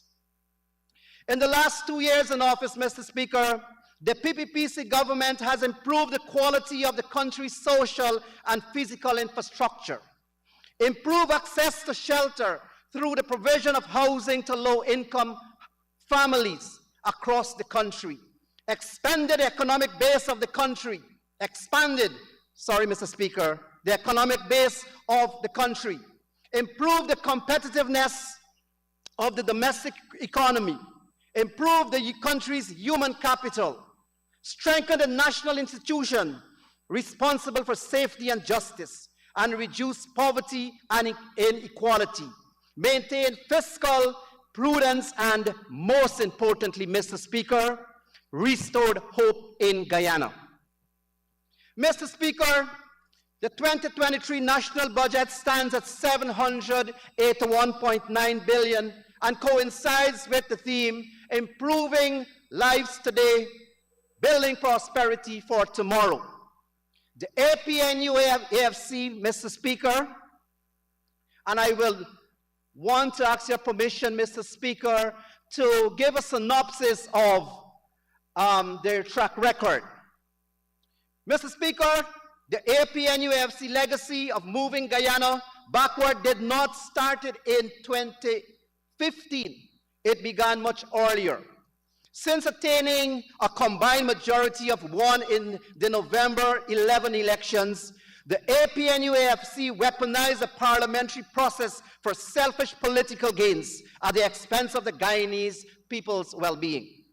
The APNU AFC deliberately blocked $90 billion in programs designed by the PPPC government to benefit the Guyanese. Their goal was to weaken the ability of the PPPC government to deliver on its mandate while creating a political environment that fostered discontent among our people. As a political tactic, Mr. Speaker, they waged a campaign of misinformation in a calculated plan to design, distort, and obscure the truth. In 2015, Mr. Speaker, the APNUAFC combined their operations and used their armory of tricks and deception to win political power with a parliamentary majority of 1. Rather than progressing their menu of promises as outlined in their manifesto, they mismanaged the resources of Guyana, harmed our democracy through unilateral and unconstitutional actions, incompetently negotiated many state contracts, bungled by key investment opportunities, and in the process damaged prospects and the economic well-being of Guyanese. Mr. Speaker, the APNUAFC suppressed the work of constitutional bodies such as the Integrity Commission and the Audit Office by reducing their budget and curtailing their independence. Through their actions, Mr. Speaker, they have been found to be the most incompetent government in our entire independent history. Mr. Speaker, one of their first acts of the APNU-AFC in office was to offer themselves and their inner cabal huge salary increases, leaving behind scores of nurses, teachers, members of the discipline services, and other workers. They promised to end expenditure wastage, but instead, Mr. Speaker, they more than double spending on international travel by an increase over $1 billion during their tenure. They spent over $2 billion on dietary supplies. They increased spending on security service by over $2 billion and rental and maintenance of buildings and equipment by over $3 billion. If that was not enough, Mr. Speaker, they then embarked on a program that ignored their 2015 manifesto promises and instead made ad hoc decisions to enrich themselves. Mr. Speaker, during their 2015 campaign, the APNUFC made several promises to the Amerindians, which included more jobs, improved health care, education, and the acceleration of the land titling program. Mr. Speaker, however, weeks after they took office, they fired 1,972 Amerindian community support officers and withdrew funds to finance the Amerindian community development plans. Shame. Who the cap fits, let them wear it, Mr. Speaker. Honorable member, you have to withdraw shame. I withdraw, Mr. Speaker. Mr. Speaker, they took away some 6,000 solar panel systems which were earmarked for Amerindian communities, dismantled the Amerindian land titling unit, and scuttled the Amerindian land titling project started by the PPPC government. Amerindian lives have changed for the worse under the APNU-AFC with increased taxes, VAT on hinterland fuel and travel, neglect of hinterland roads, shortages of medicine at health centers, and declining jobs. They have reduced Amerindian presence on the Amerindian People's Commission and attempted to weaken Amerindian rights through a revision of the Amerindian Act. Mr. Speaker, to add, the APNUAFC also established a commission of inquiry to investigate Amerindian lands, while one of their ministers, when they were in government, called the Amerindian people avaricious, and to this effect, they should not benefit from the proceeds of the oil and gas. However, Mr. Speaker, all of this, the APNU-AFC did to our Amerindian people. Mr. Speaker, we on this side of the House are building back the House, starting from the foundation with resilience, because we care for every citizen and the Amerindians are priority. Never again, and I ask my honorable members to say with me, never again APNU fooled the Amerindian population, but we will never be fooled again. Mr. Speaker, I am not finished telling you about the horror story that the APNUAFC were the authors of. They have failed the miners and loggers by imposing a tax on capital equipment, leaving hinterland roads in a state of collapse and not offering adequate security. The overall effect of such policy polarities on the part of the APNUAFC caused a significant decline in economic activities in the country. Mr. Speaker, the APNUAFC discriminated against the business community by accepting transparent transactions, using political discretion to process incentives, disposing of state lands and other state assets, and procuring goods and services using secretive processes that were only available to business persons close to the APNU-AFC.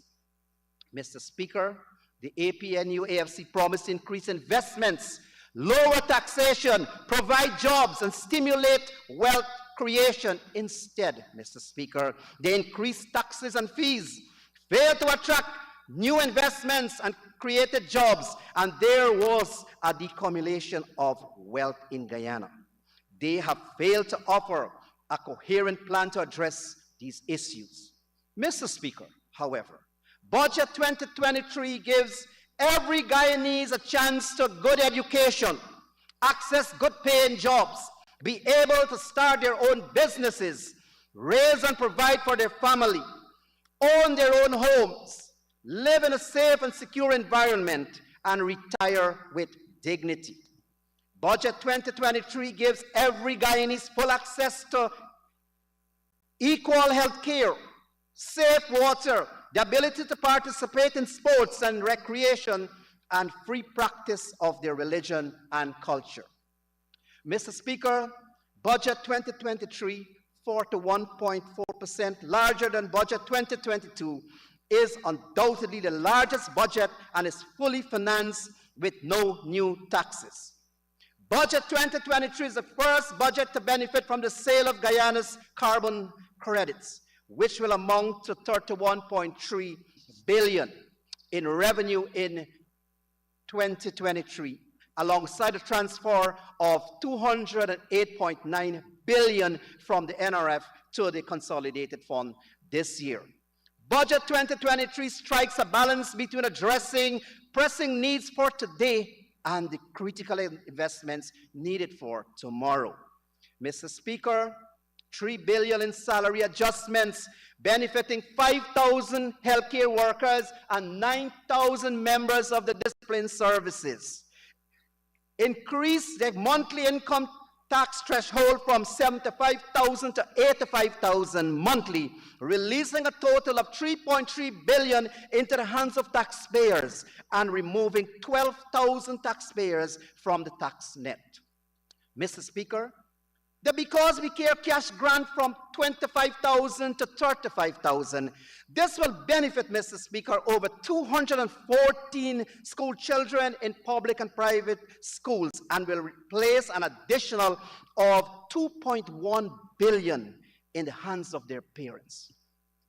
Mr. Speaker, 10 billion was allocated for the expansion of the part-time job, and we heard all sorts of comments about the part-time job, but Mr. Speaker, the opposition does not understand what the part-time job is. 5 billion allocated for an additional cost of living measures to be determined from the ongoing community engagements. So, Mr. Speaker, we're moving with increase of the old age pension from 28,000 to 33,000, placing an additional of 4.4 billion of disposable income in the hands of 73,000 pensioners in Guyana. Mr. Speaker, the increase of public assistance from 14,000 to 16,000 to benefit 29,000 persons, and this will place 700 million of disposable income to these individuals. Mr. Speaker, 1.88 billion to commence rehabilitation, expansion, and reconstruction of the Georgetown, New Amsterdam, and Linden hospitals, as well as 4 telemedicine centers in regions 1, 7, 8, and 9. 830 million to complete the design and commence construction of the Bartica Regional Hospital. 1 billion to retrofit and upgrade health centers, health posts, and other facilities across the country. 237 million to upgrade Karasabay, Anai, and Sand Creek health centers into district hospitals providing radiology and laboratory services in Region 9. 2.5 billion for purchases of medical and non-medical equipment in 2023 across all 10 administrative regions of Guyana. Over 500 million for the training of health care professionals. More than 900 million to address non-communicable diseases, including mental health. I'm sorry the opposition is not here. I think this, Mr. Speaker, would have been good for them to benefit from.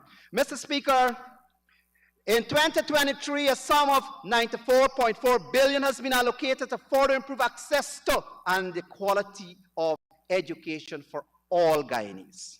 1.4 billion to further upgrade and extend water supply systems and construct wells in several hinterland communities of regions 1, 2, 7, 8, and 9. 100 million to National Decade for People of African Descent. Also, Mr. Speaker, there is an allocation for the support of the office of the Leader of the Opposition. Before you go on to any other, you'd need an extension, honorable member. Mr. Speaker, I would like to ask for an extension for my colleague to conclude his presentation. Thank you, honorable member. You have 5 minutes to conclude. Thank you, Mr. Speaker. Mr. Speaker, Amerindian and hinterland development. The PPPC government's commitment following its manifesto promises results in the prioritization of the Guyana's first people's education, health, housing, infrastructure, social well-being, employment, youth development, and development of the village economy. 4.7 billion allocated for Amerindian development programs and initiatives. Want to hear more? Here is more. Mr. Speaker, 2.7 billion, 233 Amerindian communities will positively benefit from this allocation. 500 million to advance Amerindian land titling activities to safeguard and improve the security of land tenure enjoyed by Guyana's indigenous peoples. 124 million for the celebration. This budget is a people's budget. 91.8 million for the National Two Shows Conference. 500 million for the construction and equipment of ITC hubs in Amerindian villages. Mr. Speaker, the indigenous from the PPPC government's effort on climate change finance, with 15% of revenue received towards investment in Amerindian village sustainability plans produced by villages and communities. Budget 2023 gives hope to every Guyanese, a hope that all our people will prosper and all our people will have an improvement in their lives. Mr. Speaker, it is with this hope that will drive us along the dream that we will see every Guyanese right here in their homeland, Guyana. Mr. Speaker, together we will, as a people, together we will move Guyana, this as one Guyana. Mr. Speaker, I commend Budget 2023 to this House for passage, and I thank you. Thank you very much, honorable member. Mr. Charlie.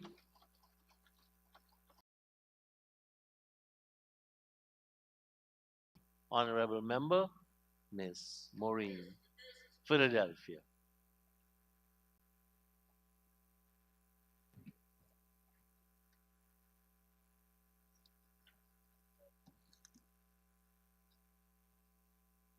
Thank you, Mr. Speaker. Sir, as I rise to make my contribution, heartfelt gratitude to the personnel who worked tirelessly to complete the document of this noble House.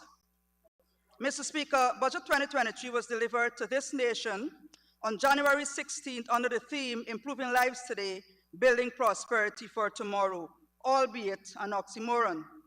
I wonder what must have been the thoughts of right-thinking Guyanese, including you, Mr. Speaker, and all the before its presentation, in excess of 50 Guyanese were made homeless. Further, Mr.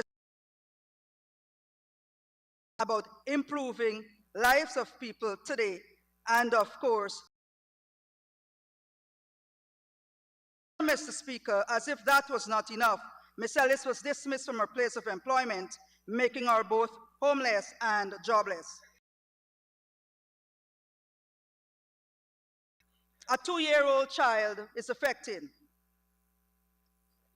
Sir, unconscionable, one Guyana mantra. When we continue to see the marginalization of, let us ask Jesus Christ, who was Judas?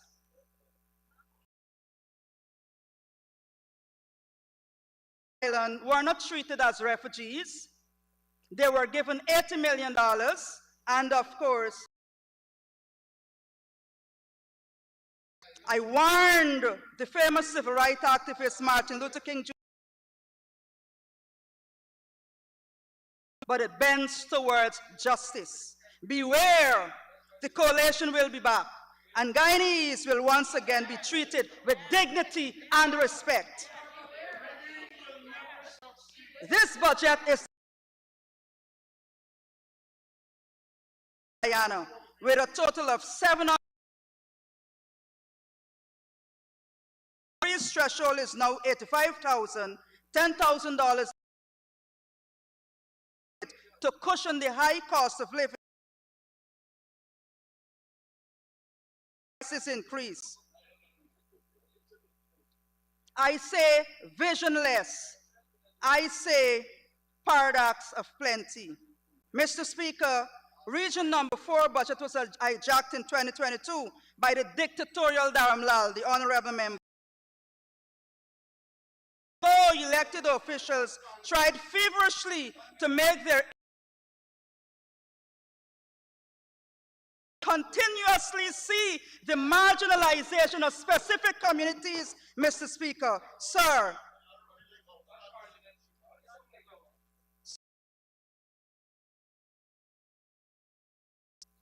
here we have what Nabaklis Road looks like, and I can make them available to you. I have quite a lot here that you can see. Sir, I want to tell you, I want to tell you, sir,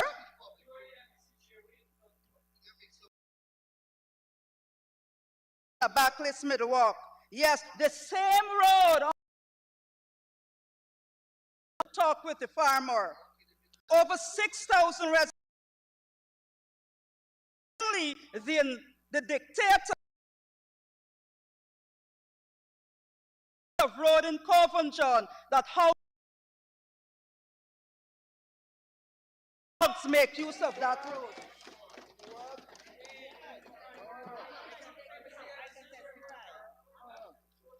The fact of the matter is, Mr. Speaker, none of the road in the backlist is worthy. Even the bridges, Mr. Speaker, are very deplorable. And like I said before, I have them all here.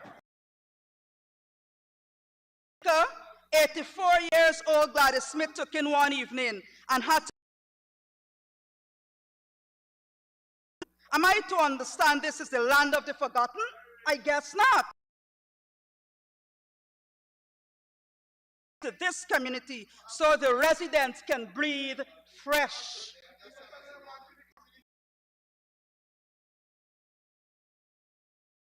She fell ill and the taxi could not get to the area because of the state of the road. The ambulance did not get there on time, and these are just a few. I gave you some highlight. This is one of Victoria East sideline. Mr. Speaker,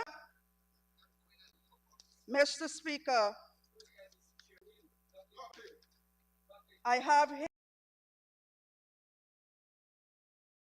Pleasance. I can leave it with you again.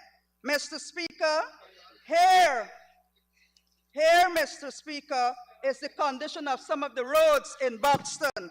And you know what, Mr. Speaker? Haslington Block 20 housing scheme network, as all of the roads are in deplorable state. I refer to them as Pacific Ocean and Mediterranean Sea. Mr. Speaker, I remember when I want to talk about the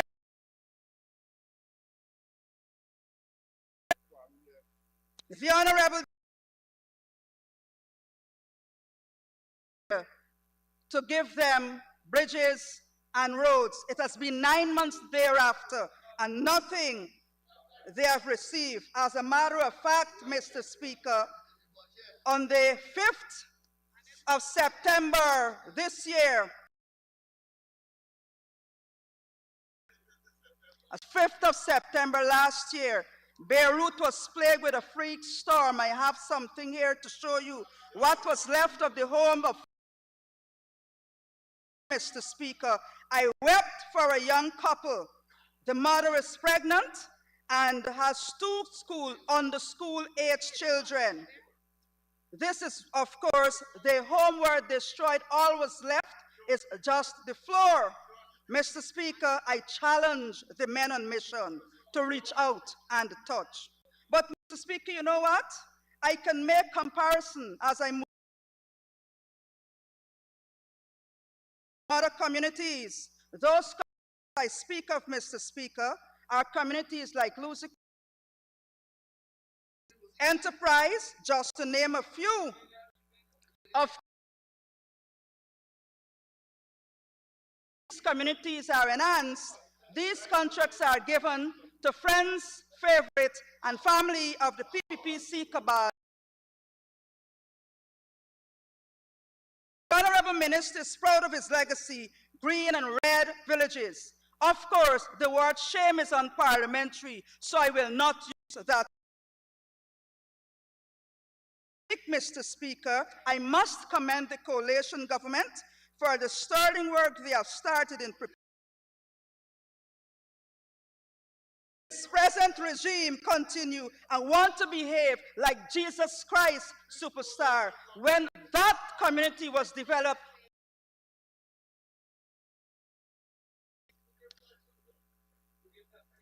Mr. Speaker, in 2022, $320,000 was requested. A paltry sum of $18,230,000 was received. This year, $36 million was requested again. Only 26.2 was allocated. How can the office function effectively? How, Honorable Dharamlal? You have a respect. I see the color of your heart, which that heart knows only. Speak to you, honorable member, and that the Gaffurs has it in stock so you can purchase. Sir, is the council's budget, and when it is treated this way, the constituencies suffer. All Guyanese must be comfortable. dictatorial practice will cease. While there were budget discussions, sir, this year, we still see the shameless act based on what was. You know, I'm very disappointed after you reminded yourself skillfully navigating that.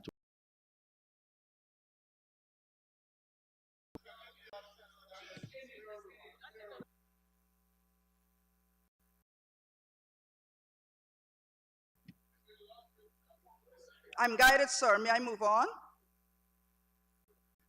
Withdraw with your guidance, sir.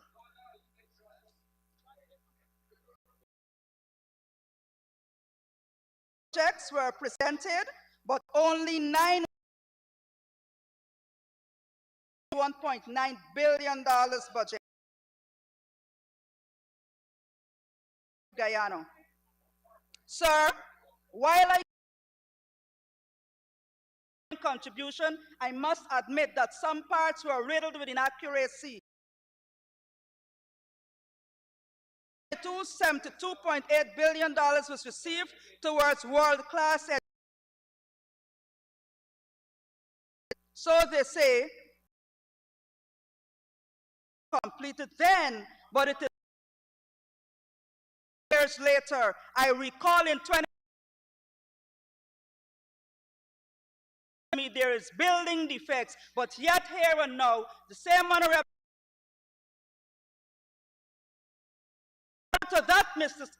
Chairman, the honorable member mentioned that no school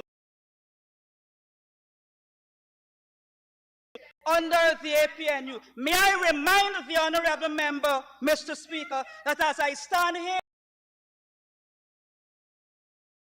institution as an early childhood educator, that institution was built under the APNU. Mr. Speaker,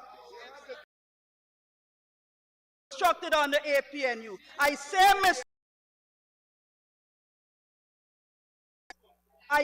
Mr. Speaker, Eastville Secondary School was constructed, Good Hope Nursery School was constructed, and of course, I can recall Christianburg Primary School was under construction. The minister to correct that anomaly. Mr. Speaker, I want to ask, is this how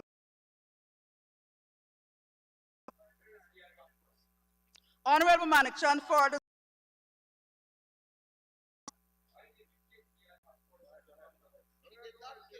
Honorable Manichan, monies are allocated to procure goods and services and ensure that all institutions, Mr. Speaker, that schools are starved, coupled with flooding and infrastructural deficiencies, not limited to electrical, plumbing, and other statics. In 2023, Mr. Speaker, a whopping $94.4 billion has been allocated to education. I trust that the deficiencies mentioned above are catered for. Mr. Speaker, I further want to remember what was said by the Honorable Priya Manichan, how much monies are spent to ensure that SEN education is adequately catered for, but yet too many SEN learners to and from school was denied. Again, minibuses requested to ensure that our learners on the highway get to and from school. Again, that was denied. Additionally, Mr. Speaker,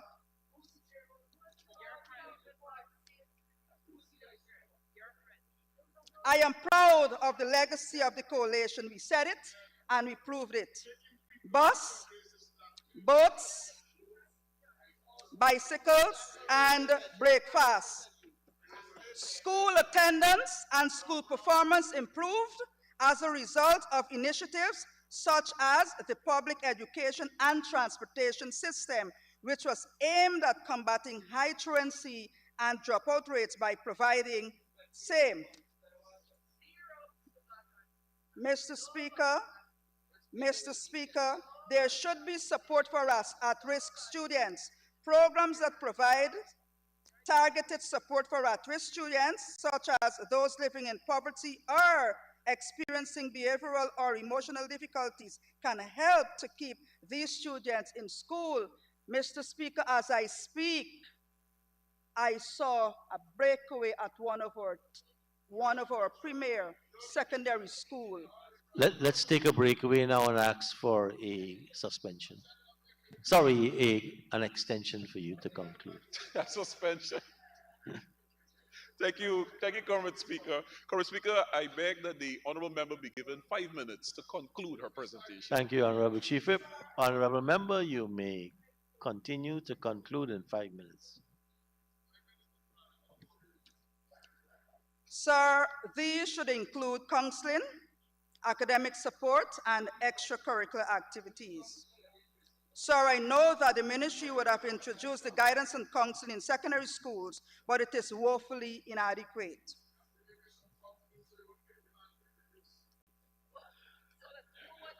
Sir, we were deliberate in developing our human resources with the construction of technical and vocational education and training hubs at Bina Hill, Madia, Letem, and Mabura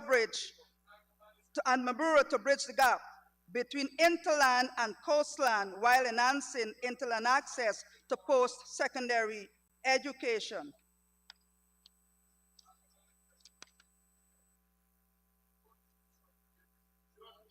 Sir, the poor and vulnerable will not benefit from this budget in its current form. Nothing suggests that the village economy will begin to grow and people's lives will be impacted. As I conclude, Mr. Speaker, I remind us of the words of reggae legend Buju Banton's song, Untold Stories. I am living while I'm living, to the Father I will pray. Only Him know how we get through every day.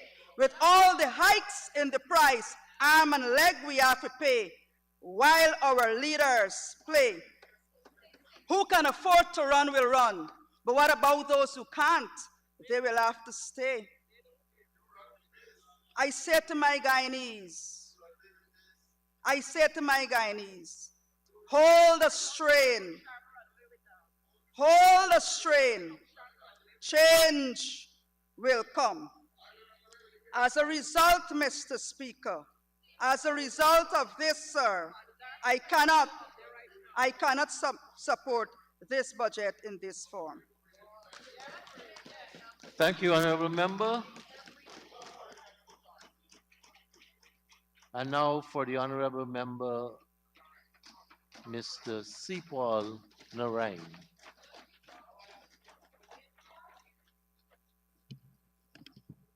Mr. Speaker, I am pleased to have this opportunity to speak the budget 2023. Indeed, the budget, when implemented, will take us further down the developmental path and bring us closer to our national goals. Budget 2023 envisage a steadily developing country where our people live in a cohesive and modern society, where their dreams are made possible, and where families can make meaningful contributions to our country. These, Mr. Speaker, I see as the lofty ideals Budget 2023 is set against as we strive for equality and ensure the fruits of development are shared by everyone. As I've listened to the debate and comments outside of this August House, Mr. Speaker, I've come to two realizations. One, Mr. Speaker, the APNU and the AFC, since the budget presentation, have not advanced anything meaningfully. Several presenters from that side of the House, rather than constructive submissions, have resorted to divisive rhetoric. Mr. Speaker, I understand the opposition. The opposition excluding, of course, the Deputy Speaker. Mr. Speaker, apart from the depression of divorce, they have nothing to say. Maybe it is as Vice President Dr. Barajagdeo said, they do not understand the construct of Budget 2023. Mr. Speaker, I would urge the honorable members on that side of the House to enjoin the government in advancing a program benefiting all Guyanese. But I wonder, is the opposition really committed to nation building, or is it all huff and puff? Secondly, Mr. Speaker, these debates articulate policies and measures advanced in Budget 2023. Though we may be distracted by the spuriousness emanating from the now divorced coalition, I do not believe, Mr. Speaker, our Guyanese brothers and sisters can fully grasp from these exchanges what is in store for them. Indeed, Budget 2023 is wide-ranging and comprehensive. And as I commend it, I am confident that the government, after we wrap up our debate, will continue to lay out the budget's plans and programs. Our Guyanese family, as His Excellency Dr. Mohammed Irfan Ali puts it, must know what their government has in store for them. Budget 2023 has been hailed, Mr. Speaker, as history-making and transformative. This year's budget is our nation's largest and will redouble efforts to enhance our people's welfare. Moreover, the plans of the budget will hasten the transformative agenda and reshape our landscape. Budget 2023 brings the Guyanese working man and woman closer to their aspirations. It makes the dream of home ownership easier and affordable. It demolishes the concept that owning a motor vehicle is a luxury, and at the same time, it puts more money into the hands of our workers with no new taxes. For me, Mr. Speaker, this is what makes Budget 2023 history-making and transformative. Never in our history was it so exciting to be a Guyanese. Never there was so much to expect, and never was there such national pride. Indeed, Mr. Speaker, it is almost unbelievable to recognize that in such a short period, the Irfan Ali-led government has reversed our nation from the lethargy that characterized our national space during the 5 years of the coalition.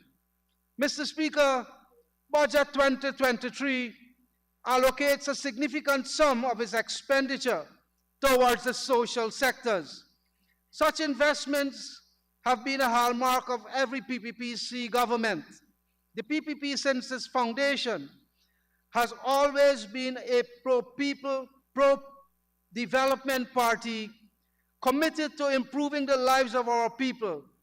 Past and present PPPC governments, investments in education, health, water, housing, and social services not only protect our Guyanese family today, but ensure that tomorrow and the days after are bright, fruitful, and prosperous.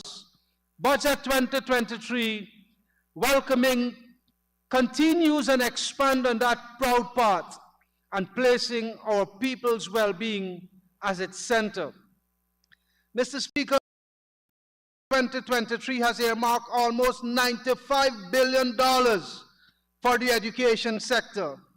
Today, the aspirations of our nation's children are no longer confined to their dreams. In the sector, I recognize the expansion of infrastructure alongside enhanced capacity and capabilities. These investments bode well for our nation's children. That apart, the opportunities to attain a university education has been enhanced through investments in the University of Guyana and the Gold Program.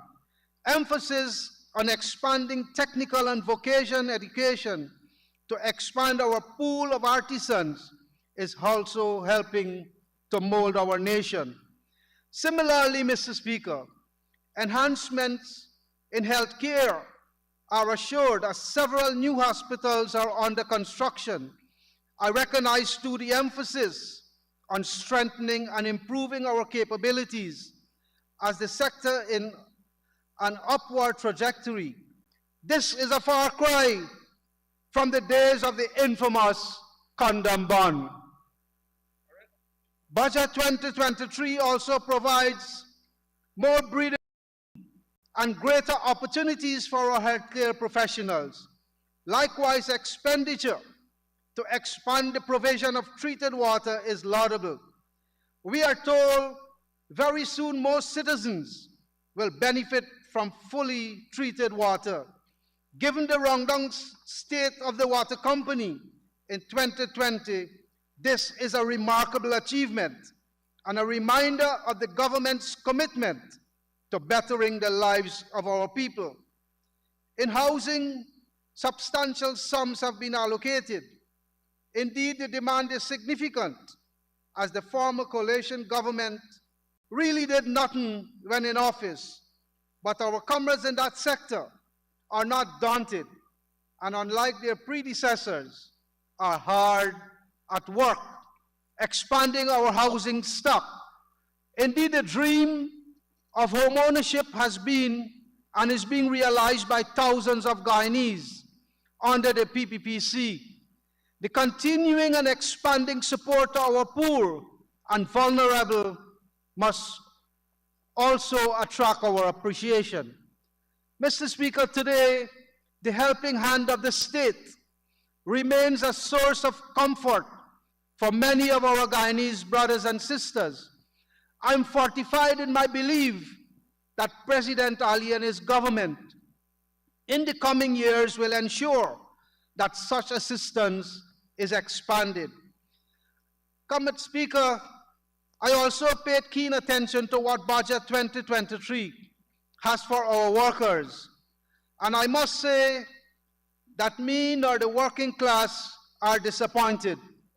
Mr. Speaker, our workers stand to receive aggregately more than $3 billion just through the improvement of the income tax threshold. And that's only one policy. In the interest of the workers too, our government, this PPPC government, has continued not to levy any taxes on fuel, foregoing some $17 billion in revenue. Additionally, reduction in freight charges for imports is meaningfully assisting in mitigating the rising cost of living.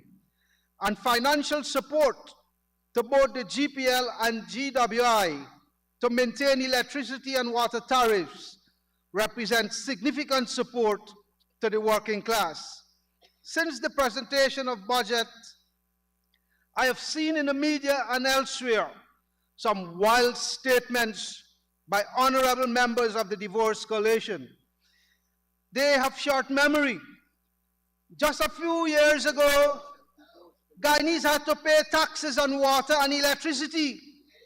Our children had to pay VAT to go to school. And when we visited the hospitals, taxes were charged, as well as a host of others hikes.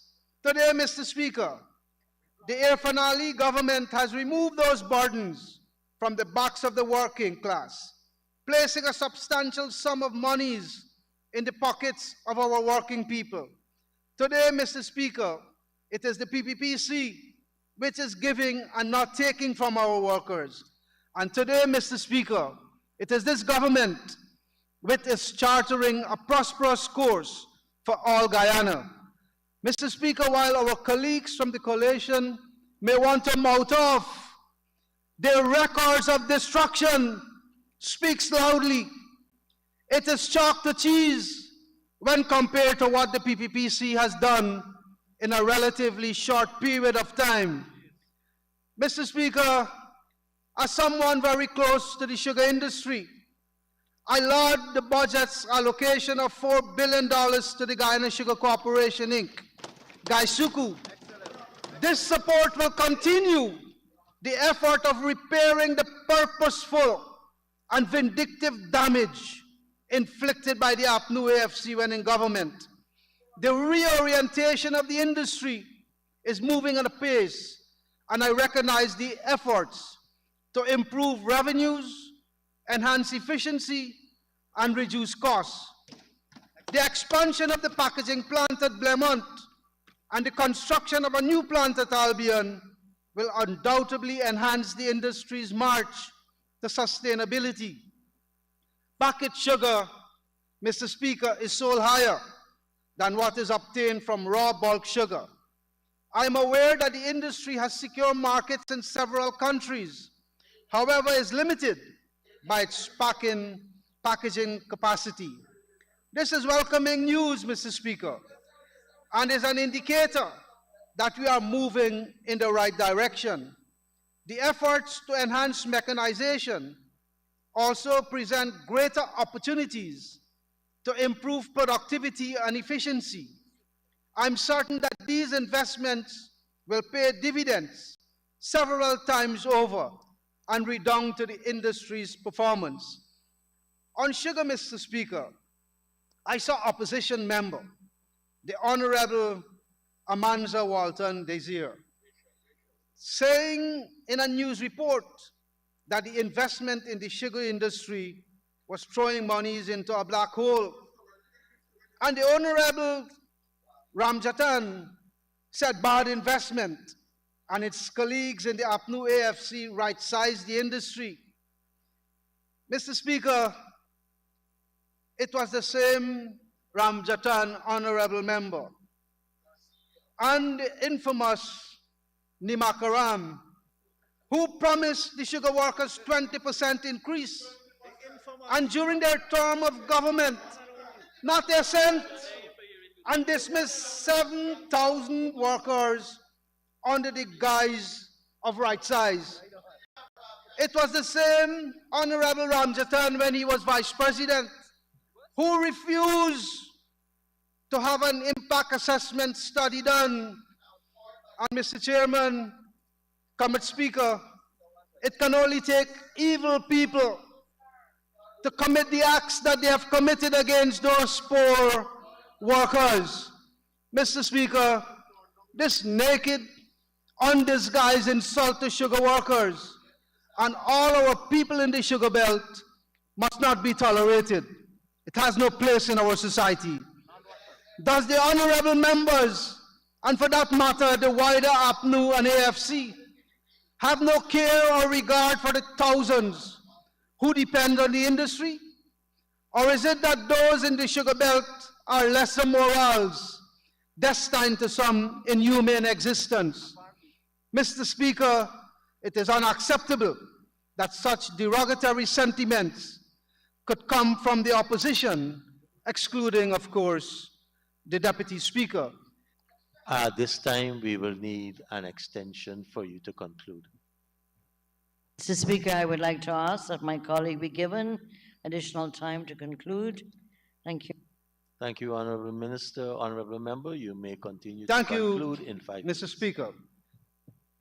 Mr. Speaker, it is unacceptable that such derogatory sentiments could come from the opposition, especially when they are aware of the painful consequences of their callous decision when in government that caused tens of thousands in the sugar belt to be pushed into a miserable existence. But let it be known, Mr. Speaker, every insult against the sugar workers, some who are supporters of the APNU, would be a nail in the coffin of the AFC APNU. Their time in the opposition would be extended as fresh smoke rise from the chimneys of Rose Hall Estate, and life flourishes again in the Sugar Belt under this PPPC government with provisions in our 2023 budget. Mr. Speaker, I take this opportunity to congratulate the Honorable Minister Dr. Ashni Singh and his team at the Ministry of Finance. I also recognize the leadership of President Dr. Irfan Ali, Vice President Dr. Bara Jagdeo, and the Cabinet in developing and advancing a budget for the people. Certainly, Mr. Speaker, Budget 2023 will advance the well-being, welfare, and standard of living of all our people. It places Guyana further along the journey of prosperity, and it brings one's dreams into reality for thousands of people. Budget 2023 consolidates the achievements since the PPPC re-entry into office in 2020. It represents a continuation of the party's contract with the Guyanese people, and it is a tangible manifestation of the Guyana we yearn for. Mr. Speaker, I commend once again Budget 2023 and encourage all Guyanese, our family, to reject the narrow and divisive diatribe coming from the APNU AFC. Thank you very much. Thank you, Honorable Member. And now for the Honorable Member, Ms. Sheila Veerasamy, to conclude tonight's presentation. Thank you, Mr. Chairman. Sorry, Mr. Speaker. Mr. Speaker, on the onset, I would like to congratulate my colleague and comrade, the Honorable Dr. Ashni Singh, Senior Minister in the Office of the President, with responsibility for finance, for bringing to this House the most transformative and people-centered budget. You, my comrade, continues to amaze Guyanese with your eloquence and the way you captured and offer resolutions to the issues affecting them. You presented a budget by the PPP Civic that is based on the PPP Civic Manifesto, and you also include His Excellency Dr. Muhammad Irfan Ali's vision for one Guyana. Thank you, comrade. Mr. Speaker, I would like to recognize the hardworking staff at the Ministry of Finance and all government agencies who contributed to the preparation of Budget 2023 under the theme, Improving Lives Today, Building Prosperity for Tomorrow. Mr. Speaker, please allow me to clarify a few issues raised in this House by members of the opposition. Sir, I would like to state that no amount of spinning of the truth with a web of lies will change the reality of this budget. You have to withdraw lies.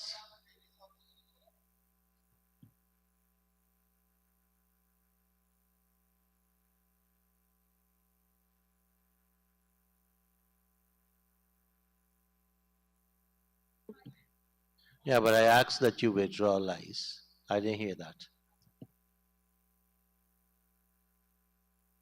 This budget is for all people, and it will begin the transformation of Guyana into a modern country.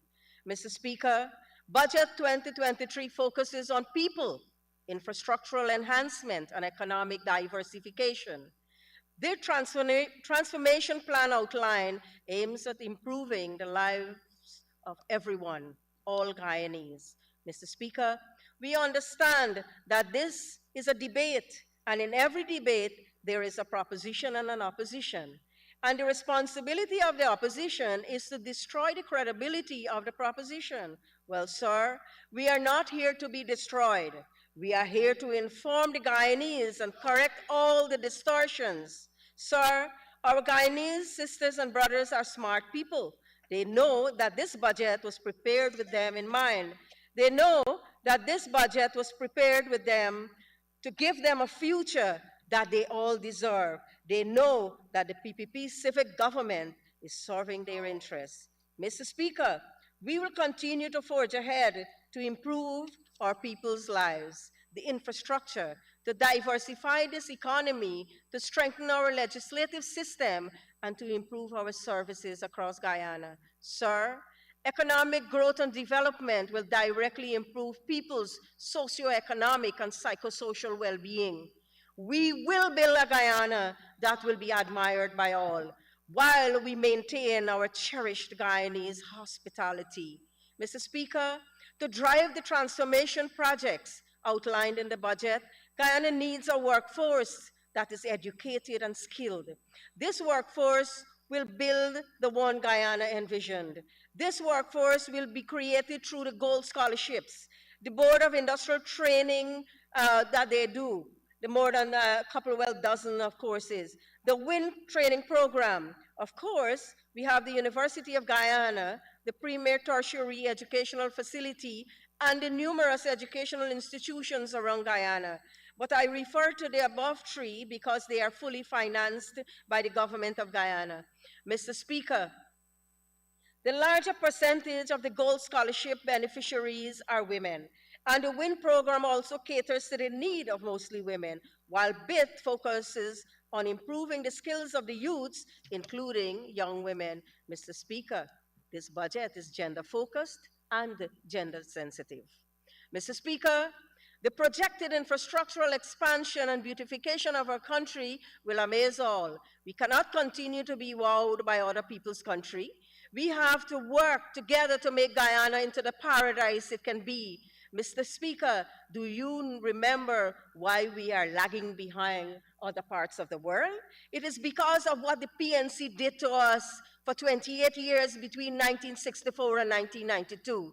It was their mismanagement, rigged elections, starvation, and bankrupt policies that stymied Guyana's economic growth and development. Those same bankrupt ideas were exhibited between 2015 and 2020 that resulted in the economy contracting and people were kicked out of their jobs. And imagine, on top of all of that, the increased taxation. That pushed our people further or backwards into impoverishment. Mr. Speaker, the Honorable Minister of Finance outlined numerous infrastructural projects, which includes the four-lane Damarara Harbor Bridge, the highway from Ogle to Eccles, the many hinterland bridges, the farm-to-market roads, highways, the refurbishment of community roads and bridges, not forgetting gas-to-shore project. Sir, these projects will contribute to improving people's lives and save them time and money. Good roads will get people from one place to another in a shorter span of time.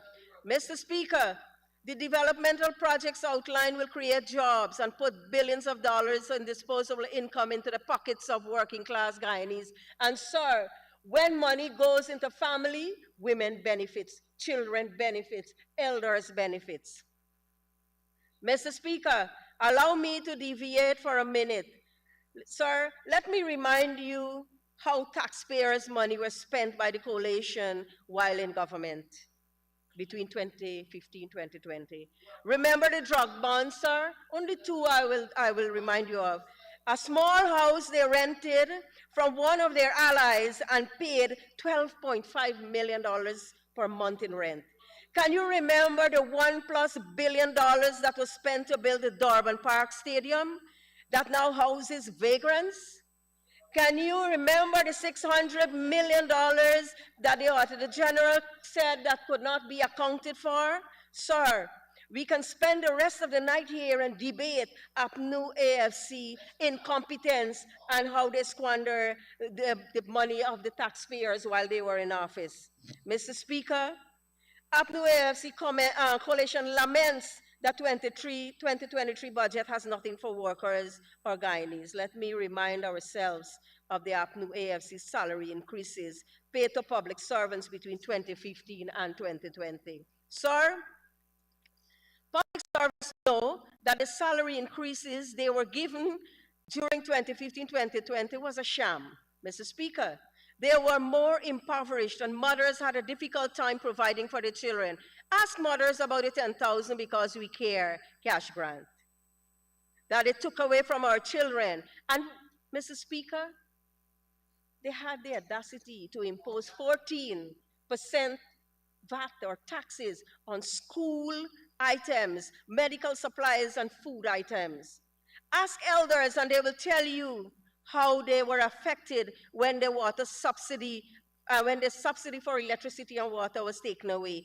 Ask elders how they felt when the VAT was imposed on those very utilities, including internet, food, and medical supplies. AFC gave openly, then stealthily took it away in taxes from our people. Mr. Speaker,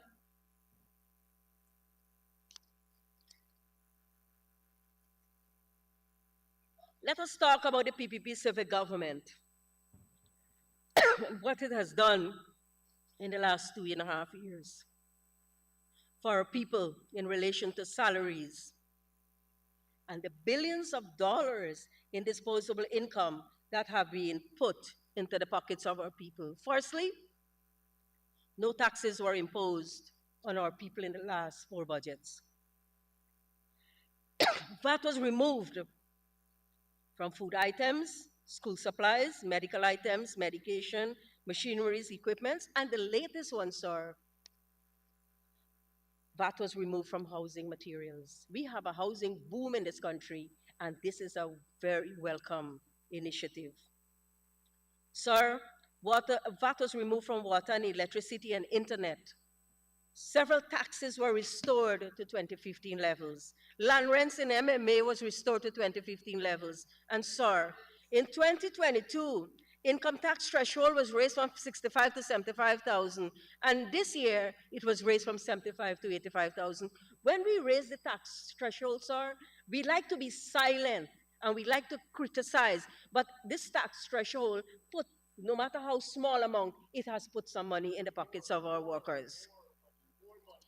In 2021, over 50,000 public servants, teachers, members of the disciplinary services, and government pensioners received 7% retroactive salary to January. You come here every single year, you criticize the budget of not raising salary, but you know what? We give increased salaries at the end of the year, and women can take that money and go and buy a hell of a lot of things and give it to their families. Sir, in 2022, approximately 52,000 of those workers were given increase in salaries of 8% retroactive to January. Sir, in December 2022, President Ali announced major salary increases for doctors, nurses, and health workers, law enforcement officers, and military personnel. They were also given a one-off cash grant, military personnel, at the end of the last year. Sir, increased salaries for that level of workers is a manifesto promise kept. In 2020, household received $25,000 COVID cash grant, and all frontline workers received COVID-19 packages in their salaries. This continued in 2021, and our hinterland sisters and brothers also benefited. Mr. Speaker, you are aware of the stimulus packages or cash grants that were given to our people, sugar workers, fishermen, children with disability, etc., to help them with poverty alleviation. Mr. Speaker, can you remember the APNU AFC promise of a good life to Guyanese between 2015 to about 2018? Can you remember that the Minister of Finance, Mr. Winston Jordan, changed his narrative in 2019 budget when he said his government never promised a good life in the first 5 years? Well, all of us probably were hearing a different music. Sir, can you remember that the slogan of a good life that was accompanied by the slogan of this is our time? Sir, it was this kind of false promises that caused the voters to cast them aside in 2020, and democracy was restored in August 2020 after 5 long months of APNU AFC varied attempts of rigging the March 2020 elections. But sir, they forgot one very, very important thing. This is not 1964 to 1992. This is an era of social media, internet, science, and technology. In this era, our people are educated, they listen, assimilate, rationalize, and more, they read and they observe. Experience became their greatest teacher, and they know that all they received from APNU AFC between 2015-2020 was is a promise of a good life that became a good lie. Sir, we in the PPP Civic do not make empty promises. Our manifesto promises were carefully considered to guarantee maximum benefits for all. Now, it is implementation time. And sir, we are known for not breaking promises, and we are known to work hard to defend democracy, and we will build a prosperous Guyana for all to enjoy. Mr. Speaker, people are living healthier lives today because of the vast improvements in medical science and because of the increased number of doctors available to patients and to improve their lives. Sir, the PPP civic government, from 100 and something doctors, we have about 1,500 doctors across this country. That is a very, very important point to note. And this is something the opposition benches, the honorable members on the opposition benches seems to forget.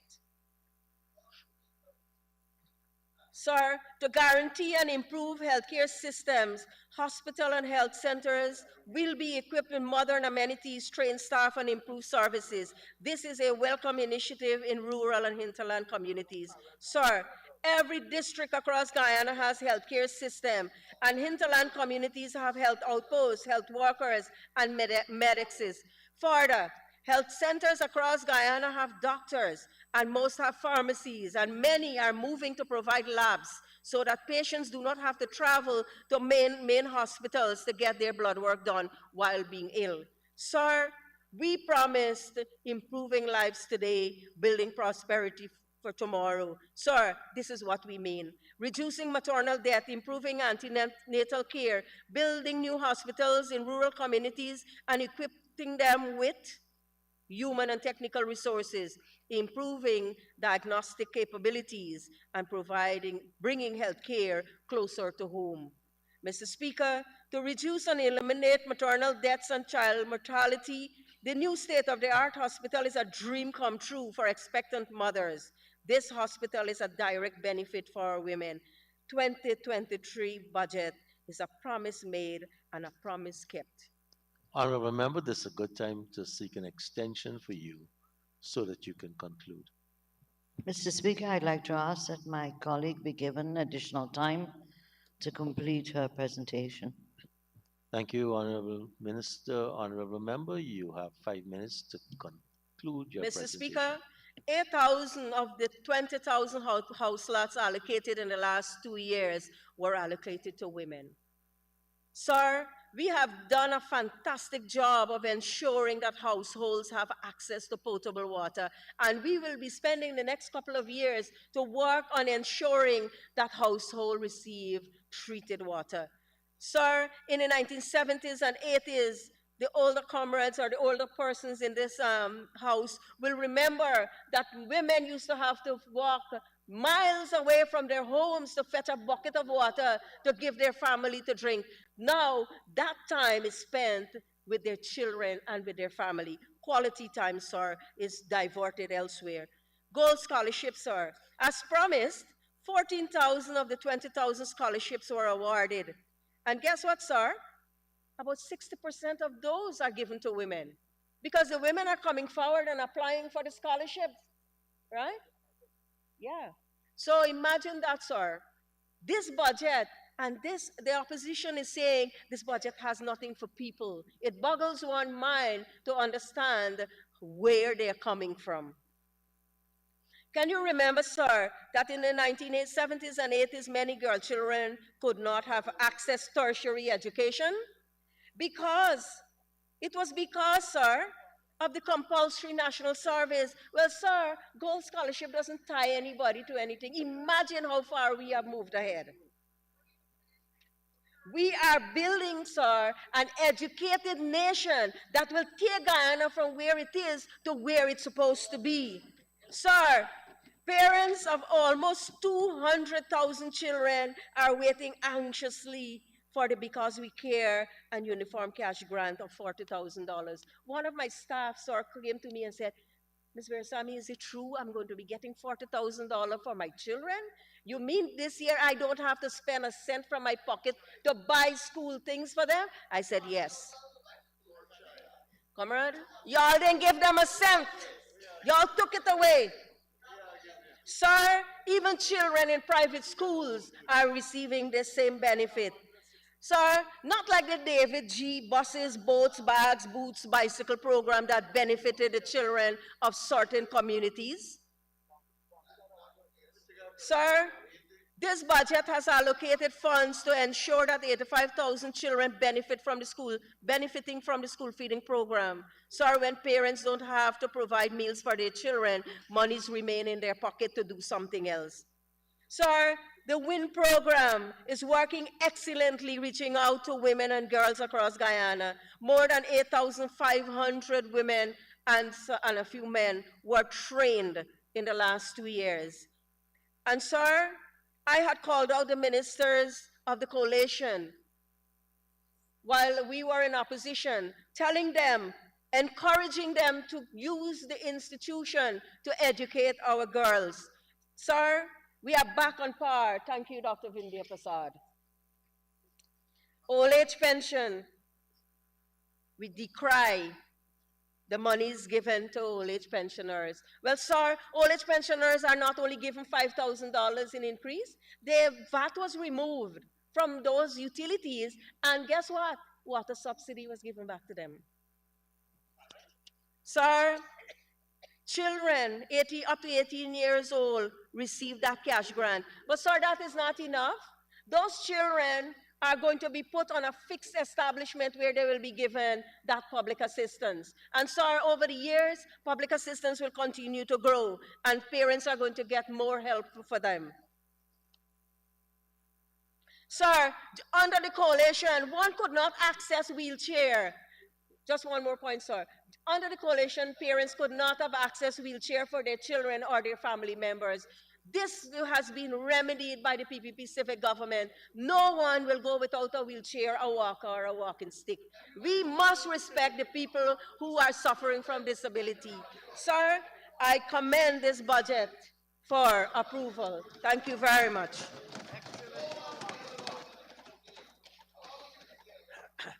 Thank you, Honorable Member. Honorable members, we have completed our business for today. I now call on the Acting Prime Minister, the Honorable Member Anil Nandalal, Thank to you, move the sir. adjournment. Sir, I move the adjournment of the Assembly to tomorrow morning at 10 a.m. for continuation. Thank you, honorable members. We are now adjourned until 10 a.m. tomorrow morning.